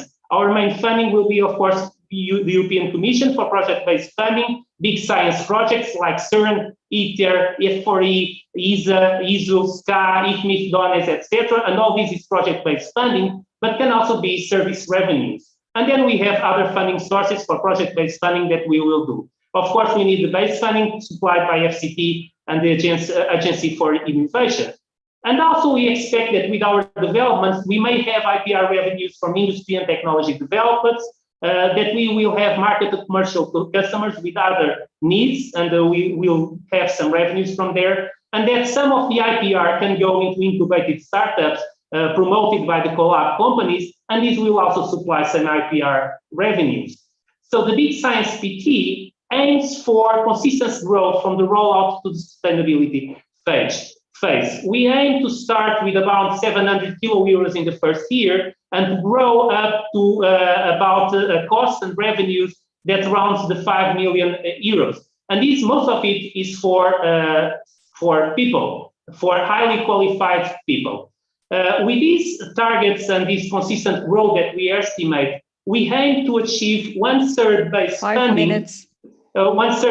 funding by the beginning of the consolidation phase. And for that, we need to have a base funding from FCT in the first 5 years, around 8 million euros.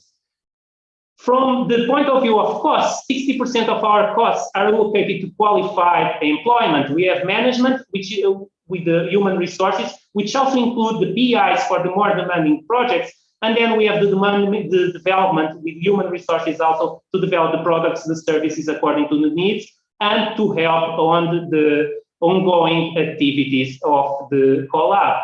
The remaining costs are focused on development, equipment, consumables, services, submissions, and on infrastructure, more equipment, consumable, and services. Overall, Big Science PT aims at creating directly more than 30 qualified jobs by the 6th year of its progress. And these are people that will be strongly dedicated to projects that will involve multiple partners, and that will then be translated into products for big science or into products that the partners can take on board and bring them to their main business.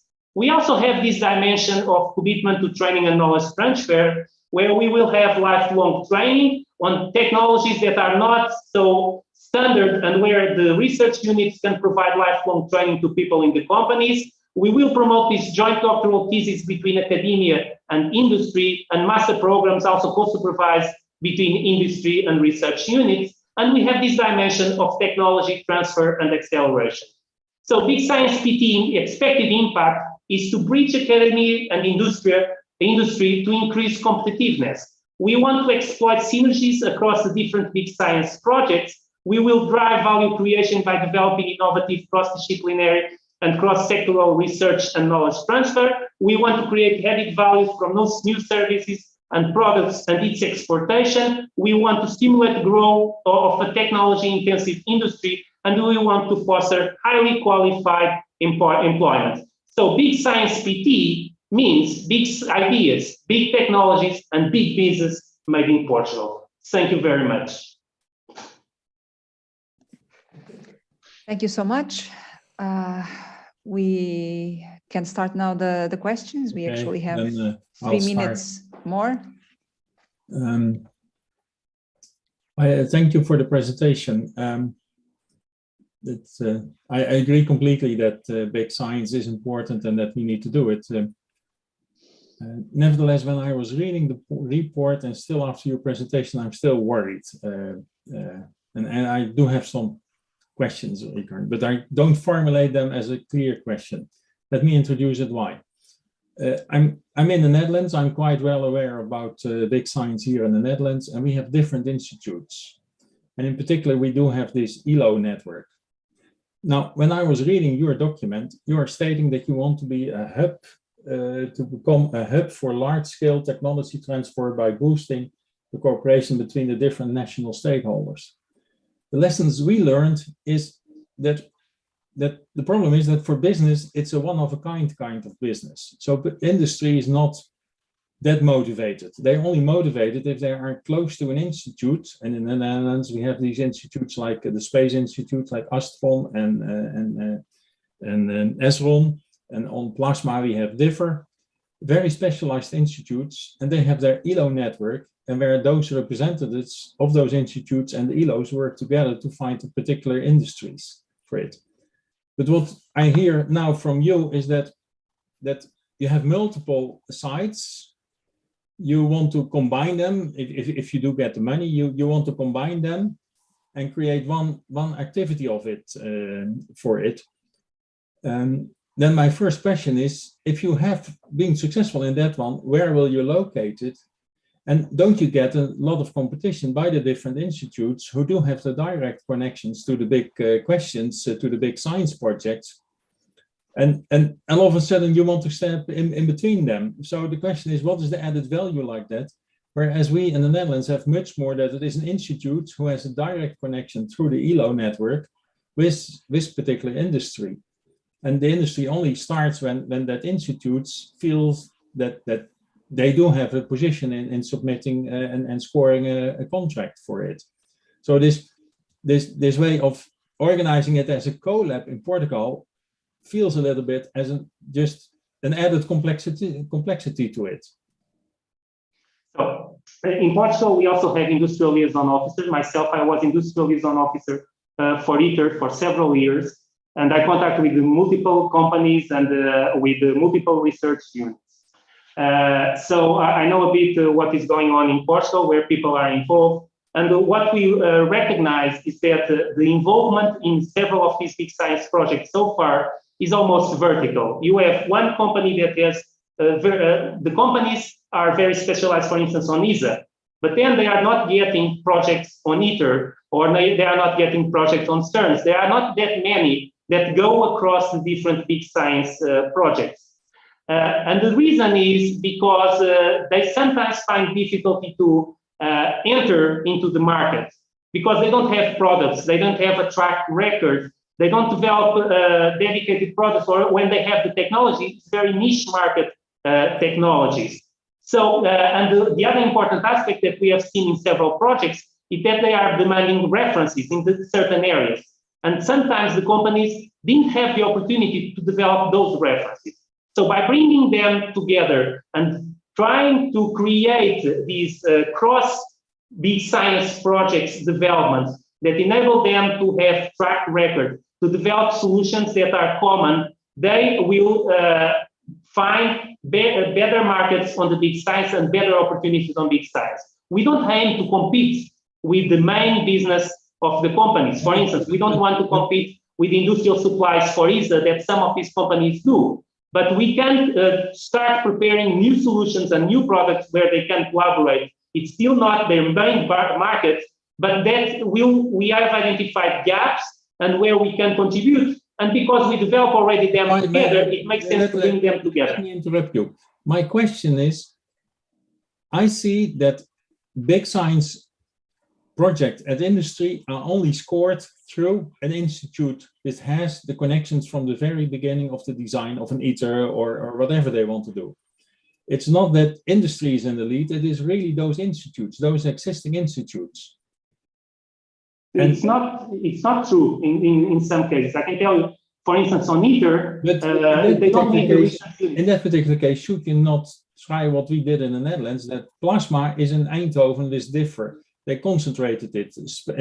Astronomy is in Leiden. That's where they concentrated.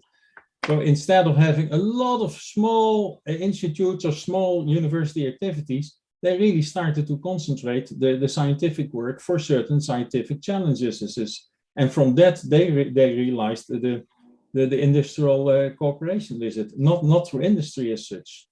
Yeah, but the research units are also in the CoLab, and the research units have the opportunity on this CoLab to start working more together and more transversal across different big science projects, rather than focus themselves on a single project, big science project, and being just following this path.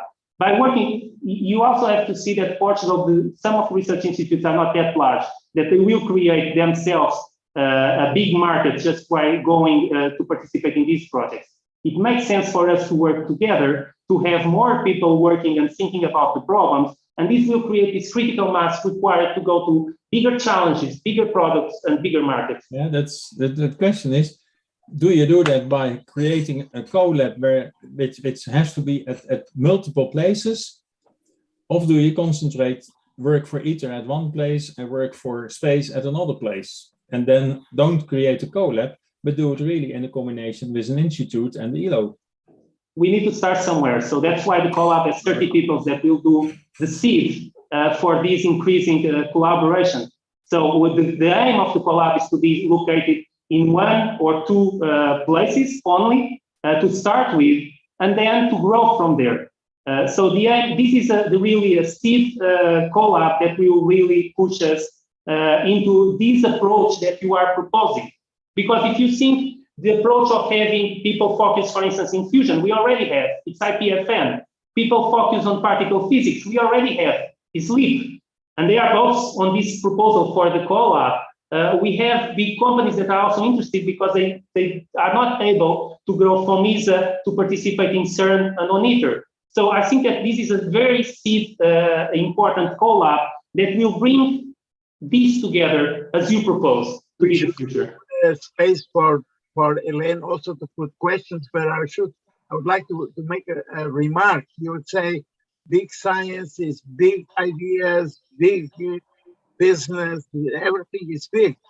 But this is not too big for a CoLab. It's not something that as you should take it, if it is workable, you should take it as a national initiative with the ministry. You are asking for a big bite in the cake, and probably are the CoLab as an initiative too small for such a big thinking in big science. You know, I was, when you made the presentation, I was somehow getting scared is that a CoLab, or is that something bigger, something more national? You are asking for something like a CERN. And I'm not sure that the CoLabs could be a source of money, but I don't believe, or let's say it could also be that it's not the right source for money in this case, because it's, as you said, big. Everything is big. Yeah, but big with small letters. So I wrote in purpose. It's big to the dimension that we have and to the funding that we have. It's small, big, and of course, by everything being big, we will have to focus on things that have big opportunities, and not necessarily, we will not work on all the areas, on all the businesses, and all the technologies. 9 million is for the CoLabs initiative, a lot of money. 9 million is for the CoLabs initiative, a lot of money. And I'm just saying, I'm not saying that what you are proposing is not right, is not good, is not relevant. I'm just saying, is the CoLab initiative the right platform for such a big thinking? Yeah, well, let me just add. Should put your question here. Yeah, let me just add something to your remark, is that these participants have beyond them and are willing to put in kind contribution 300 persons, more than 300 persons involved in big science. We are putting forward all the research infrastructures. So there's a lot of in-kind contribution. This is also a lot of money that complements the 8 millions that we are asking for the CoLab. I agree with you, probably something much bigger than the CoLab, but within the present framework, this seems to be the funding scheme that is more adequate to try to put existing. What do you do with your idea if it doesn't have the 8 million? You have then the label CoLab, but you don't get the funding. What do we will focus on what is achievable with the funding that we get. So we are used to work with the funding that we receive. I can tell you that as research units, we receive much less than the money that we get from international projects. So we are used to try to multiply the funding that we get. So if we get less, we do a little bit less, but we do all the possible to go beyond. Oh, so what you're telling me is what we in Germany say, if you don't get what you love what you get. That's true. So we learn to love what we get. Okay, but may I ask some questions to precise the idea? So assume that you are in a proposal to somehow monitor a network of distributed infrastructures and activities, right? But then you address a lot of technological activities and applications. So I cannot understand what makes the link between all these activities. Where are the connections and how are they organized? So for instance, let me finish. So I have also a question about the actual roadmap. You didn't give in your presentation, in your documents, any concrete actual roadmap. You say, well, we will work on it on the first year, something like that. And I think we need to understand where you want to go first at the beginning. And for example, have examples of products, innovative products that could be a source of revenues quickly for the CoLab if you want to reach it. Okay, and so I have a difficulty to understand this your ideas on that. Yeah, well, the size of the proposal, we didn't find that it was the amount of pages allowed didn't allow us to go further on the identifying clear projects.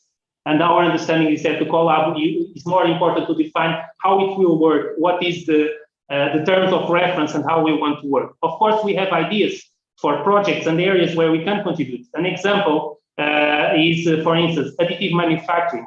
We have a lot of the partners working already in new technologies for additive manufacturing. And this is something that can involve multiple of the partners, from ISQ, critical software on developing additive manufacturing, sensors and detectors to optimize manufacturing procedures, and then using the infrastructures for non-destructive tests, for analyzing the materials produced, etc. This is one example. Another example is remote handling. There's a lot of projects going on remote handling, and remote handling is growing. I can say the example, for instance, of UKEA that has invested a lot on race, dedicating infrastructures just for remote handling. We also have activities on remote handling on several partners that ranges from ether to space, and we can bring all of them together. Others are sensors, control, and data acquisition. We have already projects, for instance, on Kodak systems or software infrastructure for ether, involving only parts of these partners, but we have these ideas. So we have several areas where we think we can contribute, and we can start contributing immediately. Not necessarily with the whole CoLab, but there are areas where we can develop new things. For instance, if we need to do demonstrators to have a showcase to show big study experiments that it works, we can do that within the CoLab. One example, laser accelerators. We are developing a laser accelerator at IPFN, but it requires more competencies that we can bring from the partners in the CoLab. So we are developing the infrastructure, we are developing the demonstrator, and by bringing people together, we may bring new solutions. So we have several ideas that we can develop. Of course, we didn't want to jump before doing all this deep analysis, roadmap, gap analysis, etc. We didn't want to jump and say we are going to do this exactly. But we have quite a lot of ideas of where we can invest. Yeah, but you have to convince the reviewers that you have at least a way an idea of how to begin to make this kind of products and projects. And what would be the means for making all these connections? I mean, is there some? Are you joining forces of different partners to produce some products, or to work on some project? Yeah, this is the idea. So we already have projects that involve multiple partners.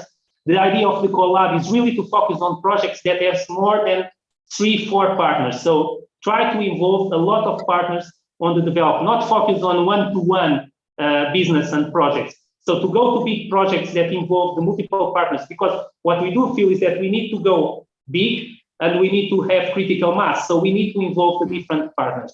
So we can start from the projects that we have already ongoing, separate or together, because we have some projects that are ongoing separately, and we have projects that we are already working with these partners. And the CoLab proposal already allowed us to establish the bridge between all these partners, the willing to work together, the willing to think together what we can do. Because I see Margarita already coming in saying that we have to stop, but I have one question still. It's 62% of your turnover will be the base funding, and 40% is services and project-based funding. That's the first idea. The CoLabs go for a third. So this is tremendously public money into it. No, but it's 1/3 at the end of the 5th year. So that's what we are aiming for. So the graph that you are saying that is, yeah, but then it's still 40-60, yeah. But over the whole period is so much. Yeah, but then from there on we aim at 1/3, which is our understanding of what the CoLab aims for. You are not big, you are also expensive. Yeah, but big science is expensive, but we are also returning to the country. As we saw, we have more than 50 million euros returned to the country just in big science projects and without working together. And it's 1 minute much for more Nick. number. 1 minute for Nick. May I just one quick question? I'm trying to understand the boundaries of what you're concerned with here. Because your figures seem to include ESA contributions and space science and astronomy. but mainly you're talking about high energy physics type applications. So is space science and astronomy included in here or not? Yeah, you have ESO, ESA, you have CERN, you have nuclear fusion. So okay. And we are you're not including new space in your sort of applications, really. In our applications, we are including, so from the funding that we get already, we are only focused on exploratory projects for space, not on the big industrial projects. Okay. So we are focused on these that the CoLab is going to do. I'm sorry for interrupting, but you can continue to reply to this question from Nick afterwards, because the panel will be in contact with each proponent. So thank you so much. Okay, thank you. It will be my pleasure to answer the questions from the panel by written. Yes. Okay. So you did keep up with the time, as you promised when we were talking previously. You are professor at the Institute Superior Technique, aren't you? Sorry? You are professor at the university, at the Institute Superior Technical. Yeah, I'm researcher at Institute Superior Technique, and I'm the president of Institute for Plasmas and Nuclear Fusion. Yeah, as a personal joke that I hope you don't take it wrong. Do you give classes at that speed? No, so depends on the classes. Well, poor students. Sorry? No, it's okay. Pure students. Okay. Thank you so much. We've started well the afternoon. Now we go again for our 5 minutes break, and soon we will meet again. Okay. Thank you so much, Professor Bruno. Thank you. Bye, thank you. Bye.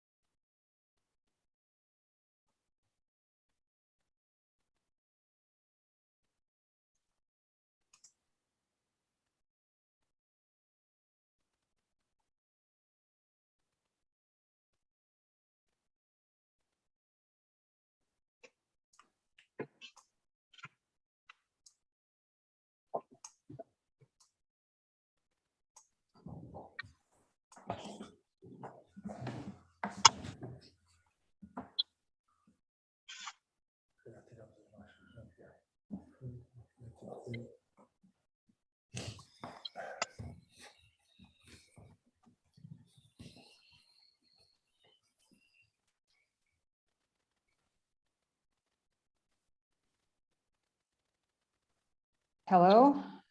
So we have now the representatives from the Montado CoLab already in our room.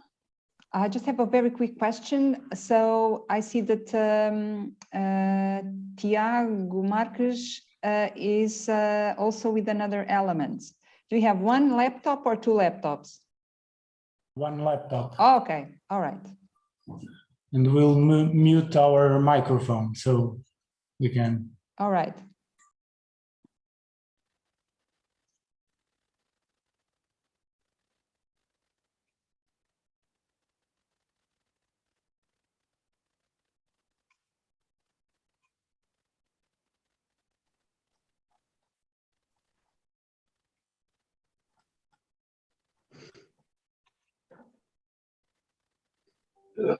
Okay, so we will have now the presentation from CoLab Sustainability for the Montado.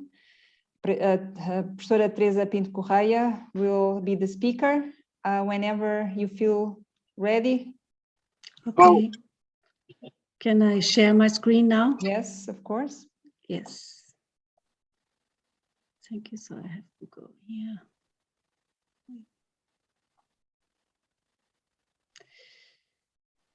Okay. I hope you hear me all together. This is fine. Yeah, thank you. Okay, so I will go ahead presenting. Good afternoon to everyone. I'm very happy to present the CoLab we are proposing on the sustainability of the Montado system. The presentation today is secured by myself, Tiago Marcos, which was a strong help in preparing the proposal, a colleague of mine, and Pedro Talaio, it's one of the farmers or owner of a farm business who is part with us in the proposal. So I think what I would like to start with is raising your attention to why we need a CoLab on the Montado, why we are proposing this, because we have this, we're facing today, all over the world, we know we are facing these incredible changes and pressures we didn't face before, which have to do with socioeconomic instability, as we all know, demography, and climate and environment pressures for the most. So we have this constant interaction of nature, people, and economy, and we are in strong need of finding systems for this interaction which are resilient to these changes and can cope with these changes. And this is the case of the Montado, this agro-silvopastoral system. As you can see here, it's a system, one of the few systems in the world where you combine the use of the trees, the production of crops, or the agricultural use, and livestock. So you have the silvopastoral here in the middle. It's agro-silvopastoral because it combines all these systems. So it's a production system which combines a tree level and a use of, for instance, the production of cork in this case, with production of animals in the undercover, with biodiversity, and a lot of other possible productions and possible outcomes of the system. So it has been developed in different parts of the world, adapted to resource scarcity. So it's a way to cope with scarcity, to climate variability along the years. So a harsh climate, a harsh, in this case, dry Mediterranean climate, but also variability along the years, and market fluctuations, because when you have different products, different outcomes of the system, you are more easily able to adapt to demand fluctuations. And for some years now, almost 20 years, this system has been classified as one of the hotspots of what the European Commission and the European Environmental Agency consider as high nature value farming systems. So farming systems which by their nature and by the way they manage natural resources also have a high nature value. So, and therefore worth preserving in terms of the goals we have so far, or we have now more and more of biodiversity conservation, the farm to fork strategy, and climate action. The system is pretty dominant in southern Portugal. It covers even larger area in Spain, so a very similar system, which is the Dehesa system. In Portugal, you can see it's predominant in all south of the country. And the difference in the colors is between the cork, oak, Montado, and the home oak is the red dots. And why this is important, because you can see the area covered by the home oak is even bigger than one by the cork oak. The cork is much more known. The cork is associated with one economic activity which pays well, which is the cork production, and therefore there's more interest and more research and even capacity to help farmers on the cork production, while the home is in the area where the climate pressure or the changes for climate on climate are bigger and more important, and it's as important in terms of area. So we want to tackle both trees and the system in its together. And while we will be producing new knowledge and applying new knowledge to innovation, we think we are also creating knowledge which may be useful in large parts of the world where we have agroforestry systems, not exactly the same, but in similar conditions. So there will be learnings which we can export also and expand to other parts of the world. So it is a system, it is a production system which provides multiple ecosystem services. And I think what I would like to raise your attention to is to the question of the carbon sequestration and storage, because this is a system where we can produce cattle, we can produce meat, which is highly debated today due to the emissions of methane. But at the same time, in the system, there's a balance because the trees and the grass and the soil capture carbon. So it's a system where the balance is possible even when producing meat. And this is very interesting. It's a system which is adapted to climate change because of its variability and because of the capacity to focus more on one type of management or the other. It can adapt to change. And particularly for the area where it is in southern Iberia, it has proven to be a barrier for desertification. So if we keep the trees and if we keep a healthy silvopastoral system, we also be in a position to avoid the increase of desertification and of arid conditions coming from the south and coming from Africa. So it's very extremely important for our countries and for other parts of the world to keep these systems alive and to keep them well managed, so we are able to sustain the impacts of climate change or to counteract the impact of climate change. But why we need so urgently to have more action on the Montado is because this system is declining since the 90s, and we have data to show that we are losing almost 5,000 hectares a year. So we have a lot of Montado, but it's decreasing.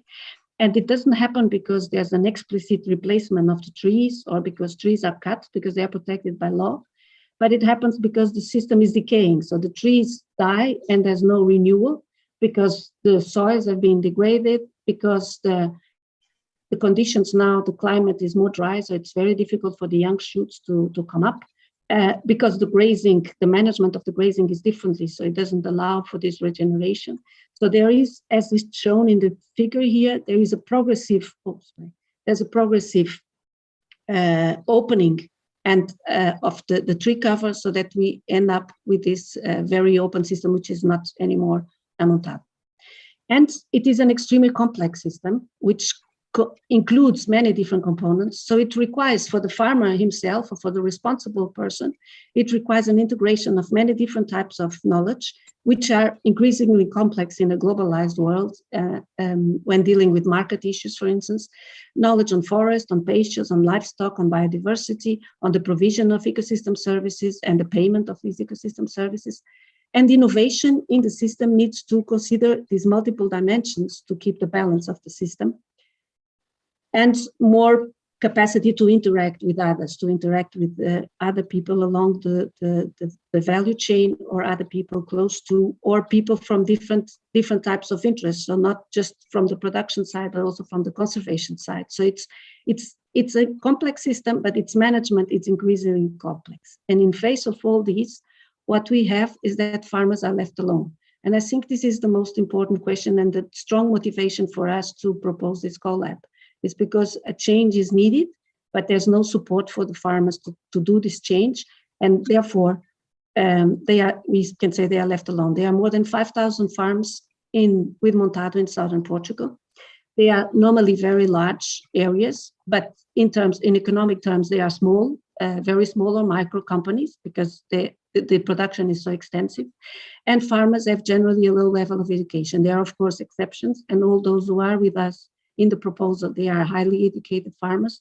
And these large estates, they tend to have better educated farmers than generally in Portugal, but still the average is low. And that means this combined at a very low investment capacity in research and innovation. Therefore, we need a boost. There's something which the European Commission calls the ACIS, which is the Agriculture, Knowledge and Innovation System, which is considered to be the network of actors, both farmers and advisors and other people, researchers, which produce knowledge and innovation that can then be applied in the agriculture sector. And the ACIS should have been in place and modernized since more than 10 years ago. There was a declaration in 2008 saying that the traditional way of producing and transferring knowledge to farmers was outdated. We needed a new one. We needed to have an ecosystem of innovation where a lot of interactions were created. And since then, a lot of countries have developed their ACIS system, but Portugal and this is a recent classification from the European Commission, has still a very fragmented system and very weak system.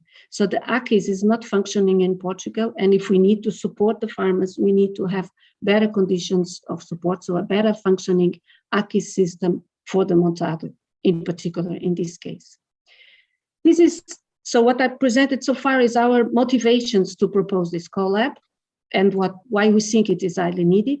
And then what is our capital to start with? What is it we have that make us believe we can do this in a good way? We have already a collaboration between 3 research units. So MED is coordinating, but there's also CE, 3C in Lisbon and SENS in close to Lisbon in Universidade Nova. And we together are already we compose already an associated lab, which is another type of lab in the Portuguese research and scientific system. So we have been gathered for 1 year now in the Global Change and Sustainability Institute. So there's more than 300 researchers and some infrastructures, including some areas of Montado, for instance, this one where we have a long-term socio-ecological site for monitoring this long-term socio-ecological site for monitoring of changes. And we have our own station in nearby the Mitra in Alentejo, and we have analytical conditions also. So we have already all these researchers working together, and we have a very sound and fertile, I would say, network of partners working with us. So what we show here is all the partners we are involved in the proposal. So the partners of the proposal, they are both universities, farm enterprises, and associations, and one cooperative, one association, one cooperative, and all of them, they have already contact with each other, almost all of them, plus that we are, they have their own area of influence. But what I would like to say mostly is that we are already working a lot together. We have, for instance, one initiative, which is the Tertúlia do Montado. It's an event occurring every second month for 5 years or 6 years now, where we gather farmers and technical staff and advisors, and we discuss on the basis of what the farmers need. So we do field visits, for instance, we do workshops in rooms, and there, together with projects and together with other type of activities we do with the farmers, have created a strong capital of trust in between these different elements. And the result was that when we were proposing this CoLab and the construction of this CoLab, which also will have costs and requires involvement from the farmers and from the companies, the reply was immediate. And we had also more which are interested in this CoLab, which we hope can join us later. So we think that this is being placed in the region, being placed in Évora, and having all these contacts is a very strong point, a plus point, a strong capital to start with. So what we will have is the headquarters in Évora, and then, the headquarters in Évora, and then we have 2 more institutionalized field stations, but we will have all the field plots and experimental plots in the different farms we are collaborating with. So we cover the south of Portugal, and we are sure that will be easier. And even if the region is very big, the communication is easy, transport is easy, and it's an empty region, so it's rather pretty easy to travel around. What we also have as a capital to be used in this CoLab is that we are already working with the public administration and policymakers. For instance, we have set up a proposal for a payment, agro-environmental payment, which is within the Common Agricultural Policy. It's a request from the Commission that member states have this type of measures in the coming Common Agricultural Policy after 2023.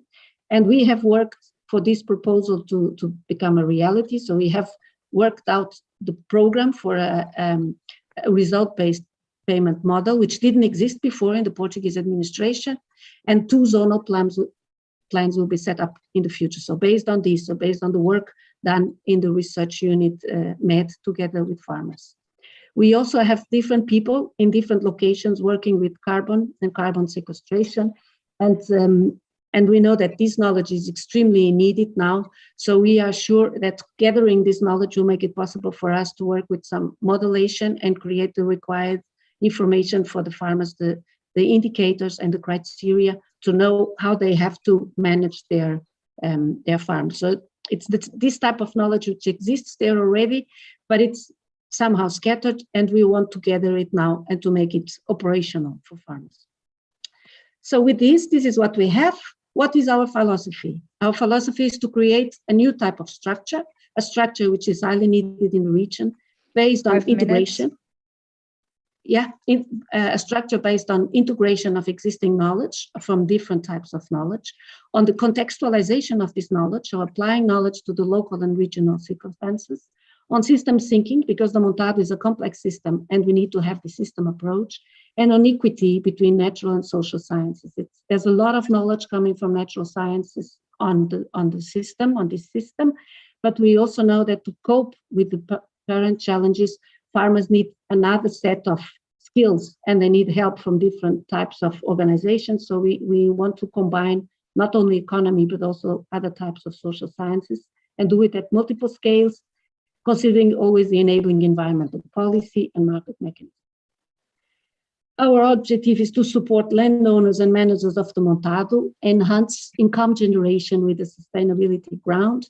And we have this action plan for 4 key areas: the sustainability transition, digitalization, so the increased use of digitalization in the management and knowledge to deal with knowledge, improve value chains as more value is captured in the production level, and increase integration in international networks and increased acknowledgement in policies of the specificity of this value. So we will work for this in different ways.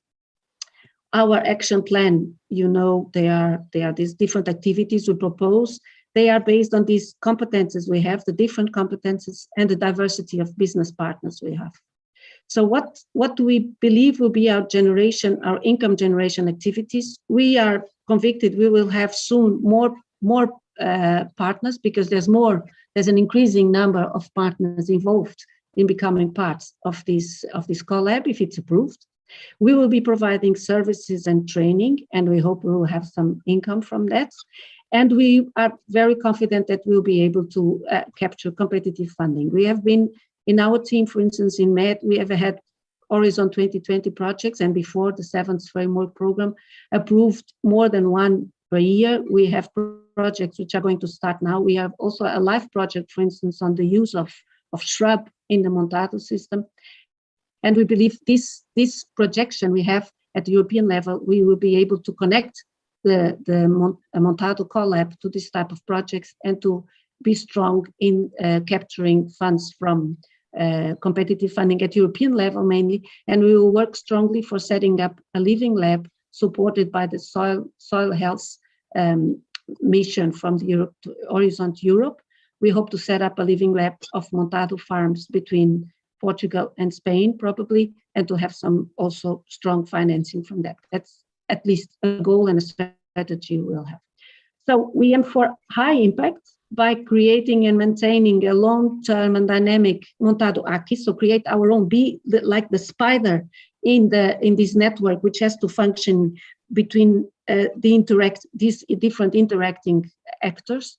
So we want to be the hub which creates this dynamic of contact between the different partners. We want to reach out to all or almost all Montado owners and managers. So we want really to have a strong network and to make it much more strong than it is today. So go from the innovators and from the strong Montado owners to all the others which are more left alone than these ones, and mainly to overcome the short-term logic of the project financing we have to now. So we are producing a lot of knowledge, but it's typically in 3 years or 4 years projects, and then the teams do not work anymore, the researchers leave, and the possibility of knowledge transfer in this project is very often minimized by these short-term contracts. So we also would like to generate the products and use the digitalization tools. I'm almost finishing. I just would like to say that we also hope that we'll have impact in the region as such. So not only in the Montado management, but also in increasing the capacity, the human capital capacity in the region, improve the knowledge basis for the Montado generally, will boost relational resilience. So we hope we will have capacity to boost the creation of new jobs and diversified economic activities in the Montado. We'll also have impact in the region, which is highly needed because it's a depressed and low density populated region in the very marginal area of Europe. Thank you very much for your attention. I am finished. I have finished. Thank you so much. Right on time. So we can start with the questions. Yes, I will start with May. I was somehow surprised that you didn't talk about human resources, you didn't talk about finances, you didn't show any numbers. So it was a good story. Let's say the narrative side was very good, and I understood it very well. I think it's a great vision, but we are in a real world and living a real life, and at the end of the day, the numbers and the finances count. Yeah. So that's the one thing. So you didn't give any numbers. I have them here because I had the written proposal. And I will start with a question before I go to the numbers. Okay, a CoLab also has a definition. A CoLab, if you look at the documents and the FCT homepage, you will see it's a new independent legal entity that works, look ahead on innovation for a given either problem or application domain.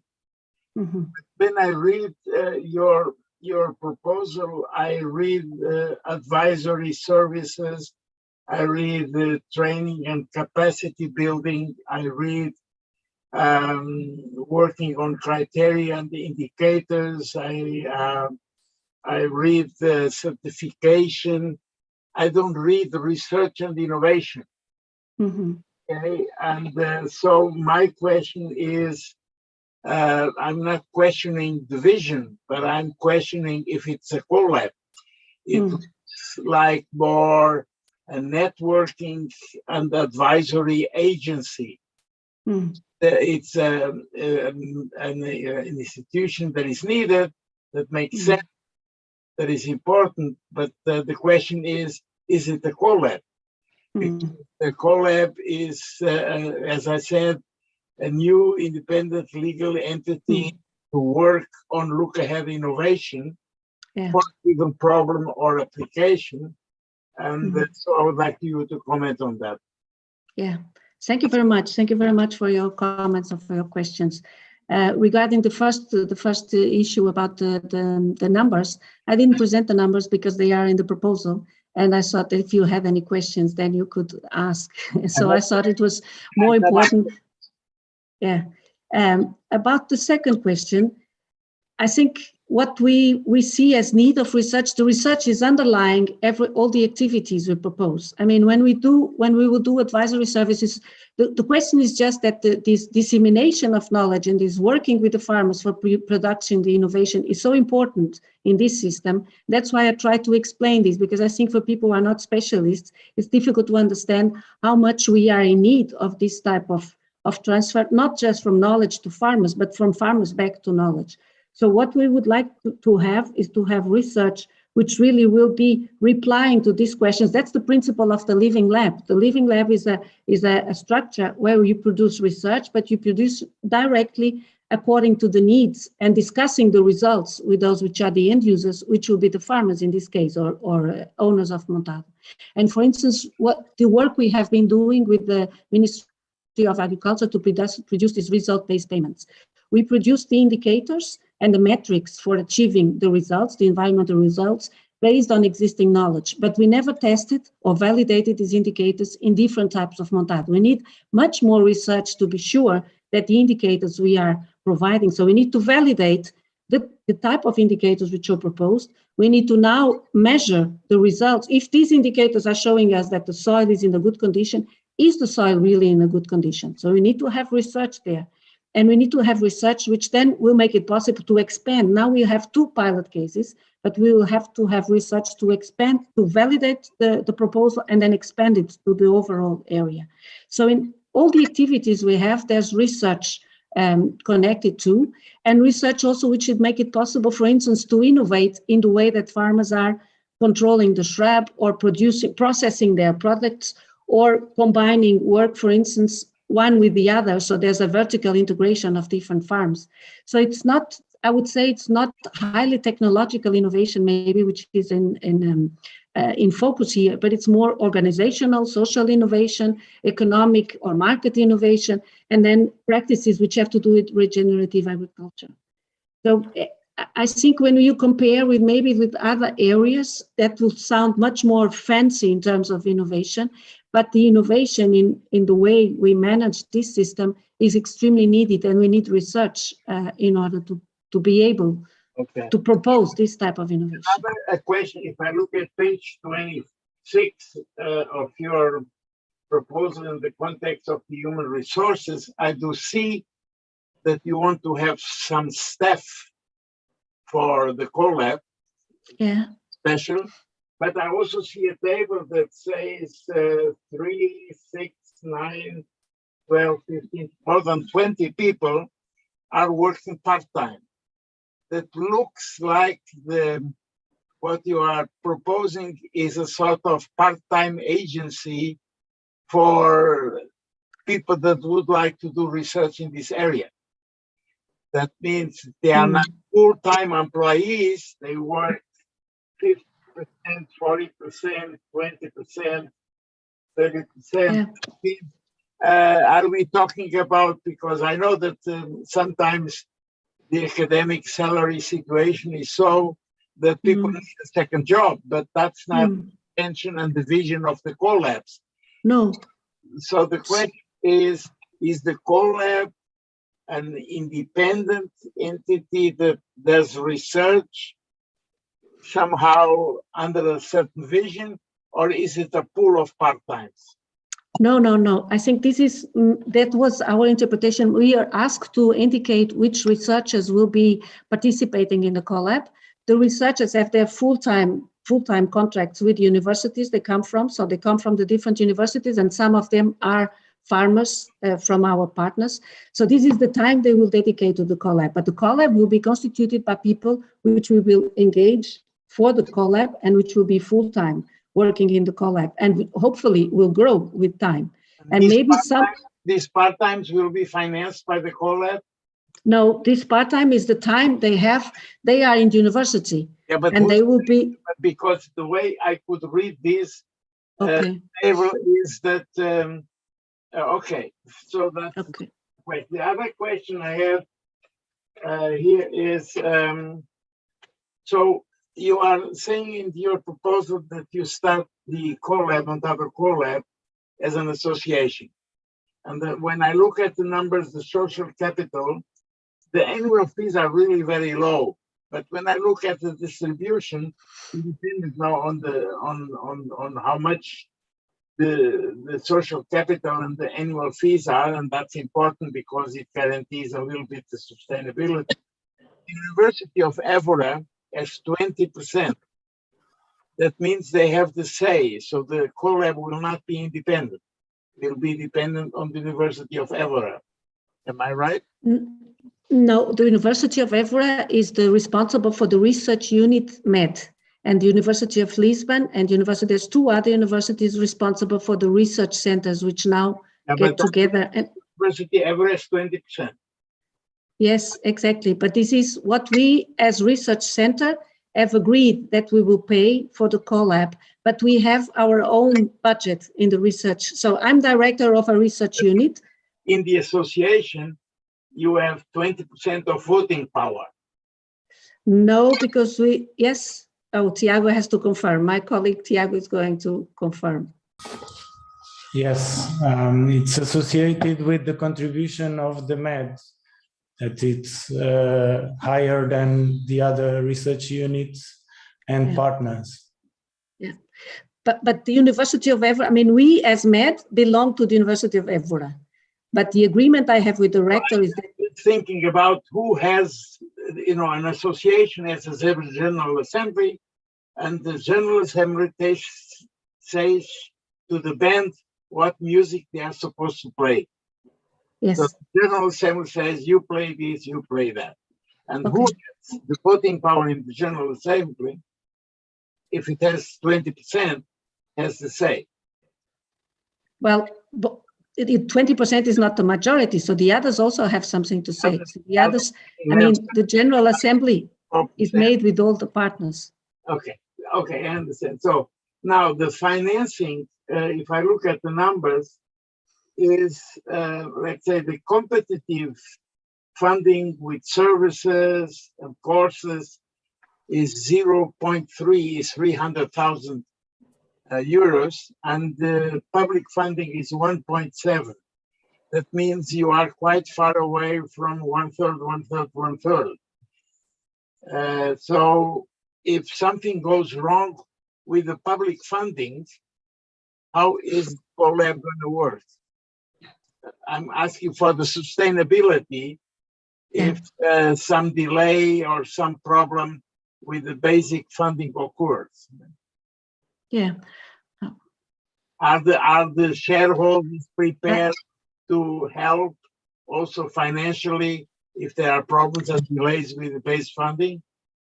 Yeah, I mean, what has happened is that what we created as a budget was for these first 5 years where we expect we will have the basic funding, and we are also expecting that we'll be able to collect. So this is a rather conservative budget we have presented, because we didn't want to be too over ambitious or present something which would be risky. But we can only do the CoLab if we have this boost from the start of the public financing. That's the idea. And when we have these researchers and when we have the staff, if there's a delay or a problem there, what happens?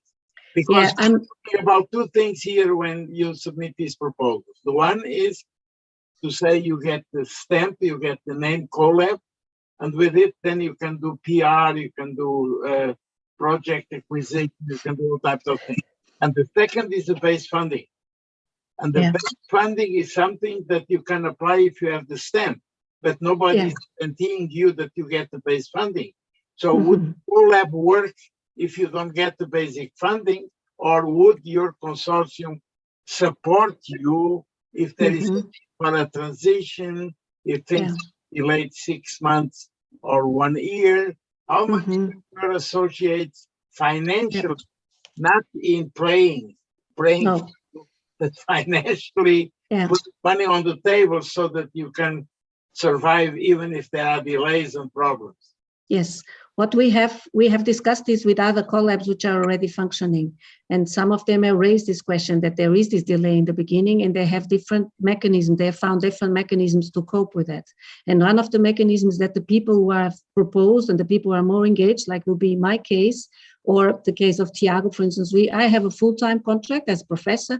Tiago has a contract as researcher. We'll be dedicating part of our time to the CoLab, being paid by the university. So and that's what will happen with most of these researchers and some of the farmers, that they will dedicate time, which is paid by another instance, to have the CoLab set up.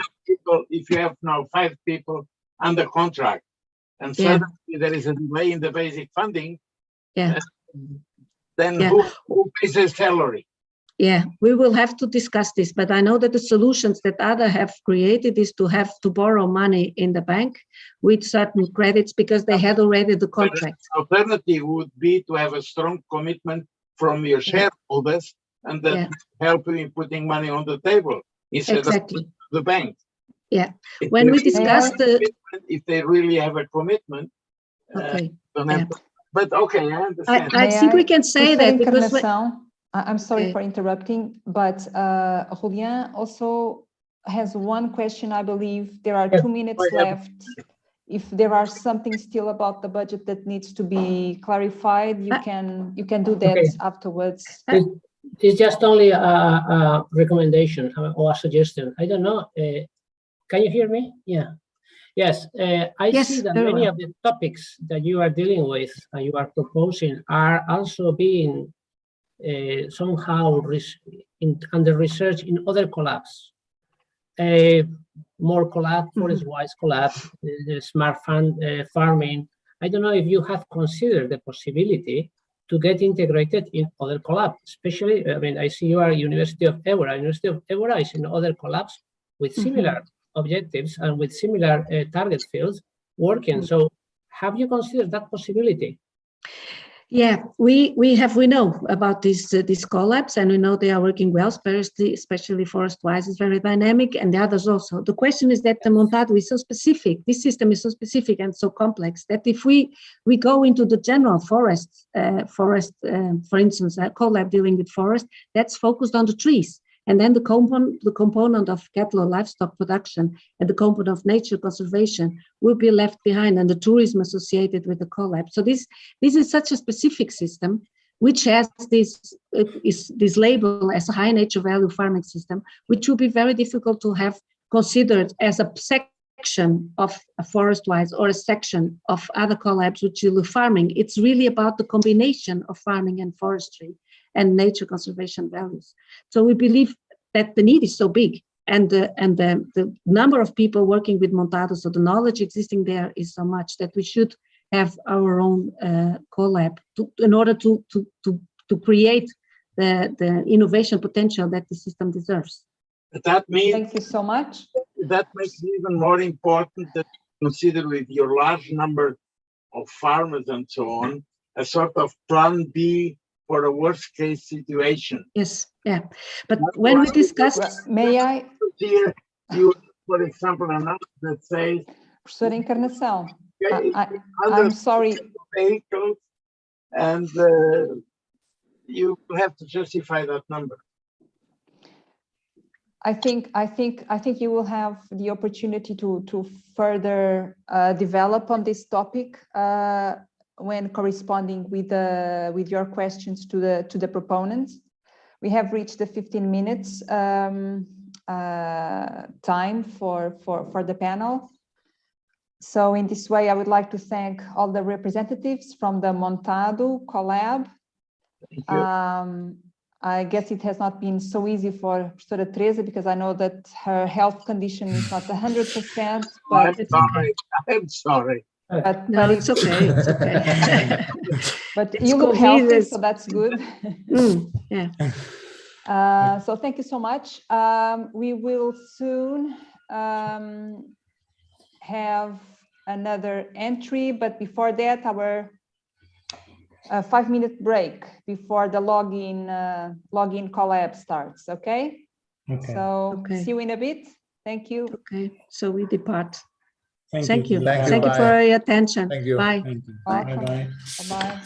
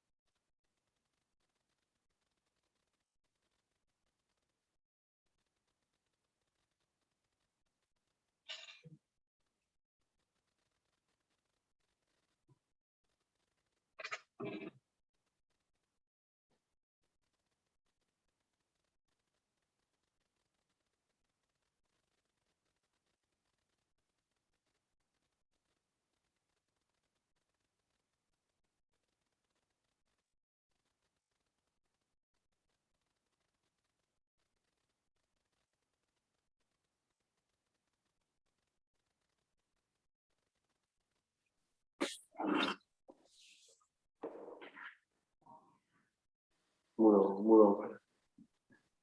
Boa tarde. Tarde.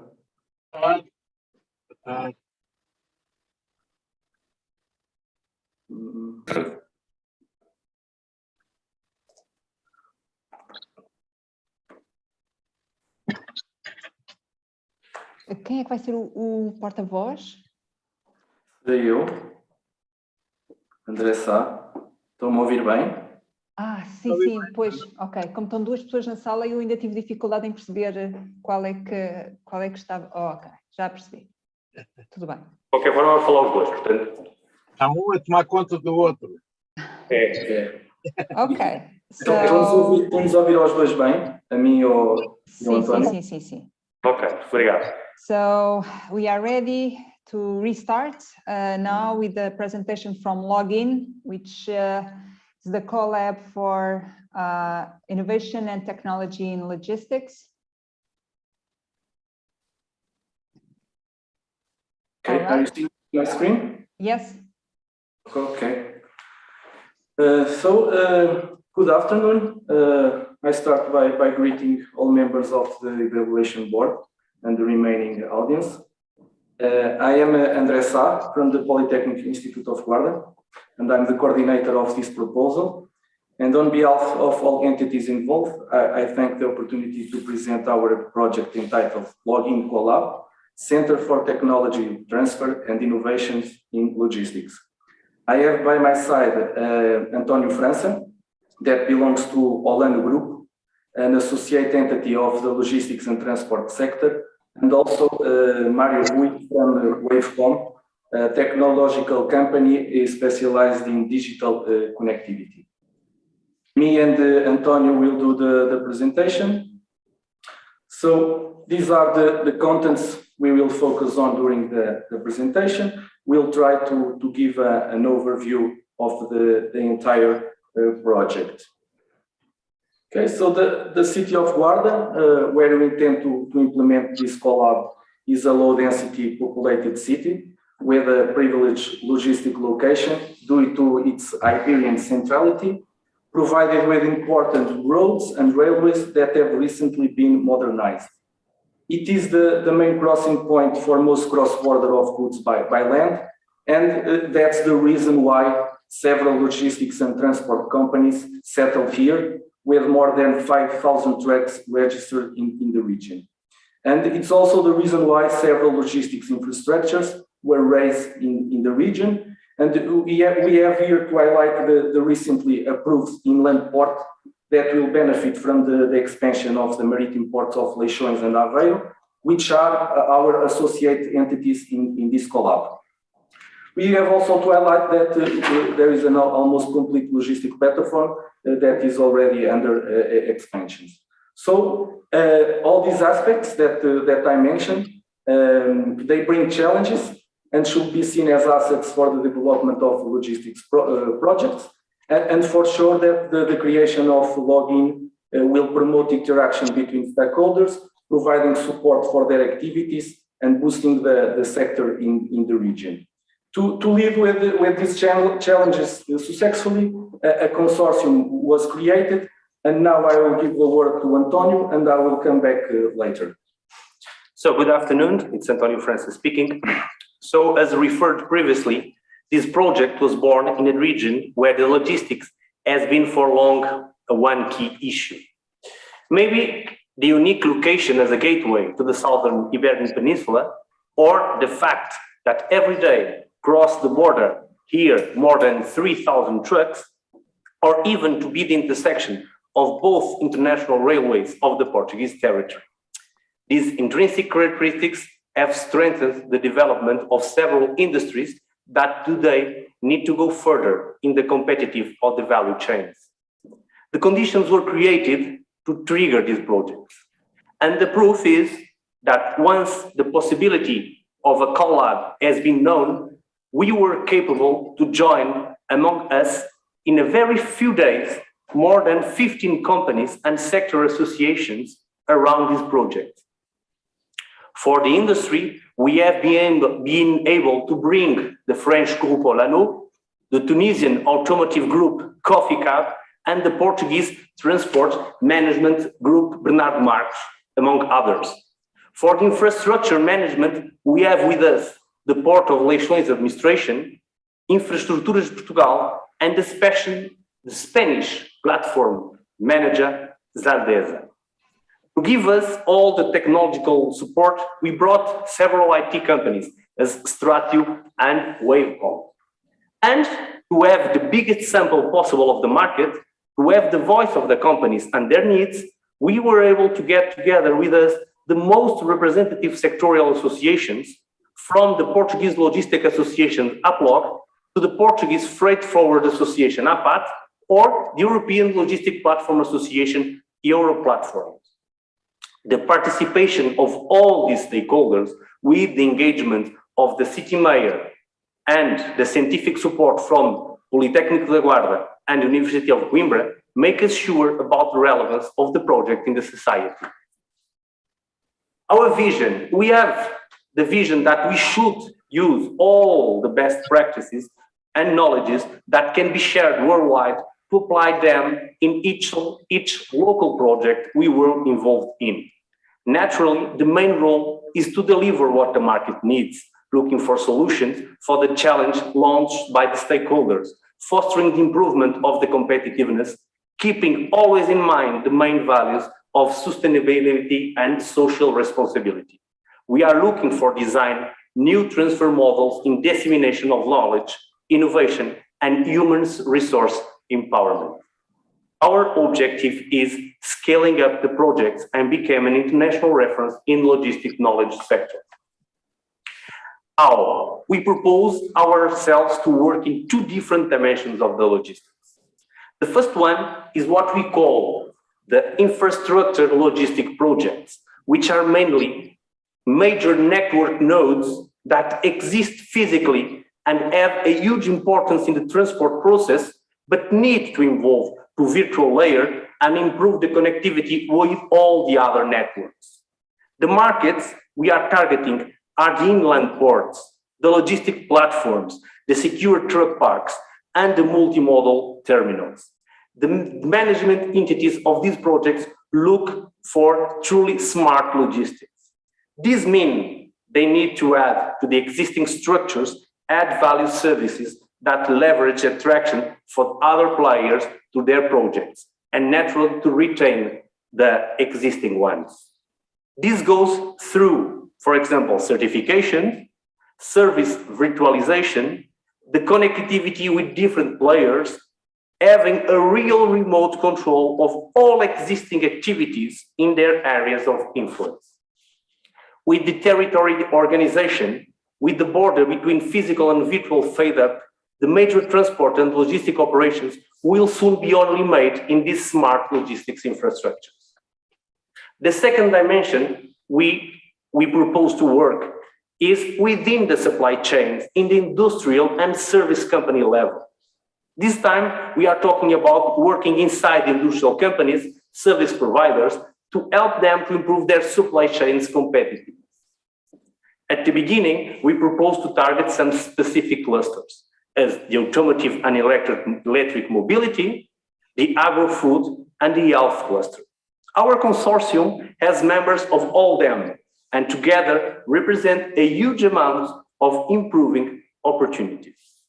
From these companies arrive the feedback that there are several areas along the value chains that need to be optimized, whether from the internal process point of view or the extended supply chain. The challenge comes from the huge diversity of areas, such as replenishment process, last mile deliveries, carbon footprint and sustainability, or even data analysis dimension. The supply chain optimization is a daily basis concerning today's companies. The aim is to help building true control towers that allow the managers to monitor their business and to be able to quick decision making. Those are main tools to face the constant market change, and we are sure that this CoLab login can be an important actor in the development of these innovative solutions. Okay, so these main objectives that Antonio mentioned are our ambition, and they will be achieved through our innovation agenda. So we firstly will elevate the region to its unique cross-border status by boosting the existing infrastructures. These infrastructures will be our laboratories. This is very important, We will diagnose the specifications for obtaining safe and secure parts of certification, enhance its infrastructures, and reconfigure its business model with the development of digital platforms for management, booking and service reservations, and we will promote the connectivity between stakeholders and other existing platforms like Janela Única Portuária. Secondly, we will diagnose specific needs and enhance the operations of companies for better use of assets and other resources in the supply chain, promoting solutions and models towards a systemic and connected structure. Thirdly, and with the increase of logins capacities, more ambitious projects will take place with digital platforms that function as control towers and allow the companies to have an end-to-end information integrated with the various stakeholders. This includes 4 main topics. 1, the integration of IoT technology to improve efficiency, transparency, real-time monitoring, and supply chain management. 2, the use of artificial intelligence algorithms combined with machine learning to provide predictive solutions to reduce operating costs and automate administrative tasks, and also for predictive fleet maintenance. 3, the development of robotics capable of offering speed, precision, and productivity to the supply chain. And 4, enhance security, transparency, and speed of the various logistical process using blockchain technology. And of course, transversal to the entire innovation agenda, the training of human resources will happen in all stages. Concerning the potential impact, we highlight the business leverage. The logistics infrastructures will be optimized and connected, leverage the business of the region by integrating regional and national stakeholders and consequently attracting national and international investments. We highlight economic growth. The region will gain economic potential and benefit from the expansion of the influence of Leixões and Aveiro ports, taking advantage of the logistics operators who are installed in both sides of the border and who will be able to create an important inland region that will serve the main Iberian market. We also highlight technological development. Login will create scientific and technology capacity, making use of state-of-the-art geospatial technology in the space assets, valuing the knowledge generated and contributing to the development of the sector, namely in terms of import, export, storage, connectivity, etc. The other highlight, logistic hub, where the entire Iberian Peninsula will be served through the geographic centrality of the region, either by road or by rail, transforming the region into the great logistic hub, connecting the Atlantic with Europe. These expected achievements will position Login as a laboratory with unique skills and capacities in line with the global trends in the logistics sector, contributing to a green, digital, and resilient Europe. In terms of the governance model, Login will be a non-profit organization with a typical governance model, basically to organize ourselves, to define responsibilities and how the information flows across the organization. All entities are involved in the governance model, with the companies having an important role in the decision-making process. Concerning the human resources, Login will start with a like structure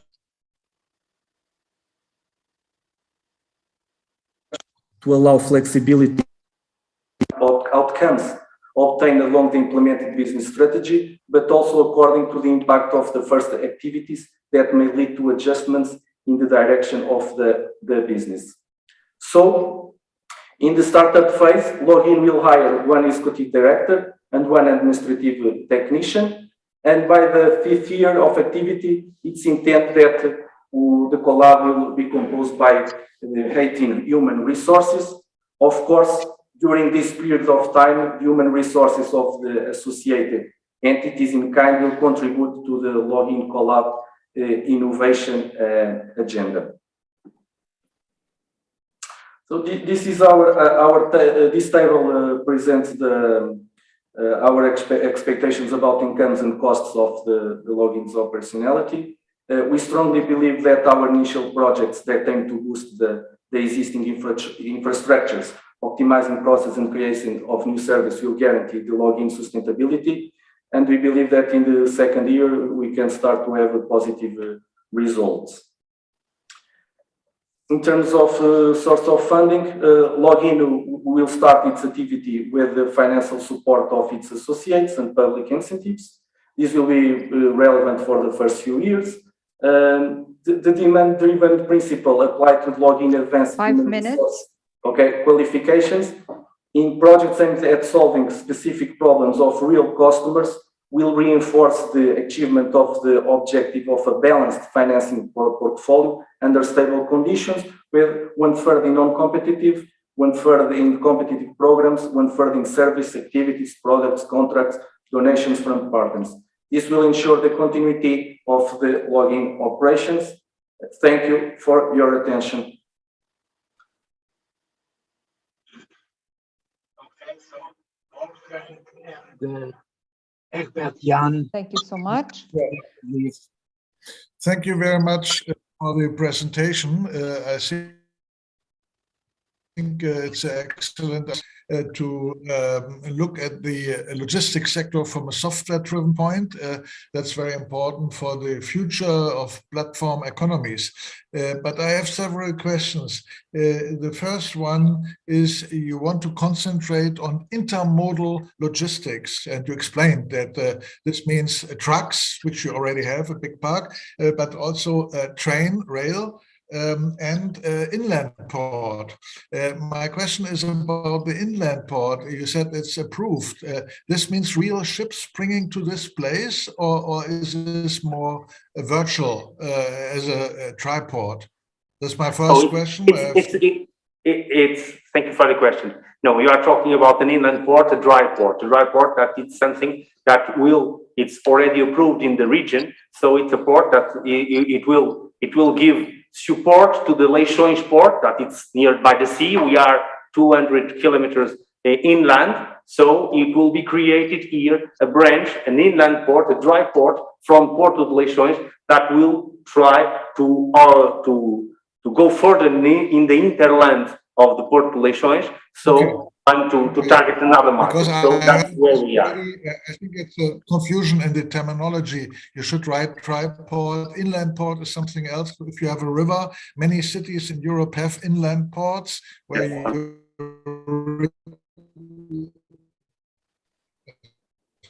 especially in Netherlands, Germany. In essence, you have no ships. It's not really intermodal. In your city, you will have the trucks. You already have a lot of trucks. You said 6,000 trucks per day, and you have the train. The train, however, your proposal was kind of disrupted, and now it's reactivated. So it's also what was the reason to shut this down? The train was the train port, train rail connection between trucks and rails for sometimes, because in the proposal you say reactivation of the train truck. Yes, because we have in the region one multimodal train station that used to work with containers and used to work not with persons, but it was shut. It was shut because in Portugal the investment with the trains during the last decades were not the biggest one. So we were very focused in the highways. That's why these kind of structures were shut down. But today there are a huge need to go further in the train, and that's one of the first multimodal rail stations that is going to be reactivated here in the region. Okay. Second question is about the research. You know, CoLabs mean also that you do a lot of research. When I looked at your proposal, you're right. After 5 years of research, there are only 5 publications in the KPI. I think this is pretty low. I mean, if you have a research institute which produces only 5 publications in summary, you say, in 5 years, I mean, according to every standard I know, this is not good. So I think there is some work to do on the research side, also to find more institutions. What do you say about this? The research plan is a little bit weak. The vision is very good, but the research plan. Yeah, because in the beginning we will start with to boosting the infrastructures, so it will be more practical. It will be more technological for to develop the technological that infrastructure, because they are in the phase of in a binary stage concerning in terms of technological development.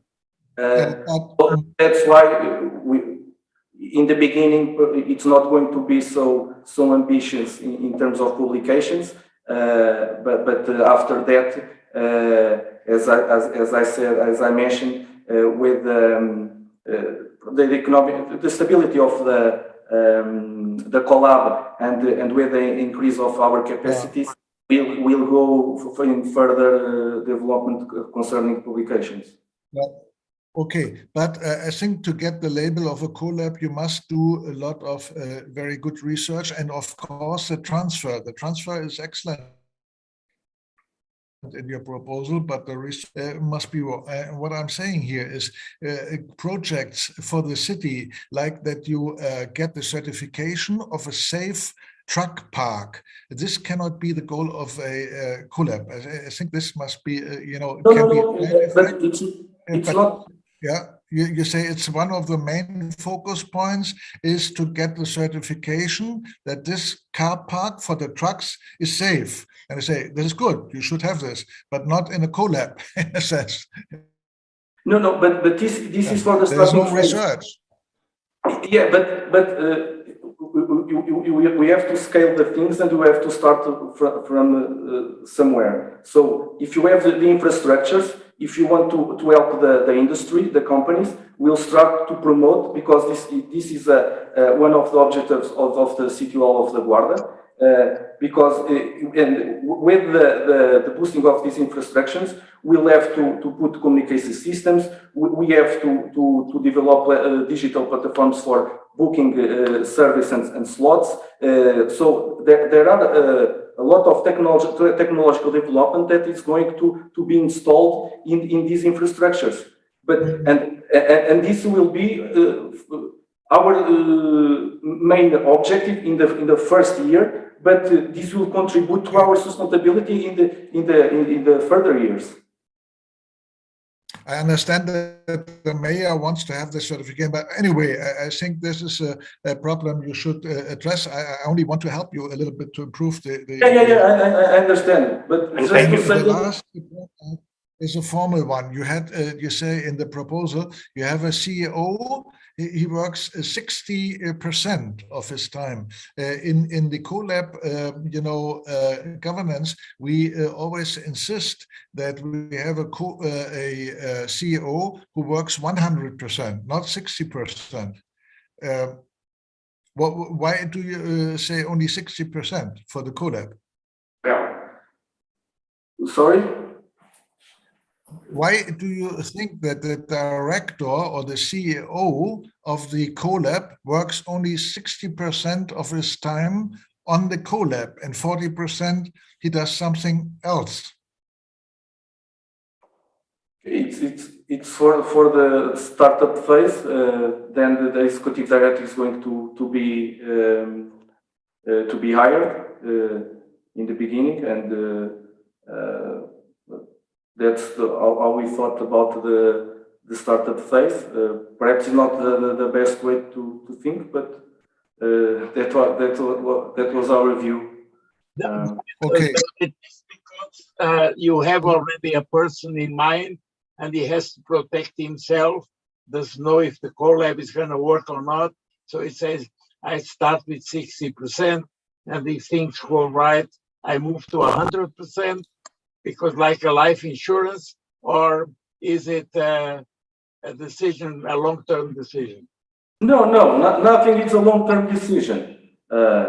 No, everything is a long-term decision. What we are here saying, no, not at all. Of course, this is not a life insurance. Of course, this is not a decision. Our goal, our main question in the beginning, and how we construct this CoLab was always in mind with the sustainability, the financial sustainability in mind. So as we know, I don't know if it's a defect or it's a characteristic. We in the companies, as you know, we are very impressed with results. We are very impressed with all these kind of things. So I think it was all this company pressure to put a lightweight structure that could be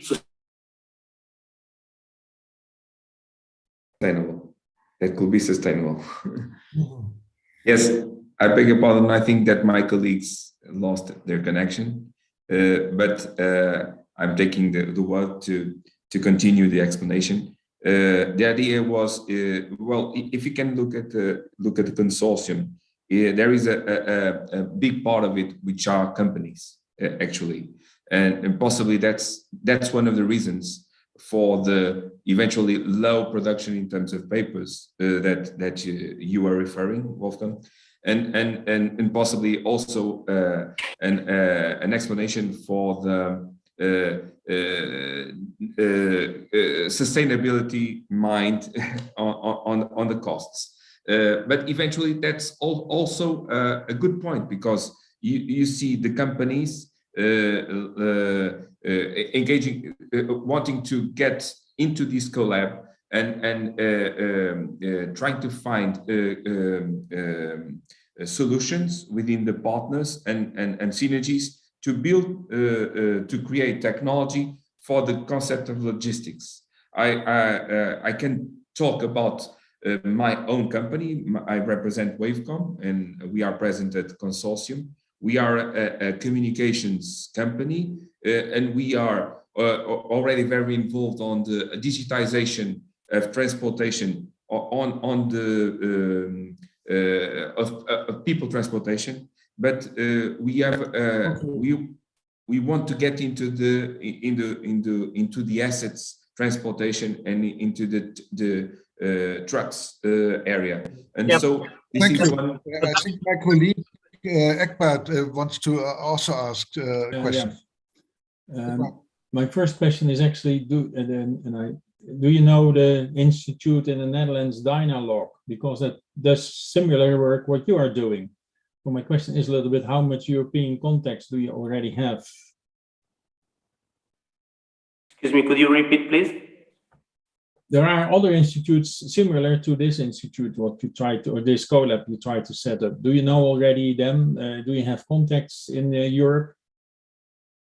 No, with the CoLabs, we don't have contacts. As we said to you, we were very focused here in the market. We were very focused with the associations. Okay. We have contact with European associations that are with us, not specifically with CoLabs in Netherlands, as you.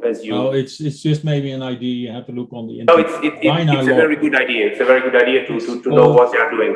It is called Dynalog. Yes. Also, yeah. And they're already active for about. Yeah, in Dortmund, you should look at Fraunhofer EML. It's 300 researchers only on logistics. And OEM 150 research, BIBA. These are the two top institutes. Like saying there's a lot in topic. It's a very good topic. Yeah. And then my second question has to do a little bit more with the revenues you expect. There are not that many calls in Europe for funding logistic research, but what I do see is that these research get a lot of funding directly from companies for services like PhD services and MS master students studies. That's why I was a little bit surprised to see that you don't get that much funding from the companies to have topics researched on behalf of these companies in this CoLab. And you expect that about a third of your revenue from outside is really from competitive funding, where competitive funding is not that easy in this area in particular. It's not particle science where you have a lot of funding available. How do you look upon that?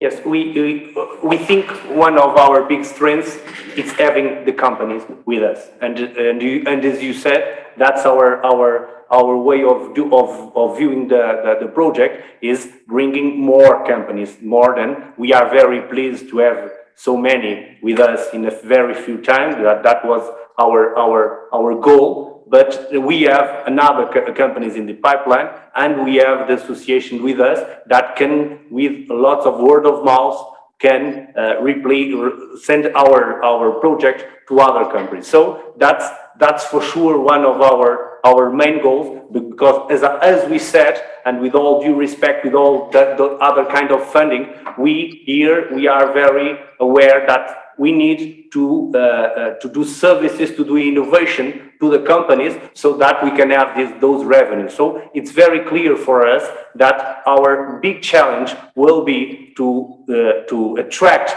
more and more companies that can challenge us, to challenge them, but in the end we can deliver the project, but at the same time we need to have that revenue. So that's very clear for us, that's our main challenge, and that's why we are trying to see this CoLab more as a company more than as anything else. So that's why we put our structure, the lightweight, as light as possible, and we are trying always to focus in the market, focus in companies, and focus in this kind of development, because we are very aware that that's where we need to go. If I may, regarding the capacity to get some funding for R&D activities, the subject of logistics, it is actually a wide subject, and when we are talking about also security, about mobility, about decarbonization, and these subjects are a good goal in terms of getting financing to digitization of processes of digitization into these areas. And so I believe that will not be such a huge issue to get funding for some R&D projects. Okay. Yeah, there's the CoLab, Circular Economy Lab already, and one of our advice will be that you also contact them. They are very close, you know, it's a very good lab, but they work only on circular economy, not on logistics, but you could say we team up and try to, you know, fulfill this vision of circular economy. We do the logistics, you do the other stuff. Yes, of course. Yes, of course. 3 minutes left. An additional question or? The question is, Mario Rui was saying that he doesn't see the competitive funds as a problem. More or less, he was saying you see ways to get them. But would then the associates of the CoLab, you need also a plan B, because you are hoping it's not a problem, but the hope is only a hope. Would the associates help the CoLab financially if they don't succeed as a sort of plan B?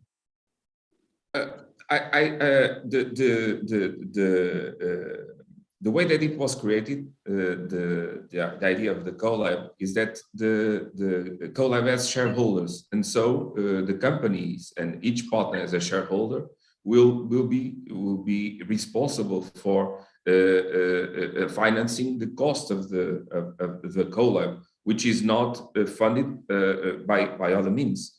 So the concept is by itself sustainable. Okay. So yes, that's good to hear, because not all shareholders in all CoLabs have the same understanding. So I like your answer, but it's not what we listen in all consortia. Very short. They join to spend money, not to put money on the table. Yeah. Was GABA picked by the government, Portugal government, as a central hub? Because I was a little bit concerned when I read that in winter it's very cold there, -10 degrees is low, and for even truck traffic this is not optimal. But it's just a geographic position, or are there competitions in Portugal to be the main logistic hub? I was a bit surprised because the city you promote here is the highest city, as I understand, in Portugal. Normally one would say this is not the right place to do this, but anyway. No, I can clarify you that in a few, just a minute. Guarda, yes, is the highest city in Portugal, but we are talking of a valley, and the platform, the railway, as you know, the railway cannot go up. So even the railway, even the highway, even the logistic platform, everything goes in a valley that it's in 5 kilometers from the city, that it's also Guarda. So there's a very good conditions to the logistic process. Okay, thank you so much. Right on time as well. Okay. So we have been having a full day. I want to thank the participation of all the representatives from the Login CoLab. Thank you so much. We will. Thank you. We will have a 15 minutes break, and then we meet again. Okay, thank you, bye. Okay.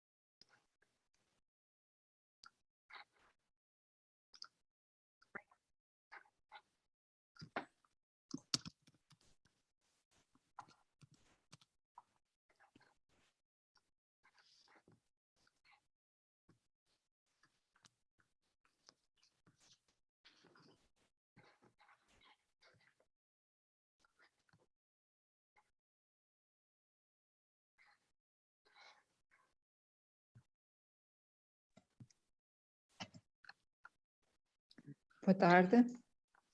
Boa tarde. Boa tarde. A apresentação será feita por um elemento ou por mais? É por mim só, Margarida. Okay. Posso partilhar a tela? Sim. Okay, so we have already present the three elements from the ABC CoLab, Algarve Biomedicine Center. Whenever you feel ready, you can start. Just 1 minute to put everything okay. Yeah, I think you are seeing my presentation, so I will start. So, good afternoon. My name is Clevio Nóbrega. I'm the coordinator of the ABC CoLab Integrated Aging and Rejuvenation Solution, which I will present in the next minutes. For the discussion part, there is with me Dr. Nuno Marques as the president of the Algarve Biomedical Center, the proponent institution, and also Dr. Sara Ramos from Isqueté. Our CoLab is constituted as a non-profit association comprising 11 different entities, plus the Algarve Biomedical Center as a proponent institution. They are located in Algarve, in Lisbon, in Coimbra, and they arise from different sectors of activities, including academia, research centers, business, and government entities. Moreover, we have the support of several institutions, like, for example, the Turismo Portugal, different biotech companies, and also the manifestation of interest to participate in this consortium of this in the future of different institutions. So I will start this part of the presentation making a question to everyone that is following this presentation, perhaps a quite complex and not consensual question, that is, what is the ultimate frontier of knowledge? Of course, this is quite broad. Probably it would be a discussion for 1 year. And so we don't have time for that. So I will try to narrow to three options only. And the options are conquer space and find alien life, delay aging and live forever, or other option. And even with this narrowing of the options, I know that still the answer for this question is not consensual. And in fact, in the last days, we did a small poll in our contacts with this question. And interestingly, from the 120 people that answered to our poll, around 45% said that for them, the ultimate frontier of knowledge is to delay aging and live forever. For those that want to delay aging and live forever, and I'm one of those that answered that option, the truth and the bad news is that aging, it's a one-way process, and that for several authors, it starts already before we are born. And why? And besides the fact that from a scientific point of view, aging, it's a quite challenging and scientific question. Now, aging, it's also a problem. And it's a problem because of several measures. But let's look at this one. This measure says that, or states the number of all age-dependent individual. This is person that has 65 years old or more per 100 people of working ages. And according to United Nations values for 2019, Portugal has 38 of old age dependence per 100 working class people. And this is, of course, more than Europe and North America, and more than the rest of the world. In fact, these numbers ranked Portugal as the 4th oldest country in the world. And while these numbers are preoccupying, the most dramatic are the UN estimates for 2050. And those estimates are states that Portugal could have in that year 71 individuals more than 65 years per 100 person in a working age. But why these numbers are preoccupying? Because aging has an important impact and important cost to our societies. And of course, many impacts, many costs can be stated, but I will try to summarize in two main costs or in two main impacts. One of them is the social impact. And in fact, aging affects the most vulnerable parts and stages of our society. It leads to the isolation of aged individuals, mostly or sometimes with an important lack of family support. Altogether, this leads to an enormous pressure to the health and social care systems. Also, linked to this social impact, we cannot forget that aging has also an important economic impact. And in fact, according to the Yale School of Public Health, only in 2020 in US, the cost of aging in that year was approximately 55 billion euros. But what is aging? If we search, we can find a lot of definitions for aging, including these ones that we write here. But one important question is that aging, it's a quite multidimensional process and quite complex to understand. And in fact, is that when you try to look for different definitions of aging, you can find a definition for biological aging, which is different from a chronological aging or a metabolic aging or even a social aging. So we have here a quite complex process. So in short, we have a growing and preoccupying trend in the increasing numbers of aging, which lead to important and social economic costs to a problem that it's quite complex. So the big question is how to address the aging challenge. Our question is through the ABC CoLab and the integrated study of aging to develop rejuvenation solutions. And for that, we will take into account two important aspects. One, a multidimensional focus to study aging, taking into account different considerations like the biology of aging, the lifestyle, but also with an important focus in the innovation and the intervention. To this, we will also add a multidisciplinary approach, combining different subject and expertise like health, social science, and technology. The vision of the ABC CoLab is to develop a unique network of institutions, researchers, and research agendas, creating an excellent hub for aging research and innovation. And with this, we have the mission to develop innovative products and services to aging and the ambition to constitute a new paradigm in the development of solutions for this. But what is important to say, it's the ABC CoLab is more than a proposal. In fact, it's an ongoing reality and part and a piece in a puzzle and in a unique ecosystem that the Algarve Biomedical Center is developing in the south of Portugal. And that is based in three different pillars.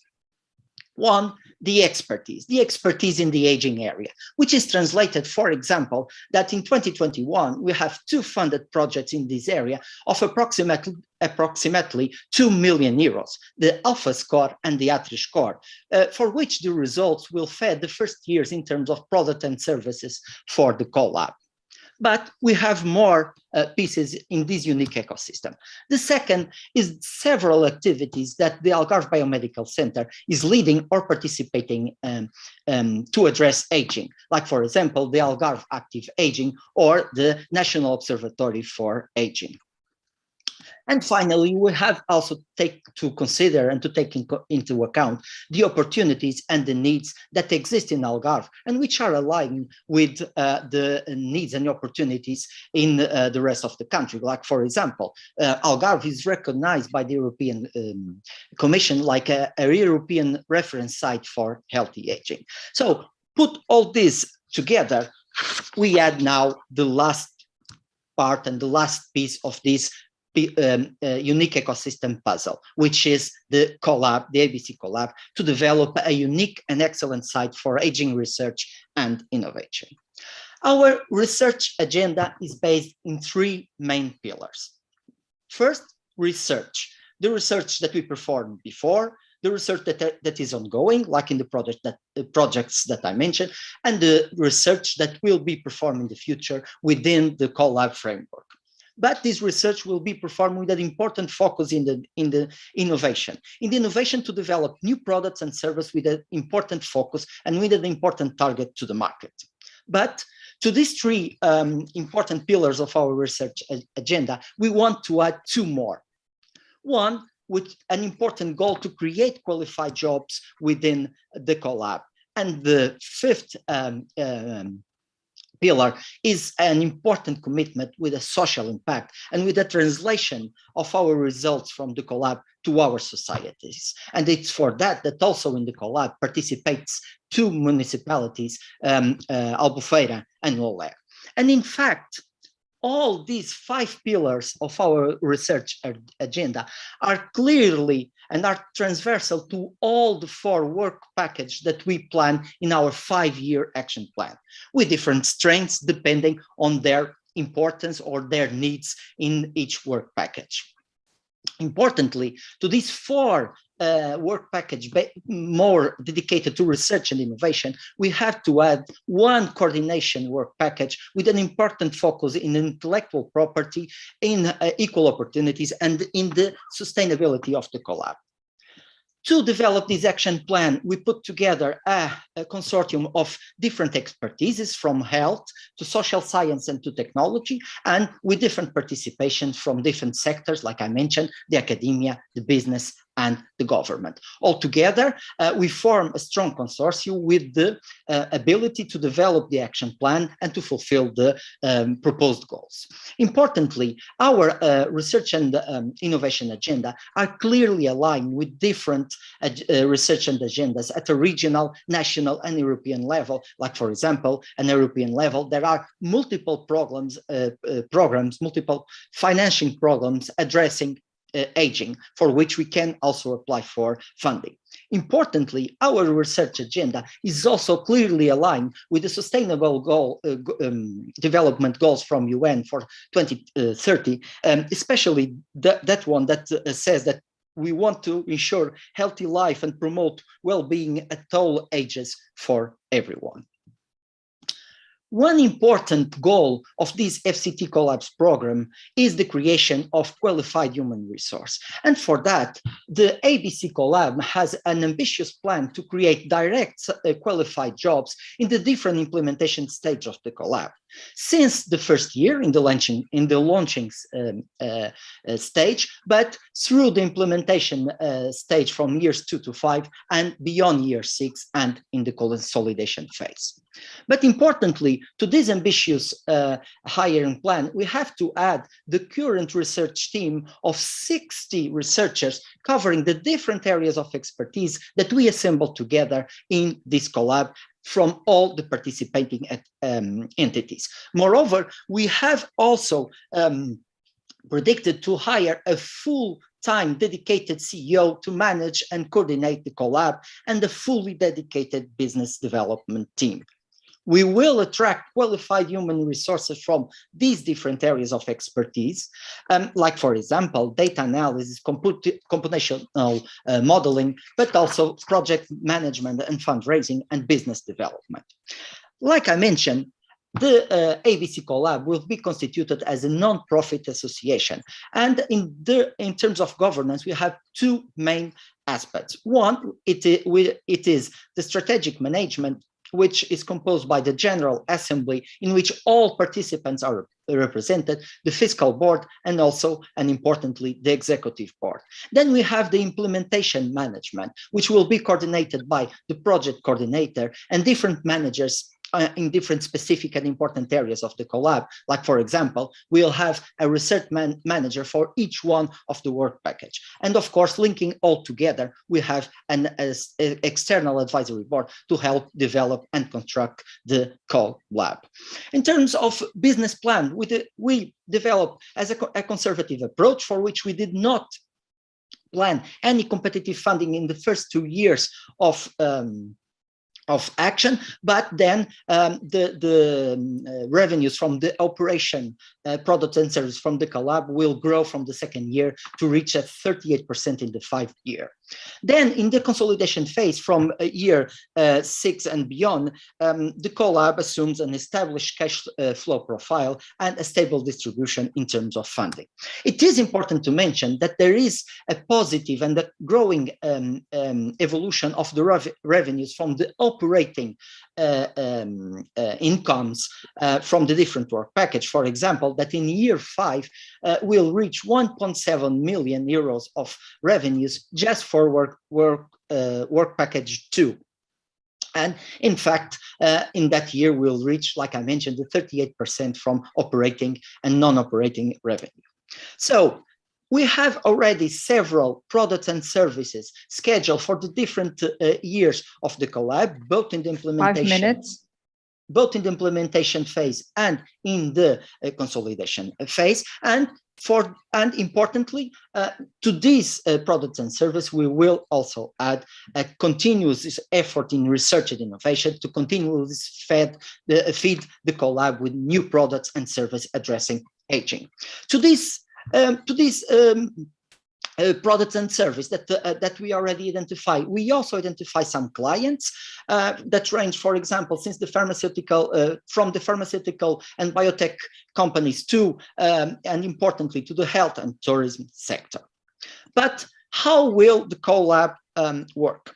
So I will give you 2 concrete examples of 2 products and slash service that we have in the CoLab from the several ones that we have already scheduled. The first one is targeting a product and service targeting tourism. It is important to say that Algarve is the 2nd largest touristic region in Portugal, and according to Forbes magazine, the best place in the world to live and retire in a post-pandemic time. So let's think in an age or middle-aged individual that care about his health and comes to the CoLab to know his healthy, his aging status. Then we will do a complete profile of each aging status, taking into account molecular variables, lifestyle variables, and much more. And we will deliver to him an aging report saying that it's healthy or non-healthy. With that, we will also deliver a report on day-to-day strategies to modify aging, like, for example, activities in the Active Life Lolé Center that is being developed by ABC and Lolé Municipality. Moreover, if you want, it can be remotely monitored throughout time and continuously using the technology that will be developed by 2 partners in this CoLab, the Algarve Data and Vodafone. And then if he returns to Algarve, he can also repeat the profile and see if it changed. It is important to say that this profile is being already currently developed under the research project that we have funded, that it's called Alpha Score.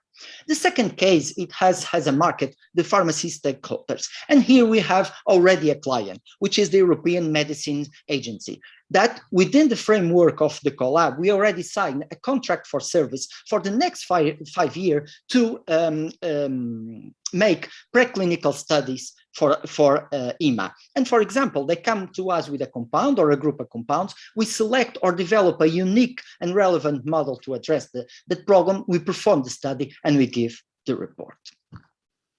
And almost finished. It is important to say that this FCT CoLab program has 6 important goals.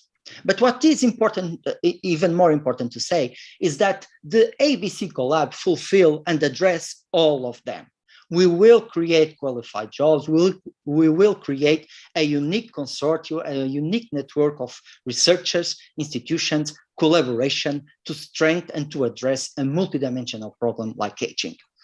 And finally, just to say that we already identify a strong impact of the ABC CoLab, both at regional and national levels, both in the health sector, but also, of course, in the tourism sector. But importantly, also with these 2 important focus, like I mentioned, to create qualified jobs and to have a strong impact in societies by delivering our results to the societies. We also identify several positive externalities, both in the economic and social development and in tourism. Finally, just to say that this all together will produce an important economic impact at a regional, but also at a national level. Thank you very much. Okay, so I may start putting some questions. And then I will share the question also with Wolfgang Waltz. But I have a question. When I read your proposal, sometimes you talk about association, sometimes you talk about a team. Now, ABC already exists. ABC, so the CoLab is supposed to be a new independent research and innovation entity. If you look at the definition of what a CoLab is all about. When I read your proposal, I'm not sure how independent the CoLab is from ABC. That's the one question, so that we can elaborate on that. The second is table 1 on page 21 of your proposal. You talk about part-times. Are these part-times only supporting the CoLab, or are they being paid the 10%, 20%, 15% from the CoLab? And then on, you repeated that on your transparency 18 today, but you also have it in the proposal. You don't speak about the CEO, you speak about the project coordinator.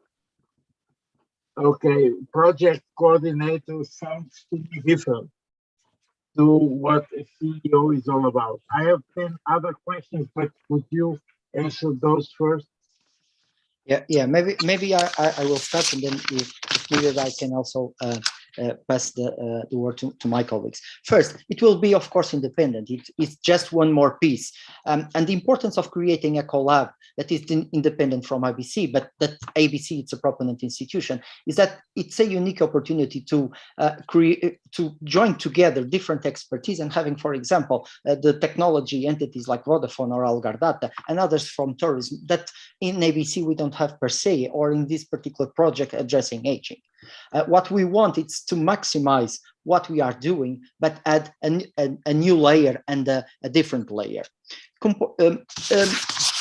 Concerning the table 21, this percentage of dedication of the different participants in the research team, including myself as project coordinator, it's time that we are investing in the CoLab, but that the CoLab will not pay for us. It's just, for example, I will have less academic duties. I will have but let me jump to that. So if you personally are the project coordinator, even if you say it's synonymous to CEO, but you are also saying that you are not paid by the CoLab, that means that the CoLab doesn't have a full-time CEO.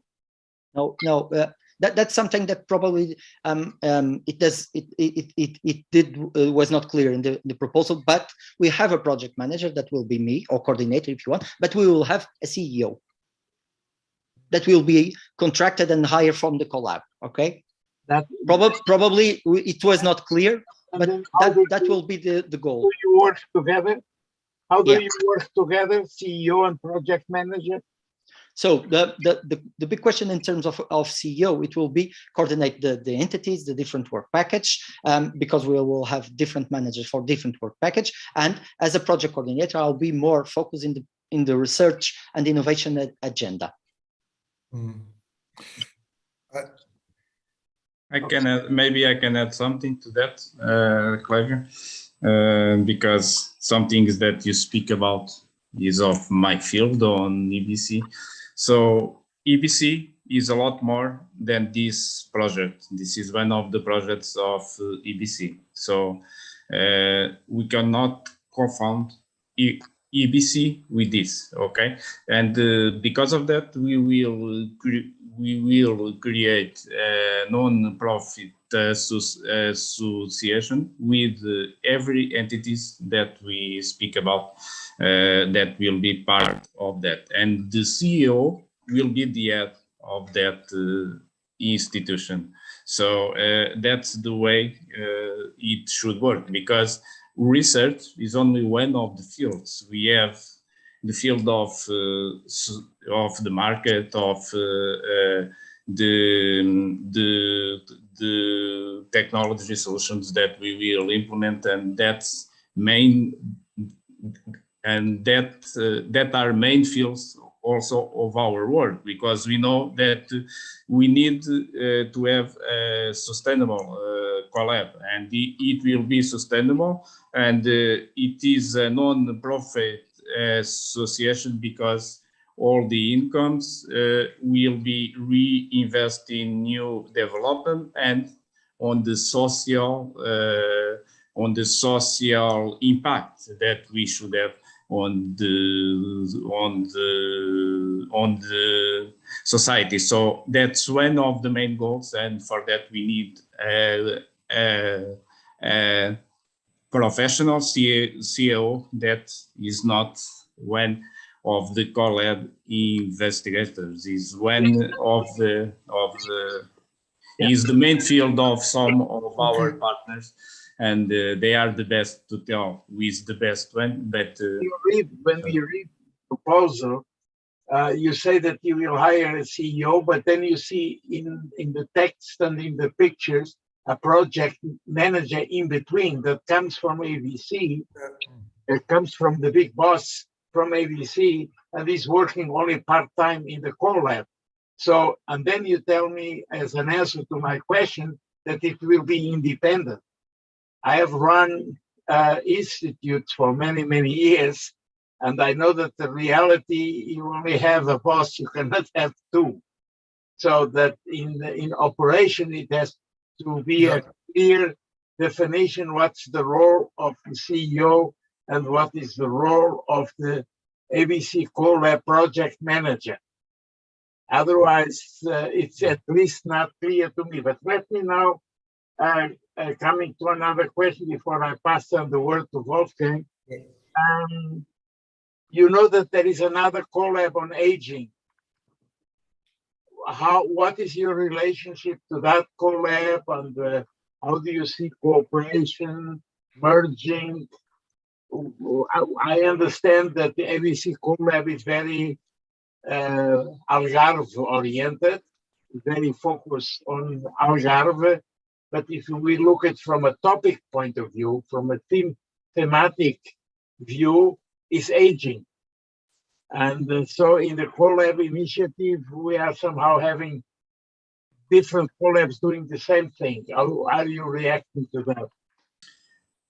Well, I can tell you that we are on the field of aging in the country, and we always cooperate, and because of that, we are part of the national network of aging,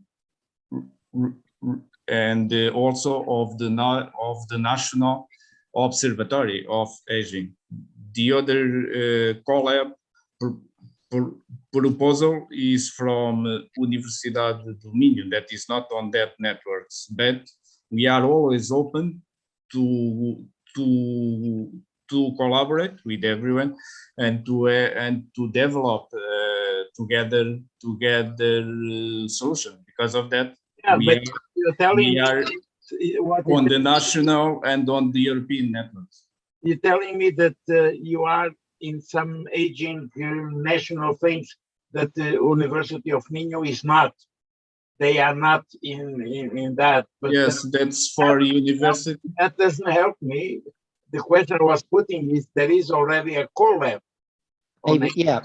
Maybe I could add something, Professor. Positioning in that context. Yeah. Operations are differences. You know. Of course. From the outside, I see two. Okay, I think you are talking about the Healthy CoLab, in Healthy Aging CoLab at Coimbra. That was approved in the last round of financing. And from what we know, of course, we don't know the details because we didn't read the proposal. What them. You can sorry them. Yeah, contact them. Yeah. I know for several years, Dr. Lynn Ferreira, which is the coordinator of the CoLab. And of course, but from what we understood, the approach and the goals are quite different. And I think one important thing is that aging, and like you mentioned, it's an important problem, regional in Portugal and worldwide. So I don't think that we will exclude each other if we have different CoLabs with different goals, but working for the same main topic, which is aging. So even from the one that tomorrow which we don't know, of course, even the details, I think that we did not exclude. I think it's more approaches to address a quite complex problem. Okay, Wolfgang, you.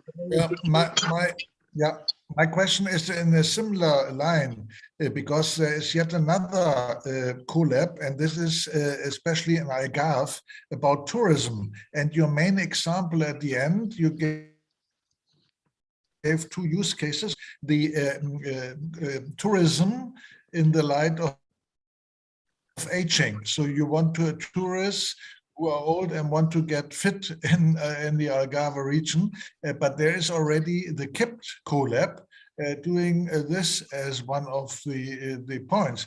So again, like Professor Canazaro said, similar opinion, aging is very important, but I think afford different collabs on this topic. There are many other topics which also are very important. So then I think you definitely should merge or talk to them. That's important. The second thing you mentioned, your score, the so-called alpha score. I never had heard about it. It seems to be a unique feature. It's interesting. But on the other hand, my question is this really internationally recognized? Because if I'm an Asian person, let's say from Sweden, and want to have holidays in Algarve, why should I, count on the alpha score, which is a bit, I haven't heard about it. What do you think about this? This is a little bit because you can define so many scores in science, but if you have not the reputation that this score is really good for your health, you can forget about it.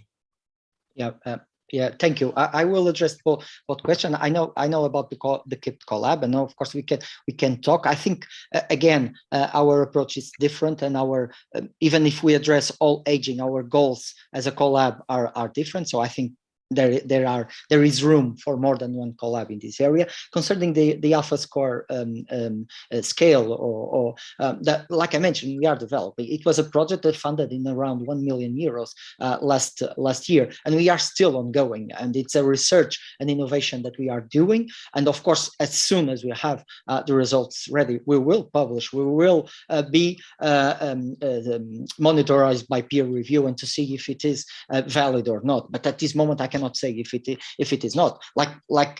It's the proposed. So translate of a CoLab. It's to translate results from the research that is ongoing or future research.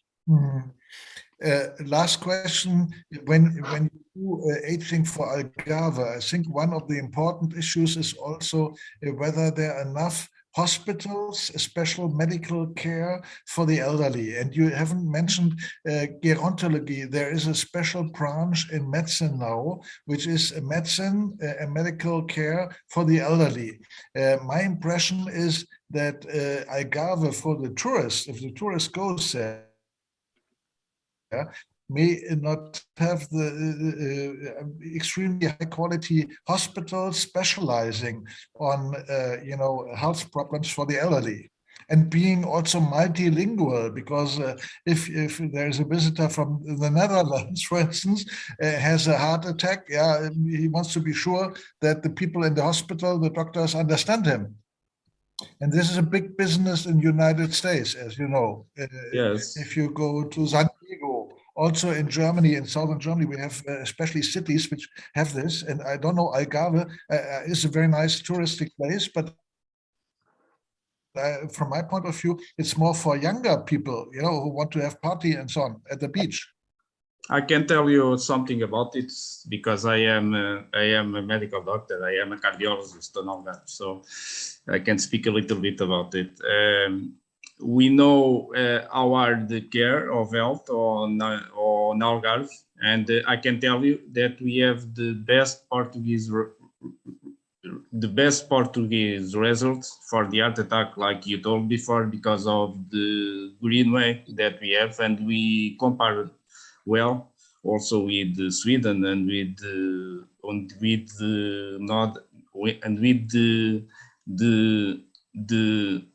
the northern European countries. But I can tell you also that EBC in the other project is developing care of elderly, and is also working at the regional and nowadays at the national levels to increase the quality of home care facilities and of the care of elderly on on the community. We are already doing that, and we are also doing something that is mandatory for that, is that we need professionals that have that are very well qualified for that, and we are doing this, and that's one of the fields that we are working on the last 2 years, and that will create, like Clevio tell, an ecosystem here on Algarve that is unique for that, because we have a very good tourism region, and with these facilities that we are already creating, I can tell you that we will have new facilities for that from the EBC in Vila Moura, with more than 50 million euros investment of one of the municipalities. Would like to put a financial. Thank you so much, Professor Encarnação. We have just reached the time for questions and answers. Okay. Okay. This has been a very fruitful and long day. Thank you so much for all the elements from the ABC CoLab. You will be in contact with the panel. And so we will now move to our usual 5 minutes break between sessions. See you soon.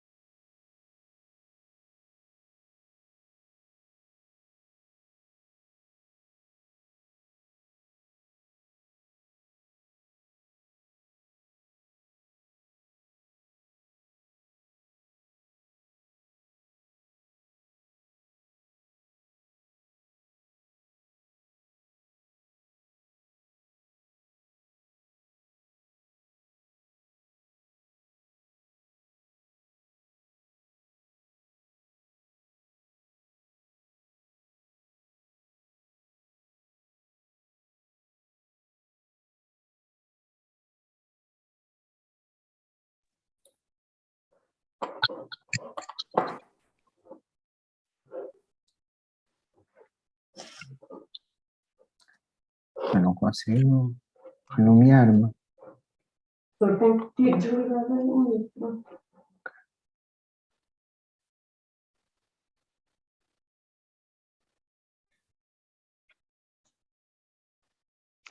Viva, boa tarde. Quem vai, o porta-voz para esta sessão vai ser o professor José Gaspar. Está muted. Só não me consigo renomear. Eu consigo, só um bocadinho.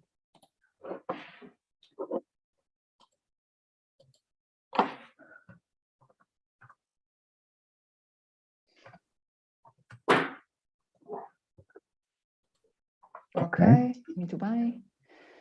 So welcome aboard the public presentation sessions of the CoLabs.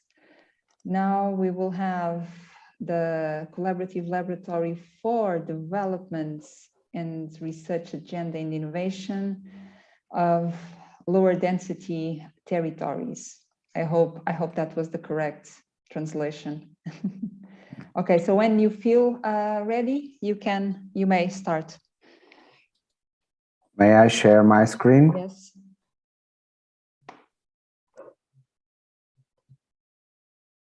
Okay. Are you seeing it well? Yes.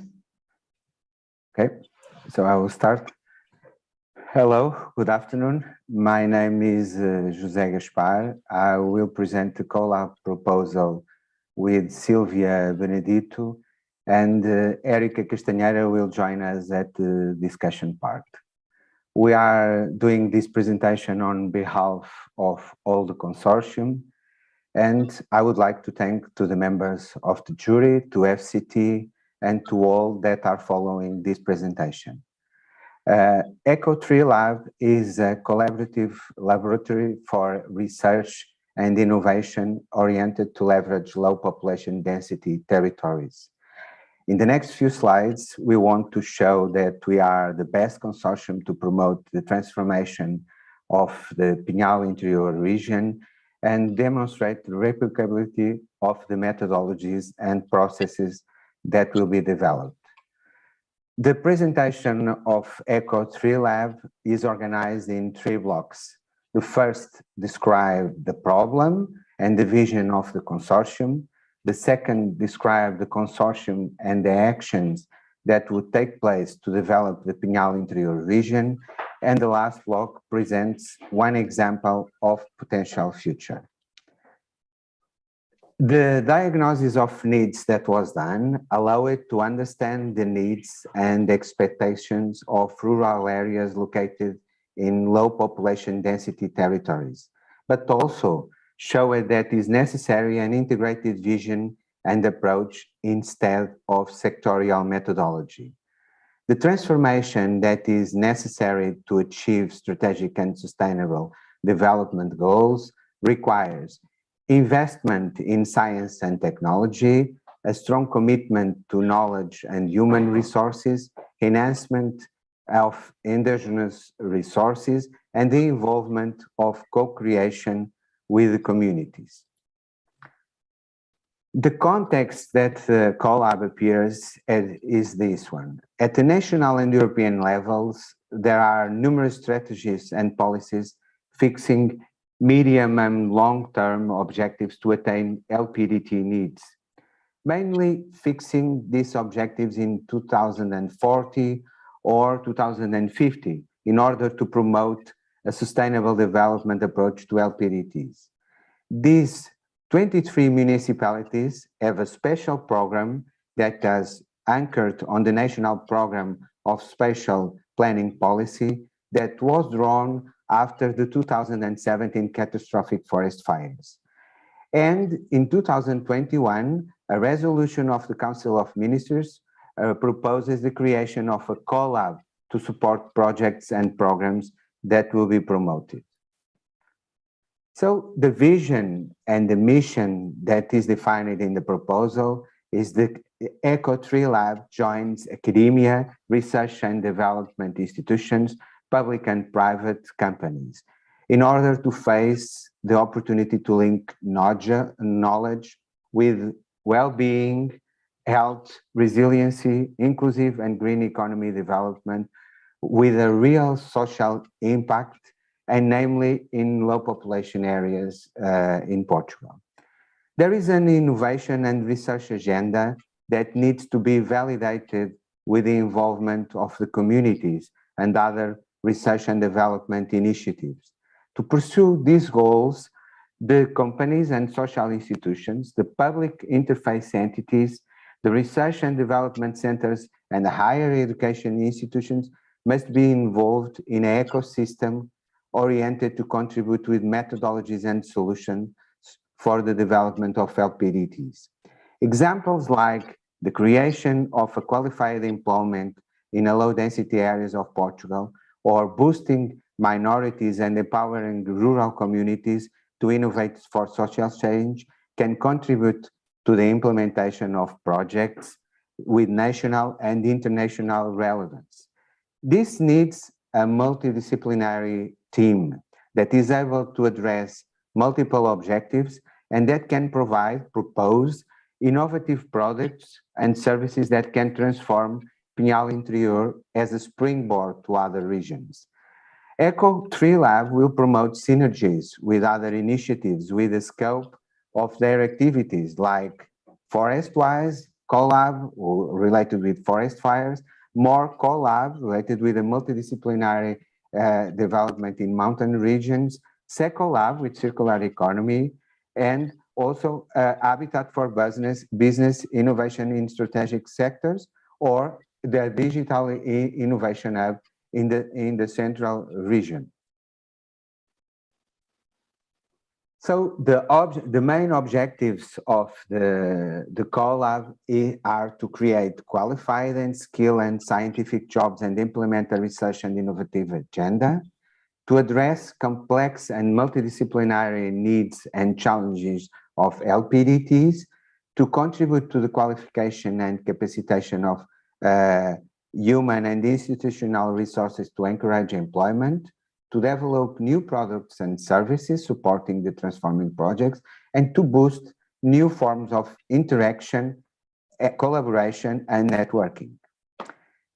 Eco3 Lab will build up and reinforce innovation ecosystem in a low population density and rural areas along three main pillars: developing eco-social innovation projects, strengthening eco-cultural identity, and implementing an ecological and connectivity transition. The consortium have the experience, competence, and human resources with skills that can provide an excellent multidisciplinary basis to target the needs of these regions. All the entities are well established with excellent complementary experiences that can be improved by the consortium and the network that will be promoted. Why we choose these partners? The consortium can provide a good basis to potentiate new initiatives, ideas, and projects that would result from the possibility of interaction and cross-competencies boost. This can improve a knowledge-based economy and provide conditions for new research and development activities and centers. The four development areas that are found in Pinhal Interior Region Development Program are addressed by the three pillars of the CoLab that would produce at least four main outcomes. It will establish the appropriate measures to disseminate the experience and results. We will organize events and platforms to promote international visibility of the territory and consortium, and we will increase the network events to promote export of products and services. And the four outcomes like high qualified and scientific employment projects and initiatives, products and services. So related now with in the action plan with the three main pillars, the first one, eco-social innovation. So mainly whom would be affected with this? Health and social institutions enterprises, and local associations. And what we would do, we would do innovative programs for social inclusion and integration, solutions for a healthy, active aging, well-being, innovative approaches and tools to manage and rehabilitate housing, and what would be the impact? The impact would be attract and retain population, social inclusion and integration, empowering communities, companies and organizations, and a healthy and dignified and active aging. And what are the examples from the consortium that can be connected with this pillar? ADFP with innovative approaches of social inclusion and integration of underrepresented, discriminated or risk groups, OLICIPO with technological and attractive communities hubs, or Focus BC with the public participation platforms. On the second pillar, eco-cultural identity, whom would be addressed more intermunicipal communities, cultural and social and touristic institutions, and local and regional associations and artists. And what we can do, thematic village projects, creation and internationalization of space for digital nomads, territorial marketing and branding, integrative and innovative touristic packages, and eco-cultural events. And what would be the impact? Innovative regional identity, valuing endogenous resources and local economies, new and differentiated touristic and cultural products, and also to empowering the community. The examples would be AVX, that promoting quality of life, wellness, and personal transformation, AXTUR, that has examples of thematic villages, endogenous projects, and territorial market, and Focus BC with digital nomad support. And the third pillar, ecological and connectivity transition, are mainly related with public institutions, associations, and government entities. And what we can do is system platforms for carbon market, for example, circular economy and eco-efficient solutions, clean energy solutions, local energy communities, innovative mobility solutions, and digital and connectivity solutions. What would be the impact? To be boost the economy, competitiveness, and internationalization, optimize transport, connections and new solutions, enhance the ecosystem services and functions, and to be more prepared for climate change adaptation and mitigation. What could be from the consortium, the entities more involved, like Nova University with carbon market platform and techniques of soil conservation, TEU with requalifying urban areas and alternative mobility systems, and Domus Rehabita with payment schemes of ecosystem services and approaches for implementation of public policies. So, doing the SWOT analysis, what are the strengths, the weaknesses, opportunities, and threats?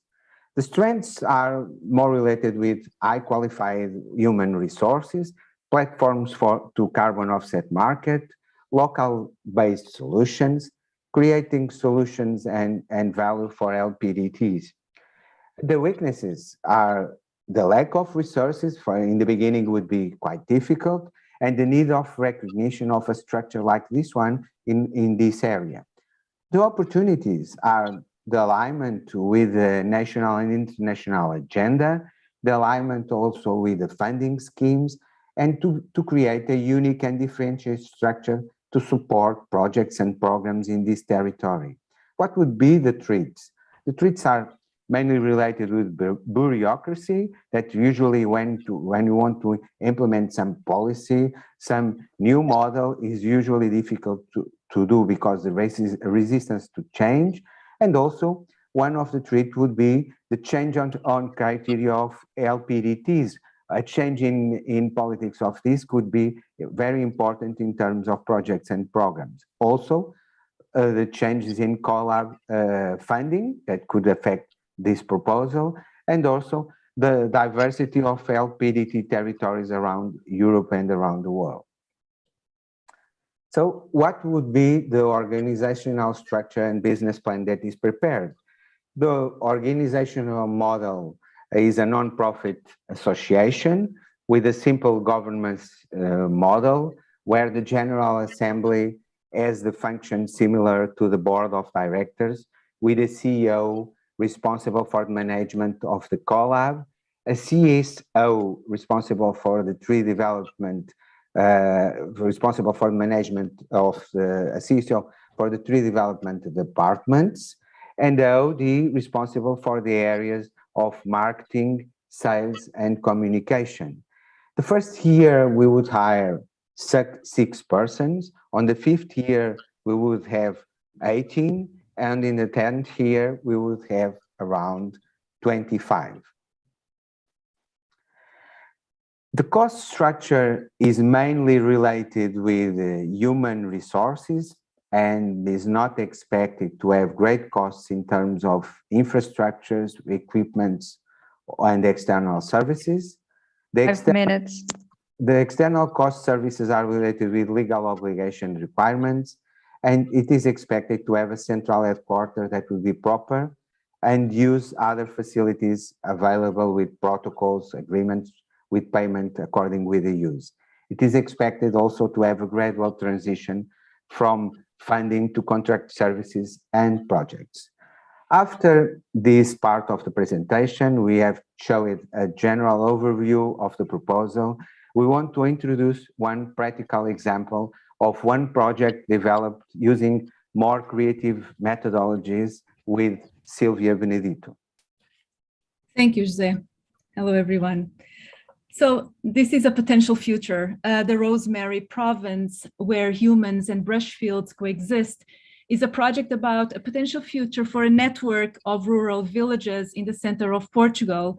It was co-created with the local communities in the municipality of Arganil, and the base question was which and how eco-cultural and social potentials can be leveraged for an integrated future aligned with technology and culture. Next. Next.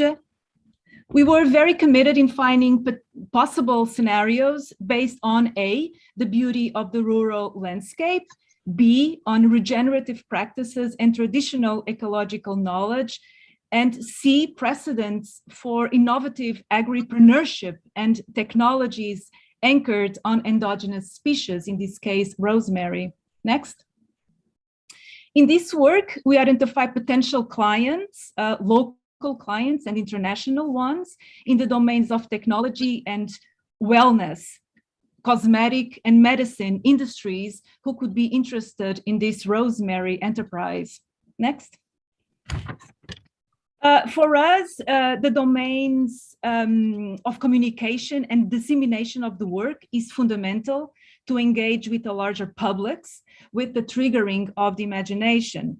Therefore, we think that design and culture are essential allies in this proposal, meaning that we need to specialize ideas to make sure that these scenarios are accessible to everyone, not only the scientific community, but also society at large. And for us, in this project, we identified a network of villages that could work in complementary ways, do their territorial synergies, meaning microclimatic, hydrological networks, accessibility, social dynamics, history, etc. Next. This included also their elder communities, and we saw the potential to open up to other elders, national and international, who could be interested in living amongst rosemary fields and fresh air. And this is particularly relevant for a post-COVID scenario. Next. This could be also a wonderful opportunity to promote intergenerational knowledge exchange programs between elders and children to know more about the retooling of traditional ecological knowledge into new technologies and innovative practices. Next, the end. And the last step of this co-created project was the bringing back to the communities with a discussion of potential futures, followed by the dissemination of the work to the larger audiences, local and international. Thank you so much. Thank you. So we have our first presentation with 2 speakers, and it was a wonderful timekeeping coordination. So now the panel may... Well, so far as I understand, it's Hélène and Julian. Yes, please. Thank you. Yes, thank you for this presentation and nice dreams. I have some questions about actually what are the research questions that you want to address in this proposal. And related to that, I think that I didn't hear at all about the possibility of using digital technologies, and I have a feeling that you do not take full advantage of them in the proposal, but this is a feeling that you may confirm or contradict. Of course, this is for digital technologies. You can use them as at the level of research questions of products and services, but you can also use them for answering questions about organizing distance working and provided that you have good connections, of course. But you see, both I didn't see any of these aspects in your proposal. So this was my first question. Second one is about you have a multidisciplinary approach and team, but I couldn't see which actions somehow you can organize to put partners together. So in matter of, well, how do you plan to exchange between partners and work between them all together? And another maybe more detailed question is you mentioned offers of products, but and I was wondering if the example you were giving in your slides on the work packages descriptions are actually example of products. Where are they coming from, these examples? Which is their status? I mean, are they past example, or are they ongoing project? Or, well, so this was my 3 questions for now.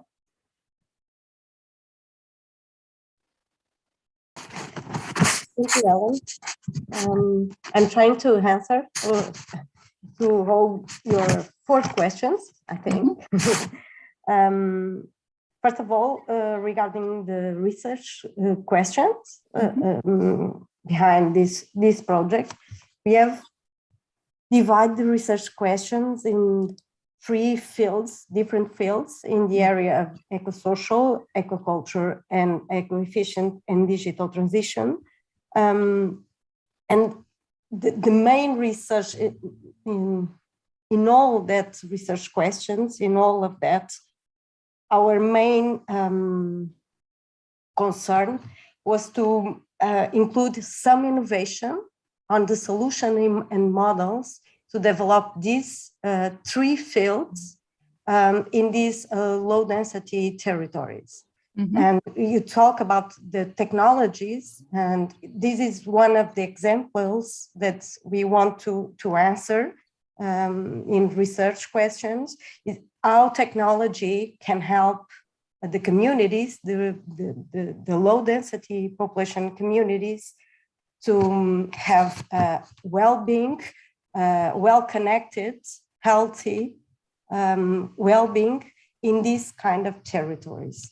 How we can improve mobility, how we can improve the connectivity of elders, how we can help the support to an active aging and healthy aging, how we can develop new models of tourism and cultural development in these kind of areas, how we can introduce digitalization and all the technology, artificial intelligence, all this stuff in these fields.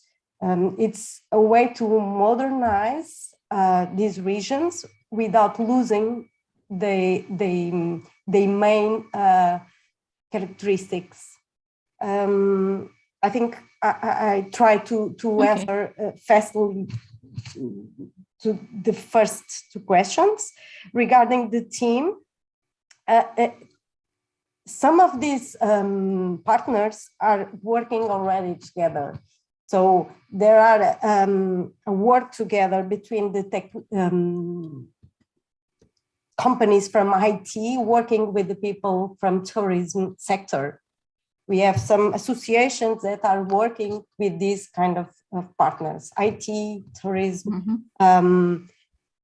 Another big problem, and also related with technologies and functions and service that this CoLab can work with, the problem of housing, the problem of the energy poverty in these territories. We can improve this kind we can help to solve this kind of problems with IT and with the partners that are in this consortium that works in building and housing. So most of these partners work together already, and we can find even the example and the graph that we show in the presentation is a problem, because we see that all partners are in all work package, because they are important in all these areas, and we can see and already exists a lot of synergies between them. And I want to add that is not only the synergies with between partners, but also with the entities and initiatives that already exist, with other CoLabs that exist around this one, and that can touch some parts of this one, but also with other structures like digital hub institutions or smart rural incubators. So we can put all together, and our objective is to work not only with these partners, but also with the communities and with all the teams that are working in these all initiatives. Also the team of the smart rural and how to improve and develop research and innovation regarding smart rural and expand the concept of the smart city to this kind of territories. For us is a great objective, and we believe that we have space to make a lot of research and innovation, not only to develop these territories in Portugal, but also for the internationalization of these products and services developed. I think one more answer for the examples that we present. The examples, some of them are already implemented, and the others are some ideas that we want to develop together.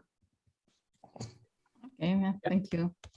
Starting from this, from the example, the Rosemary Valley, the one that you have put, how many people has participated in this project? This is one question. And in which areas have you participated? If I may answer to that. Because this is not in the proposal, and it's difficult just to relate both things. Sure, I can give a little bit of context. I'm happy to. So yes. I teach in university, and this was an initiative that was triggered by a collaboration between the university and the municipality of Arganil. So after the wildfires, I teach at the GSD in the US, Harvard, and with the landscape department, I contacted several municipalities and said we should do something together. And with this contact, Arganil and Erica was my first contact. We were able to mobilize a few communities and we talked to them. We organized a fellowship where my students spent 2 months engaging with these communities, particularly Benfeita, Cepos, and Casal Novo, just to mention a few, to engage. It's just to give you an idea of the volume of the project. Just to say, because one of the things I see in this CoLab, and for me is, I mean, I have seen, I see the challenge, but I do see very few people involved in this challenge and in this research area. I mean, you are in these three key important research and innovation agenda that you mentioned. There are many target fields of objectives, and then you are in the 5th year. You are only with 12 people in the CoLab, so there is not a critical mass with all these type of things. I mean, one person or one researcher for 2 topics is something that is not very is not easy to understand. So can you clarify that, because it's difficult to see something there of research. Thank you, Julian. I don't know. You see the human resources in the end of? Yes, I mean, I have seen the research. I can tell you, you got researchers. Staff planning is figure 3 in the proposal. Yes. And you see in the 5th year. 5th, yeah. There, as I see, you can correct me, but it's what I see. No. Full-time equivalent people. Yeah, we have 2 PhDs in each work package, and 2 in each work package, and we because our idea is to have rational evolution in human resources. We believe that the critical mass it builds in the long term and build with the partners and with the synergies with the other entities and companies. Okay. We believe that it's a safe increase. It's better and safe because in the end of the 10th year, we have a more critical mass. So let's go then to the financial thing. I mean, let's go to that. Yes. How much money are you, because I don't see your services from, what type of services are you going to deliver? And the income sources. Yes. We give some examples. Yeah. Yes, we give some examples in the presentation and the proposal. And we have some examples of consultancy, management tools, equipments, but it's basically the services for social entities, municipalities, and companies related with tourism. Means you are going to give services from the CoLab. Not only, but also equipments in the partnership with some of the companies that are in the consortium. And another thing that I think is very important is that this CoLab was built based on national plan for the Pinhal Interior valorization that have consider more than 20 projects, transforming projects with a financial budget for the development of these projects. And even one of these projects is the evaluation of the importance of creating a CoLab to put all these research and innovation working together in these different fields. So we believe that even the financial parts in the first years can be boosted and fostering by this financial package associated with the Pinhal Interior region plan. Okay, let me put a question in that context, in the financial context. What would happen to the lab if, let's say, the basic funding that you are expecting from FCT delays, or it becomes impossible? So how dependent you are? Is your consortium in the position and willing to help you also financially as a sort of plan B if things go wrong with the basic funding, or are you completely dependent on that? We have, as Julian referred, we have very return increase of human resources in the first year. So we are very well controlled in terms of the financial investment in the first years to have sure that we have sustainability to increase in these services for the community.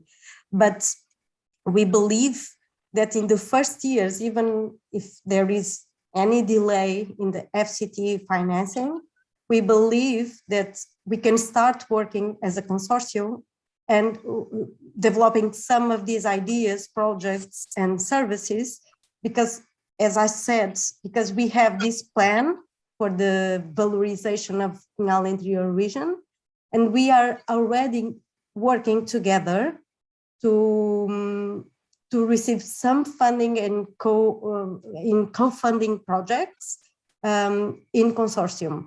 So we already submit several projects last month, together with some of these entities that are part of this consortium in the scope of the resilience program of Portugal. We are also planning to develop some of these ideas in the scope of the PT 2013, and also in the scope of Fundo Ambiental or other financial, because we have financial supports for these projects. But you are relying 100% on public money. Sorry? You are relying 100% on public money. You don't have companies supporting you if needed financially. In the first years. I'm sorry, Erika. May I just ask to be really brief? Because we just reached the 15 minutes. Okay. So you can answer, but really short. Okay. I will try. Yes, in the first years, yes, but after the 5th year, we believe that our services and products are enough to pay all the human resources, even because, as you can see, almost of the costs of this CoLab are related with human resources and not with investment in equipment or infrastructures. So we have this problem a little bit solved. We have an investment in human resources. We believe that in the first years we can solve this with the public financial support in the scope of the interior plan. Okay, thank you, Erika. I'm sorry I had to shorten a little bit your answer, but in any way you will be in contact with the panel. So if you need to complement in any way your reply, you will have this opportunity. So thank you so much for everybody from the ECO3 lab. Thank you, we will have again a break, and then we move to, I believe, our last presentation, which will be for water core. So we will see each other soon. Not soon, immediately. Right now.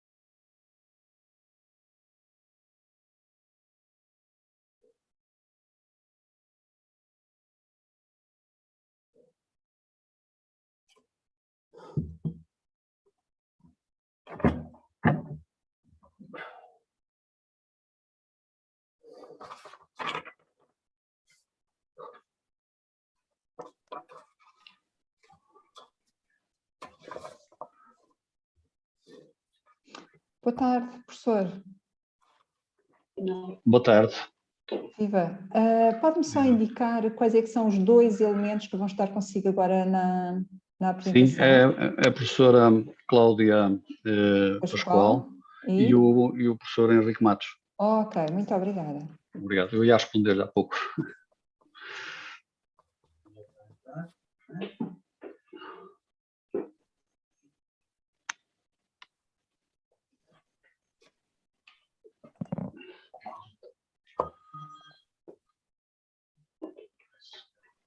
Okay, so we will now start with the Water Core CoLab, which is focused on water for resilient communities. You can start when you feel ready. Yes, I'm going to share. Thank you very much.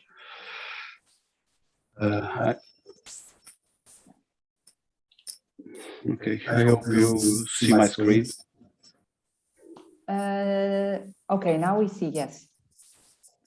You already see? Okay. You are muted now. Yeah, okay. Thank you Is very there much. somebody else in the room with you? Maybe Professora Claudia? Yes, she's with me. Okay, so she needs to unmute, take the sound off. Yes. Okay, all right. Okay. Thank you very much. Hello, so I am Jaime Gabriel Silva from Águas de Portugal Group, and I'm going to lead this presentation of the Water Core CoLab with my colleagues Cláudia Pascoal from Universidade do Minho and Henrique Matos from Instituto Superior Técnico. The Water Core CoLab is meant to be a non-profit private association, joining together public and private companies and academia institutions. With this CoLab, why this CoLab should be proposed? It addresses critical issues related to the water that ask for innovative approaches and changes in our minds, like the European Green Deal, the Zero Pollution Action Act, and the Sustainable Development Goals directly related to water.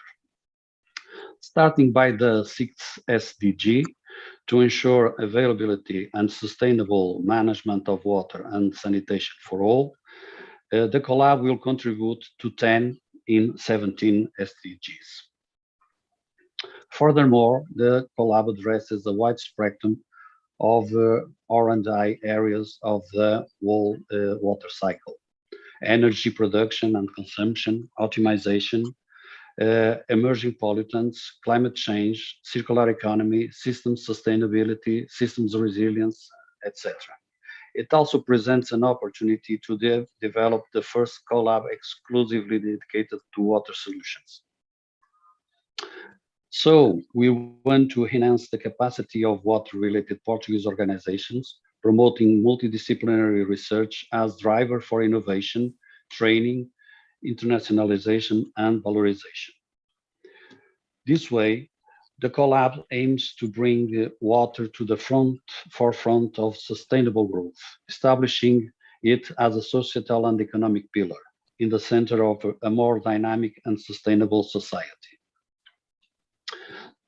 These are the CoLab's main objectives.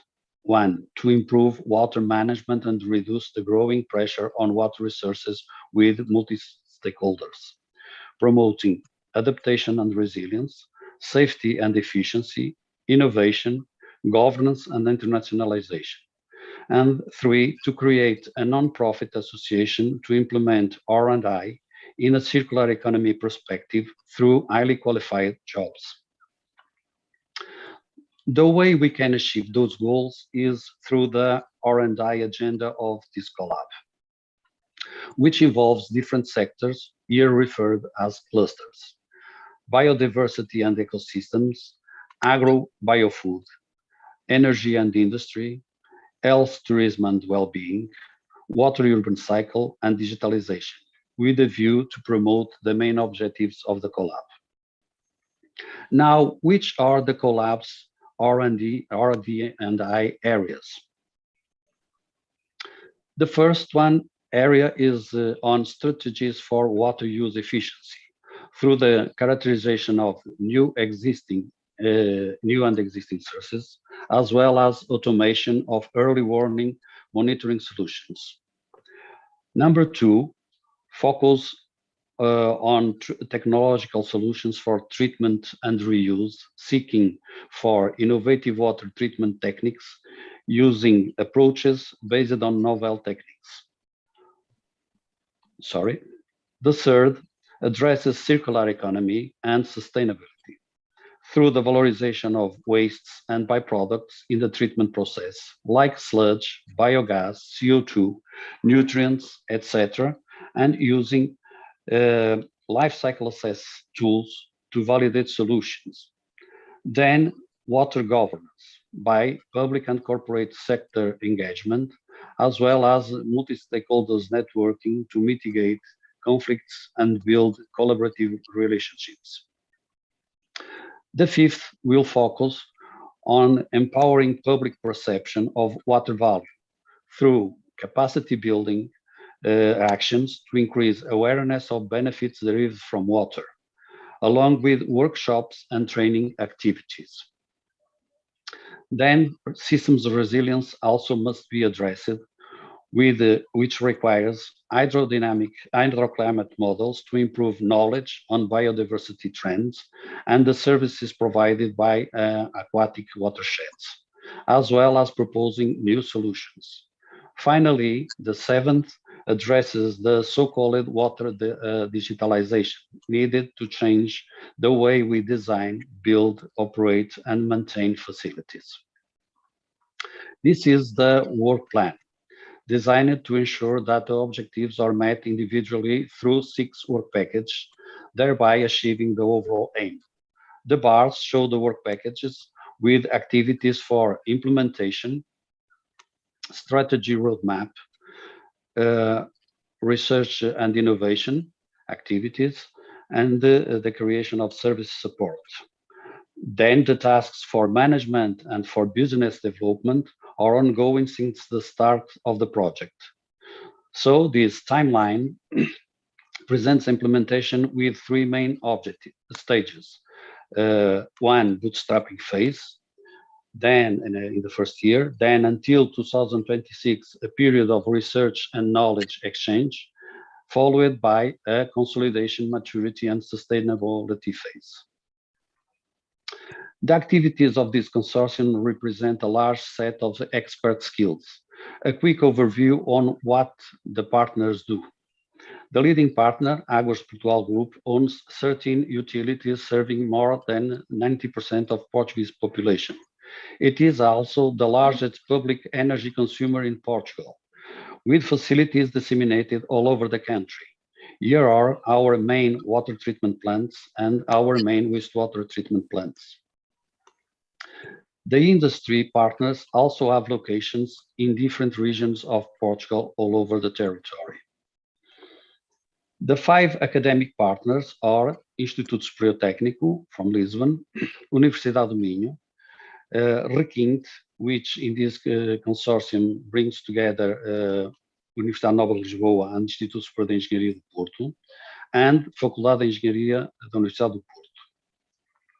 They develop complementary research activity covering a large set of knowledge areas, supporting the CoLab's multidisciplinary activities. This is one of the key strengths of the CoLab. The industry partners also have, besides Águas Portugal, the CoLab counts with a set of distinguishing partners linked through their relations with water, namely companies specialized in developing specific solutions like AST and Ventilaqua, one of the largest Portuguese drinkers producer, Superboc Group, the Portuguese Association of Textile and Clothing, ATP, a key Portuguese energy company from Galp Group, Galp Energia, a large public agro-industry development enterprise, EDIA, the largest Portuguese hotels and tourism group, Pestana, and a private water company known all over the world, Veolia. This map shows the CoLab partners in the world. Internationalization plays an important role in the CoLab's goals, and most partners have significant activity in different countries and continents. Now, this map reflects the conceptualization of fusion between partners being crucial towards increasing the collaboration between academia and in yellow and the industry in blue and green. Blue is for the leader. Alongside with the clusters, finally, this conceptualization highlights the 7 key RD&I areas, which are predicted to have a technological, economical, and societal impact, providing translational research to practice. It is important to reflect that this type of conceptualization requires change, adaptation, and evaluation from an enterprise and scientific perspective. It is our aim to cover such an approach, which is key to find the highest level of scientific and industrial development following the clusters as guidance. Here you can meet the coordinator of each partner of the project. Now, the governance of the CoLab has been designed as shown.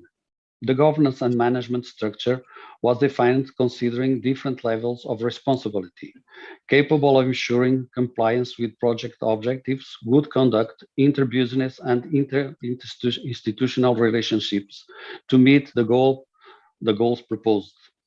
This specific model comprises structures to bring clarity to the decision-making process and ensure the motivation of the water core team.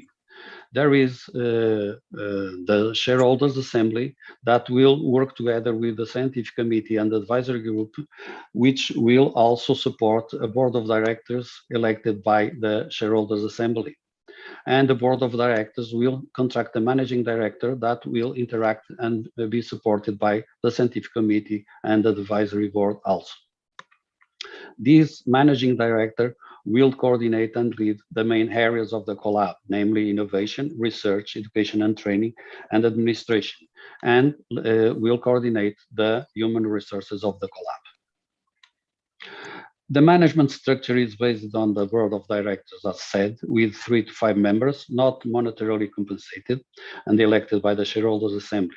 B, a scientific committee, including researchers from academic partners, and professionals from industry partners with research profiles. If the proposal will be approved, other professionals are to be invited, like for instance, National Civil Engineering Lab, the National Energy and Geology Lab, and other researchers profiles from partners involved.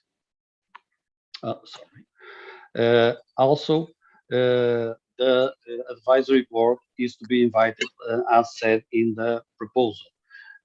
We have listed already some of them: Water, International Water Association, European Water Association, European Benchmarking Corporation, the Portuguese Environmental Agency, the Portuguese Water Regulator, the Portuguese Energy Regulator, the National Innovation Agency, the Portuguese Municipalities Association, a private innovation institution called Tech Portugal, the Water Portuguese Partnership, and other water-related organizations. This association is expected to generate services within its acting scope that will indulge existing needs of the CoLab's partners, as well as public administration and international organizations and similar acting companies, therefore producing recurring revenue.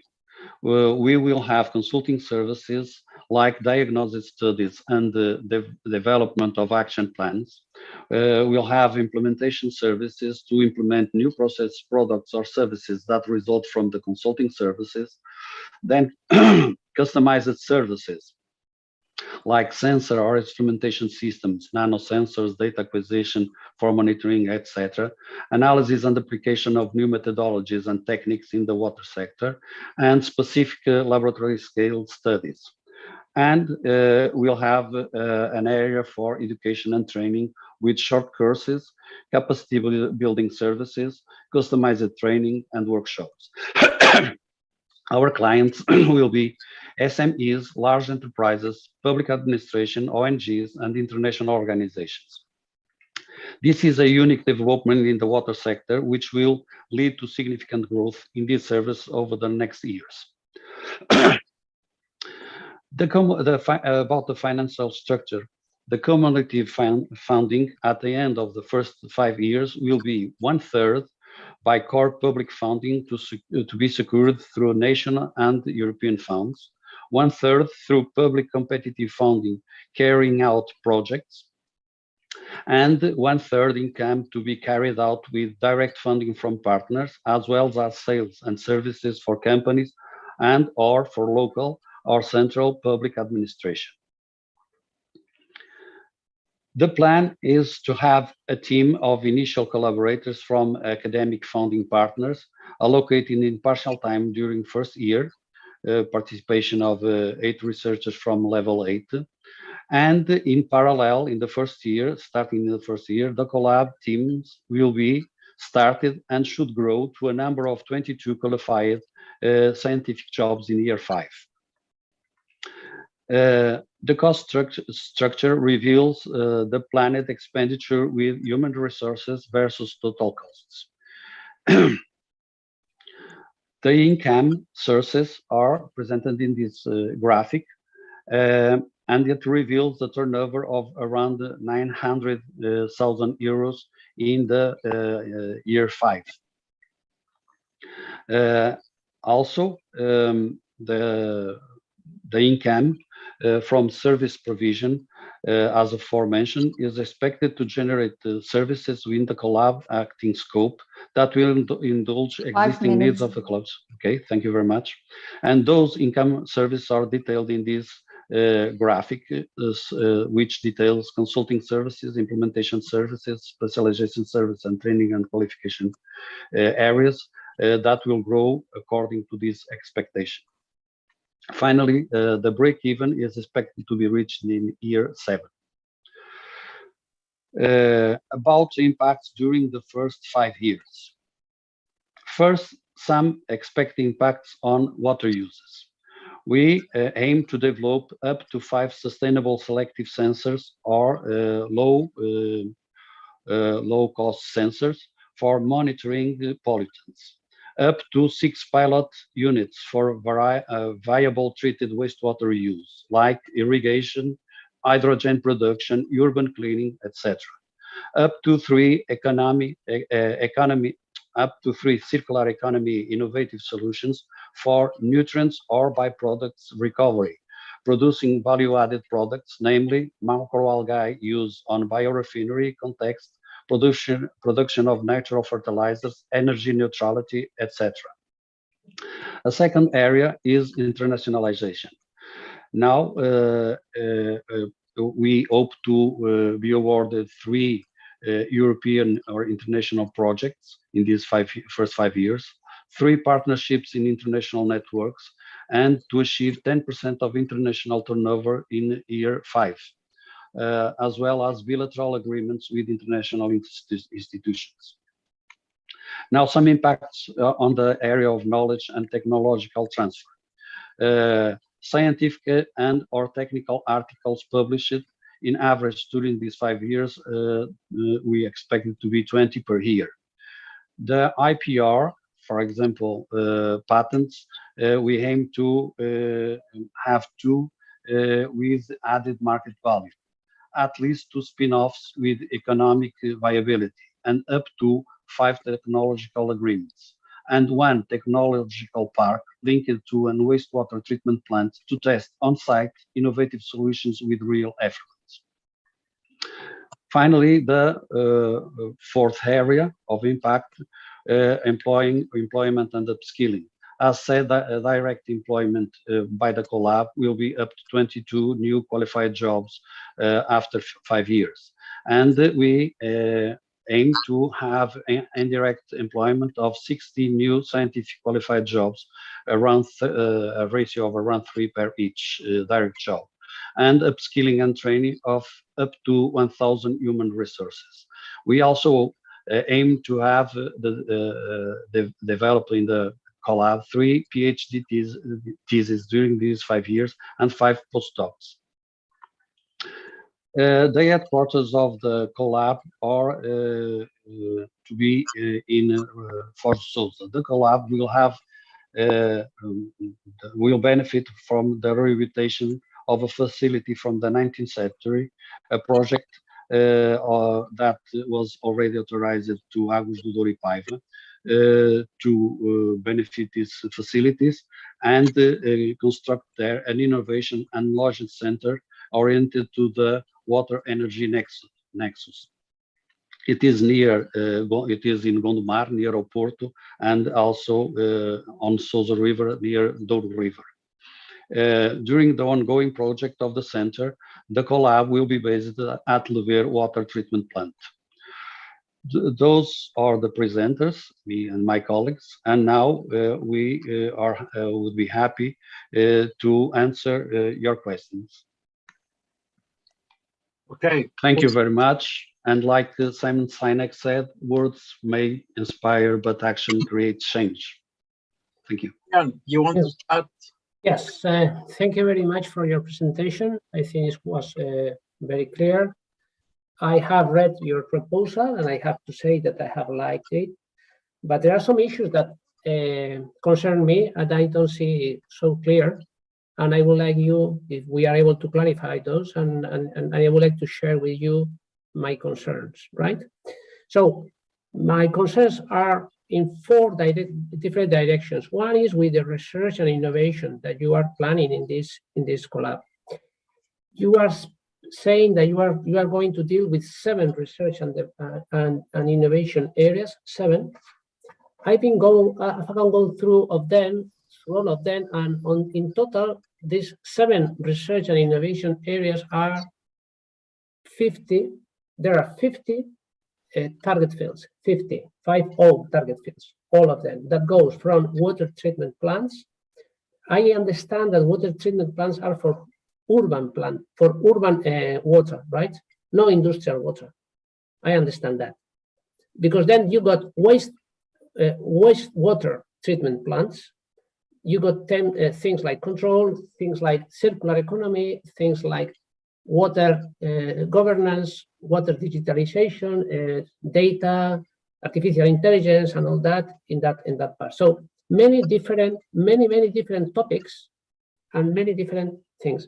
I don't know if on top of that where you are going to specialize, where you are going to be singular, because there are too many topics in here that I think that we should rationalize somehow. Can you comment that? That one thing. And the other thing that linked with that is that only you are planning 20 people in the 5th year, 20 people in the CoLab. So I have seen, with link with this, I don't see where the research is being done, because I see many consultancy services and I don't see the research. Can you clarify these 2 points, please?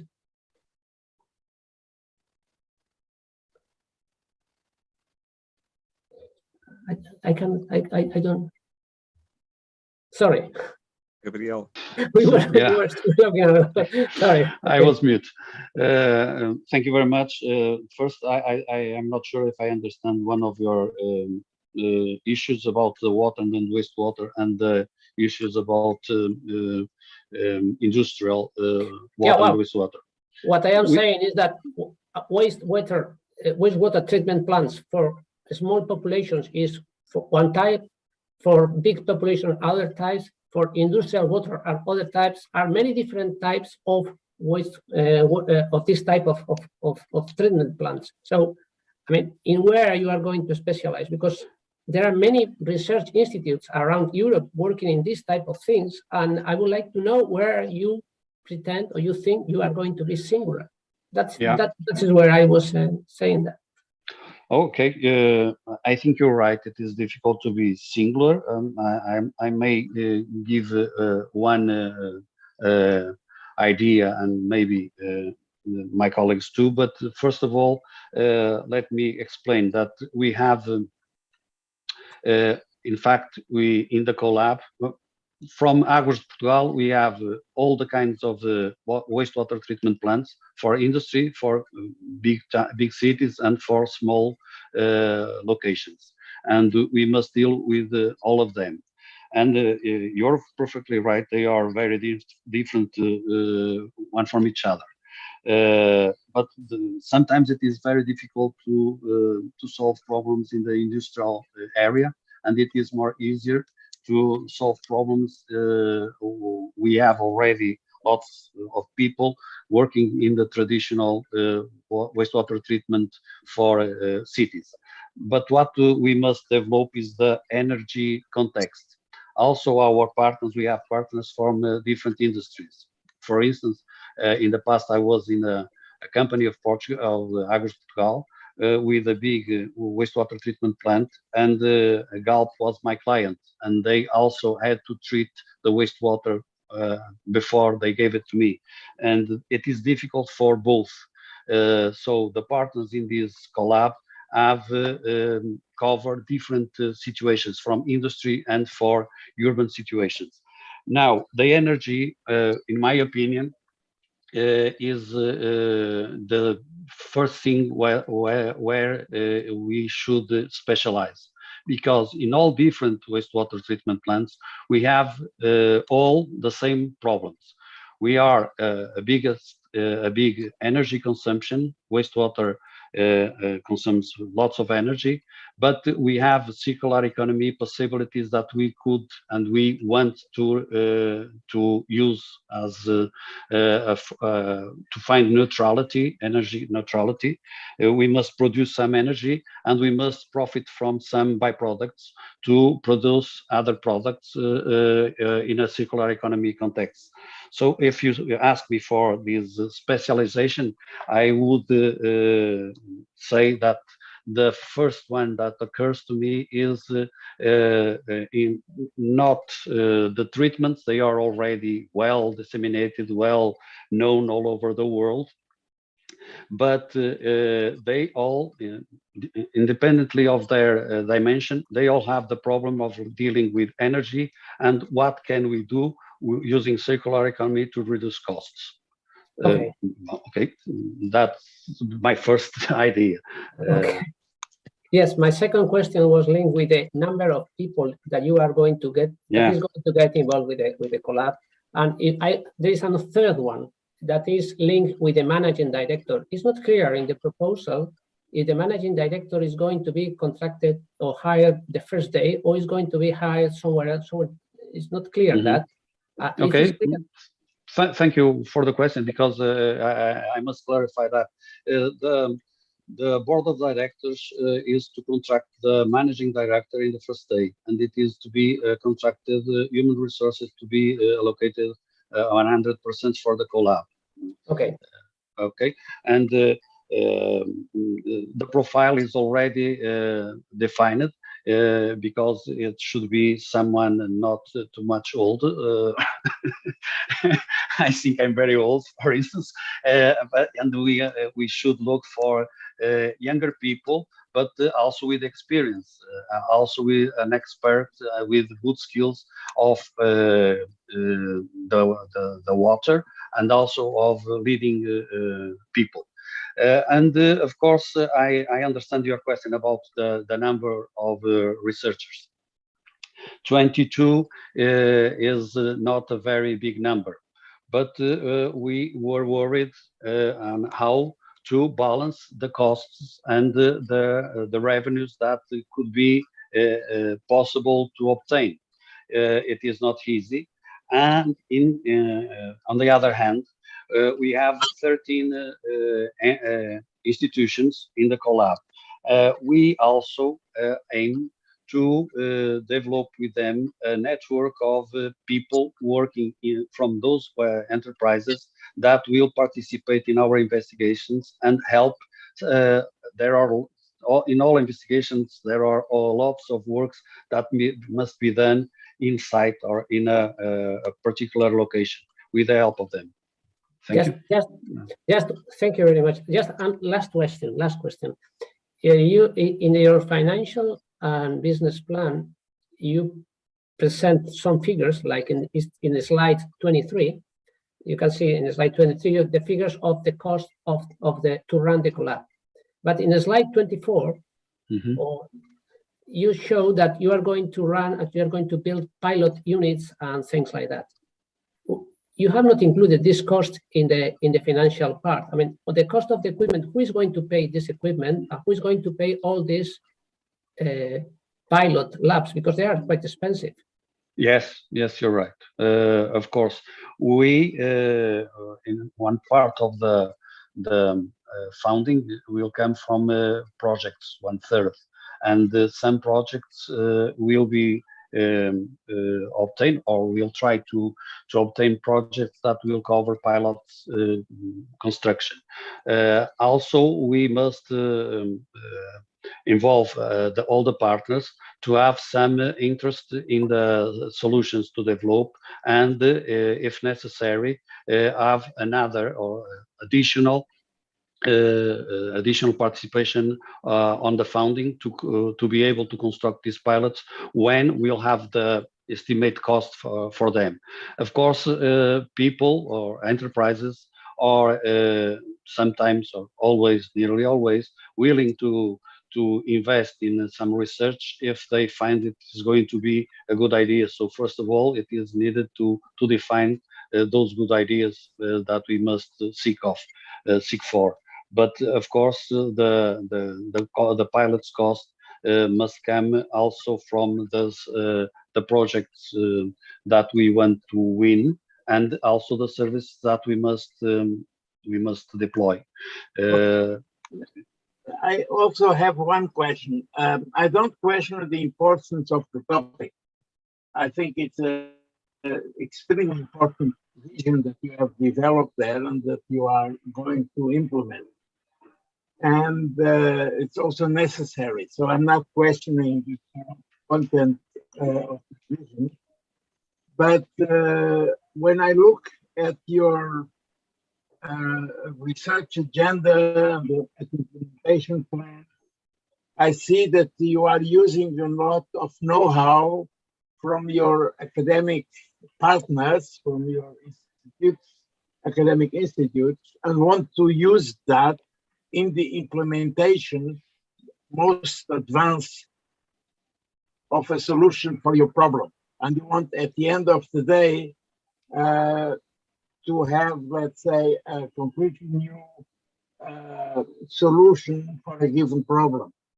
So you are not really doing science in the sense that you are looking for a solution, but you have already a solution in mind and you want to implement it using the know-how and technologies from your partners. And looking at your associate members, at the list of your companies, I put to myself the question, why do you need public money? You have enough money to try to develop such a prototype, which at the end of the day will be serving your business. Why do you have to use public money to implement, if you want, a unique solution for your own commercial purposes? Okay. First, I'd like to say that I understand when you say that sometimes we have a solution in mind, but in my opinion, we are not, the most of the times, we are not sure if our solutions are going to be good, and we really know that we must try other scenarios and to explore other possibilities, because sometimes we think that it is a good idea, at the end it doesn't work. At the end it is so we must develop and research more. And also I could ask my colleague Enrique Matos, because he can talk a little bit about the use of researchers from and the support that the schools can because do. As a viewer, as a review of the proposal, we get the feeling that, of course, what you want to do has risks. And because of the risks, you prefer to do with public money, because if it goes wrong. Yes, I understand, but it's not quite. It is not only that. Not your money. And on the other side is the same as you answered to Julian Flores. Also, the investment, you wait until you have projects to do the investment. The companies don't do a pre-investment, but you say, okay, let's. Okay, we seem to have lost the connection. Okay. Yeah. Just a small remark. We have 2 minutes left for questions, and Professor Encarnação is having some problems with the connection. Margarida, I put this question to the end. How do you justify the use of public money? Because this is a question that we have. Yes, we need. Yes, please. Yes, thank you. If I can add something, just to say that we have, of course, these academic institutions that can contribute with some manpower to improve the research, and CoLab could use these master students and PhD students also in the academia that can improve the number of people working for this goal. This is something to answer to Julian, the previous question. And for that one from Encarnação about the use of the public resources, I can say that we need to have this kind of structure that can facilitate the communication between the several players, because some are more specific for technological solutions, some other for more analytical, some other for management, some other for some optimization models to integrate solutions. So we need to this kind of, let's say, umbrella to communicate, to put communication between the players in one place and with a good organization and to have good results at the end of the time. And I would say also to have thank you. We have reached the 15 minutes. I would like to thank everybody, particularly this last CoLab that were enduring till the end to give their presentation. It's never easy to close a day. So thank you everybody, and the ones that are watching us through YouTube. Tomorrow we will have again not so full day, but a full day nevertheless. Today we had plenty of topics being presented, from Montado to co-literacy to aging, logistics, and furthermore. So if you all agree, we will finish for today and start tomorrow fresh. 9 o'clock. All right, 9 o'clock. Great sharing. We're very good. Well done, Michael. Okay, thank you so much. 9 o'clock. You guys were very well as well. Other European countries. Yeah, okay. Bye. Bye. Thank you. Goodbye. Thank you very much. Bye. Goodbye. Thank you very much. Okay.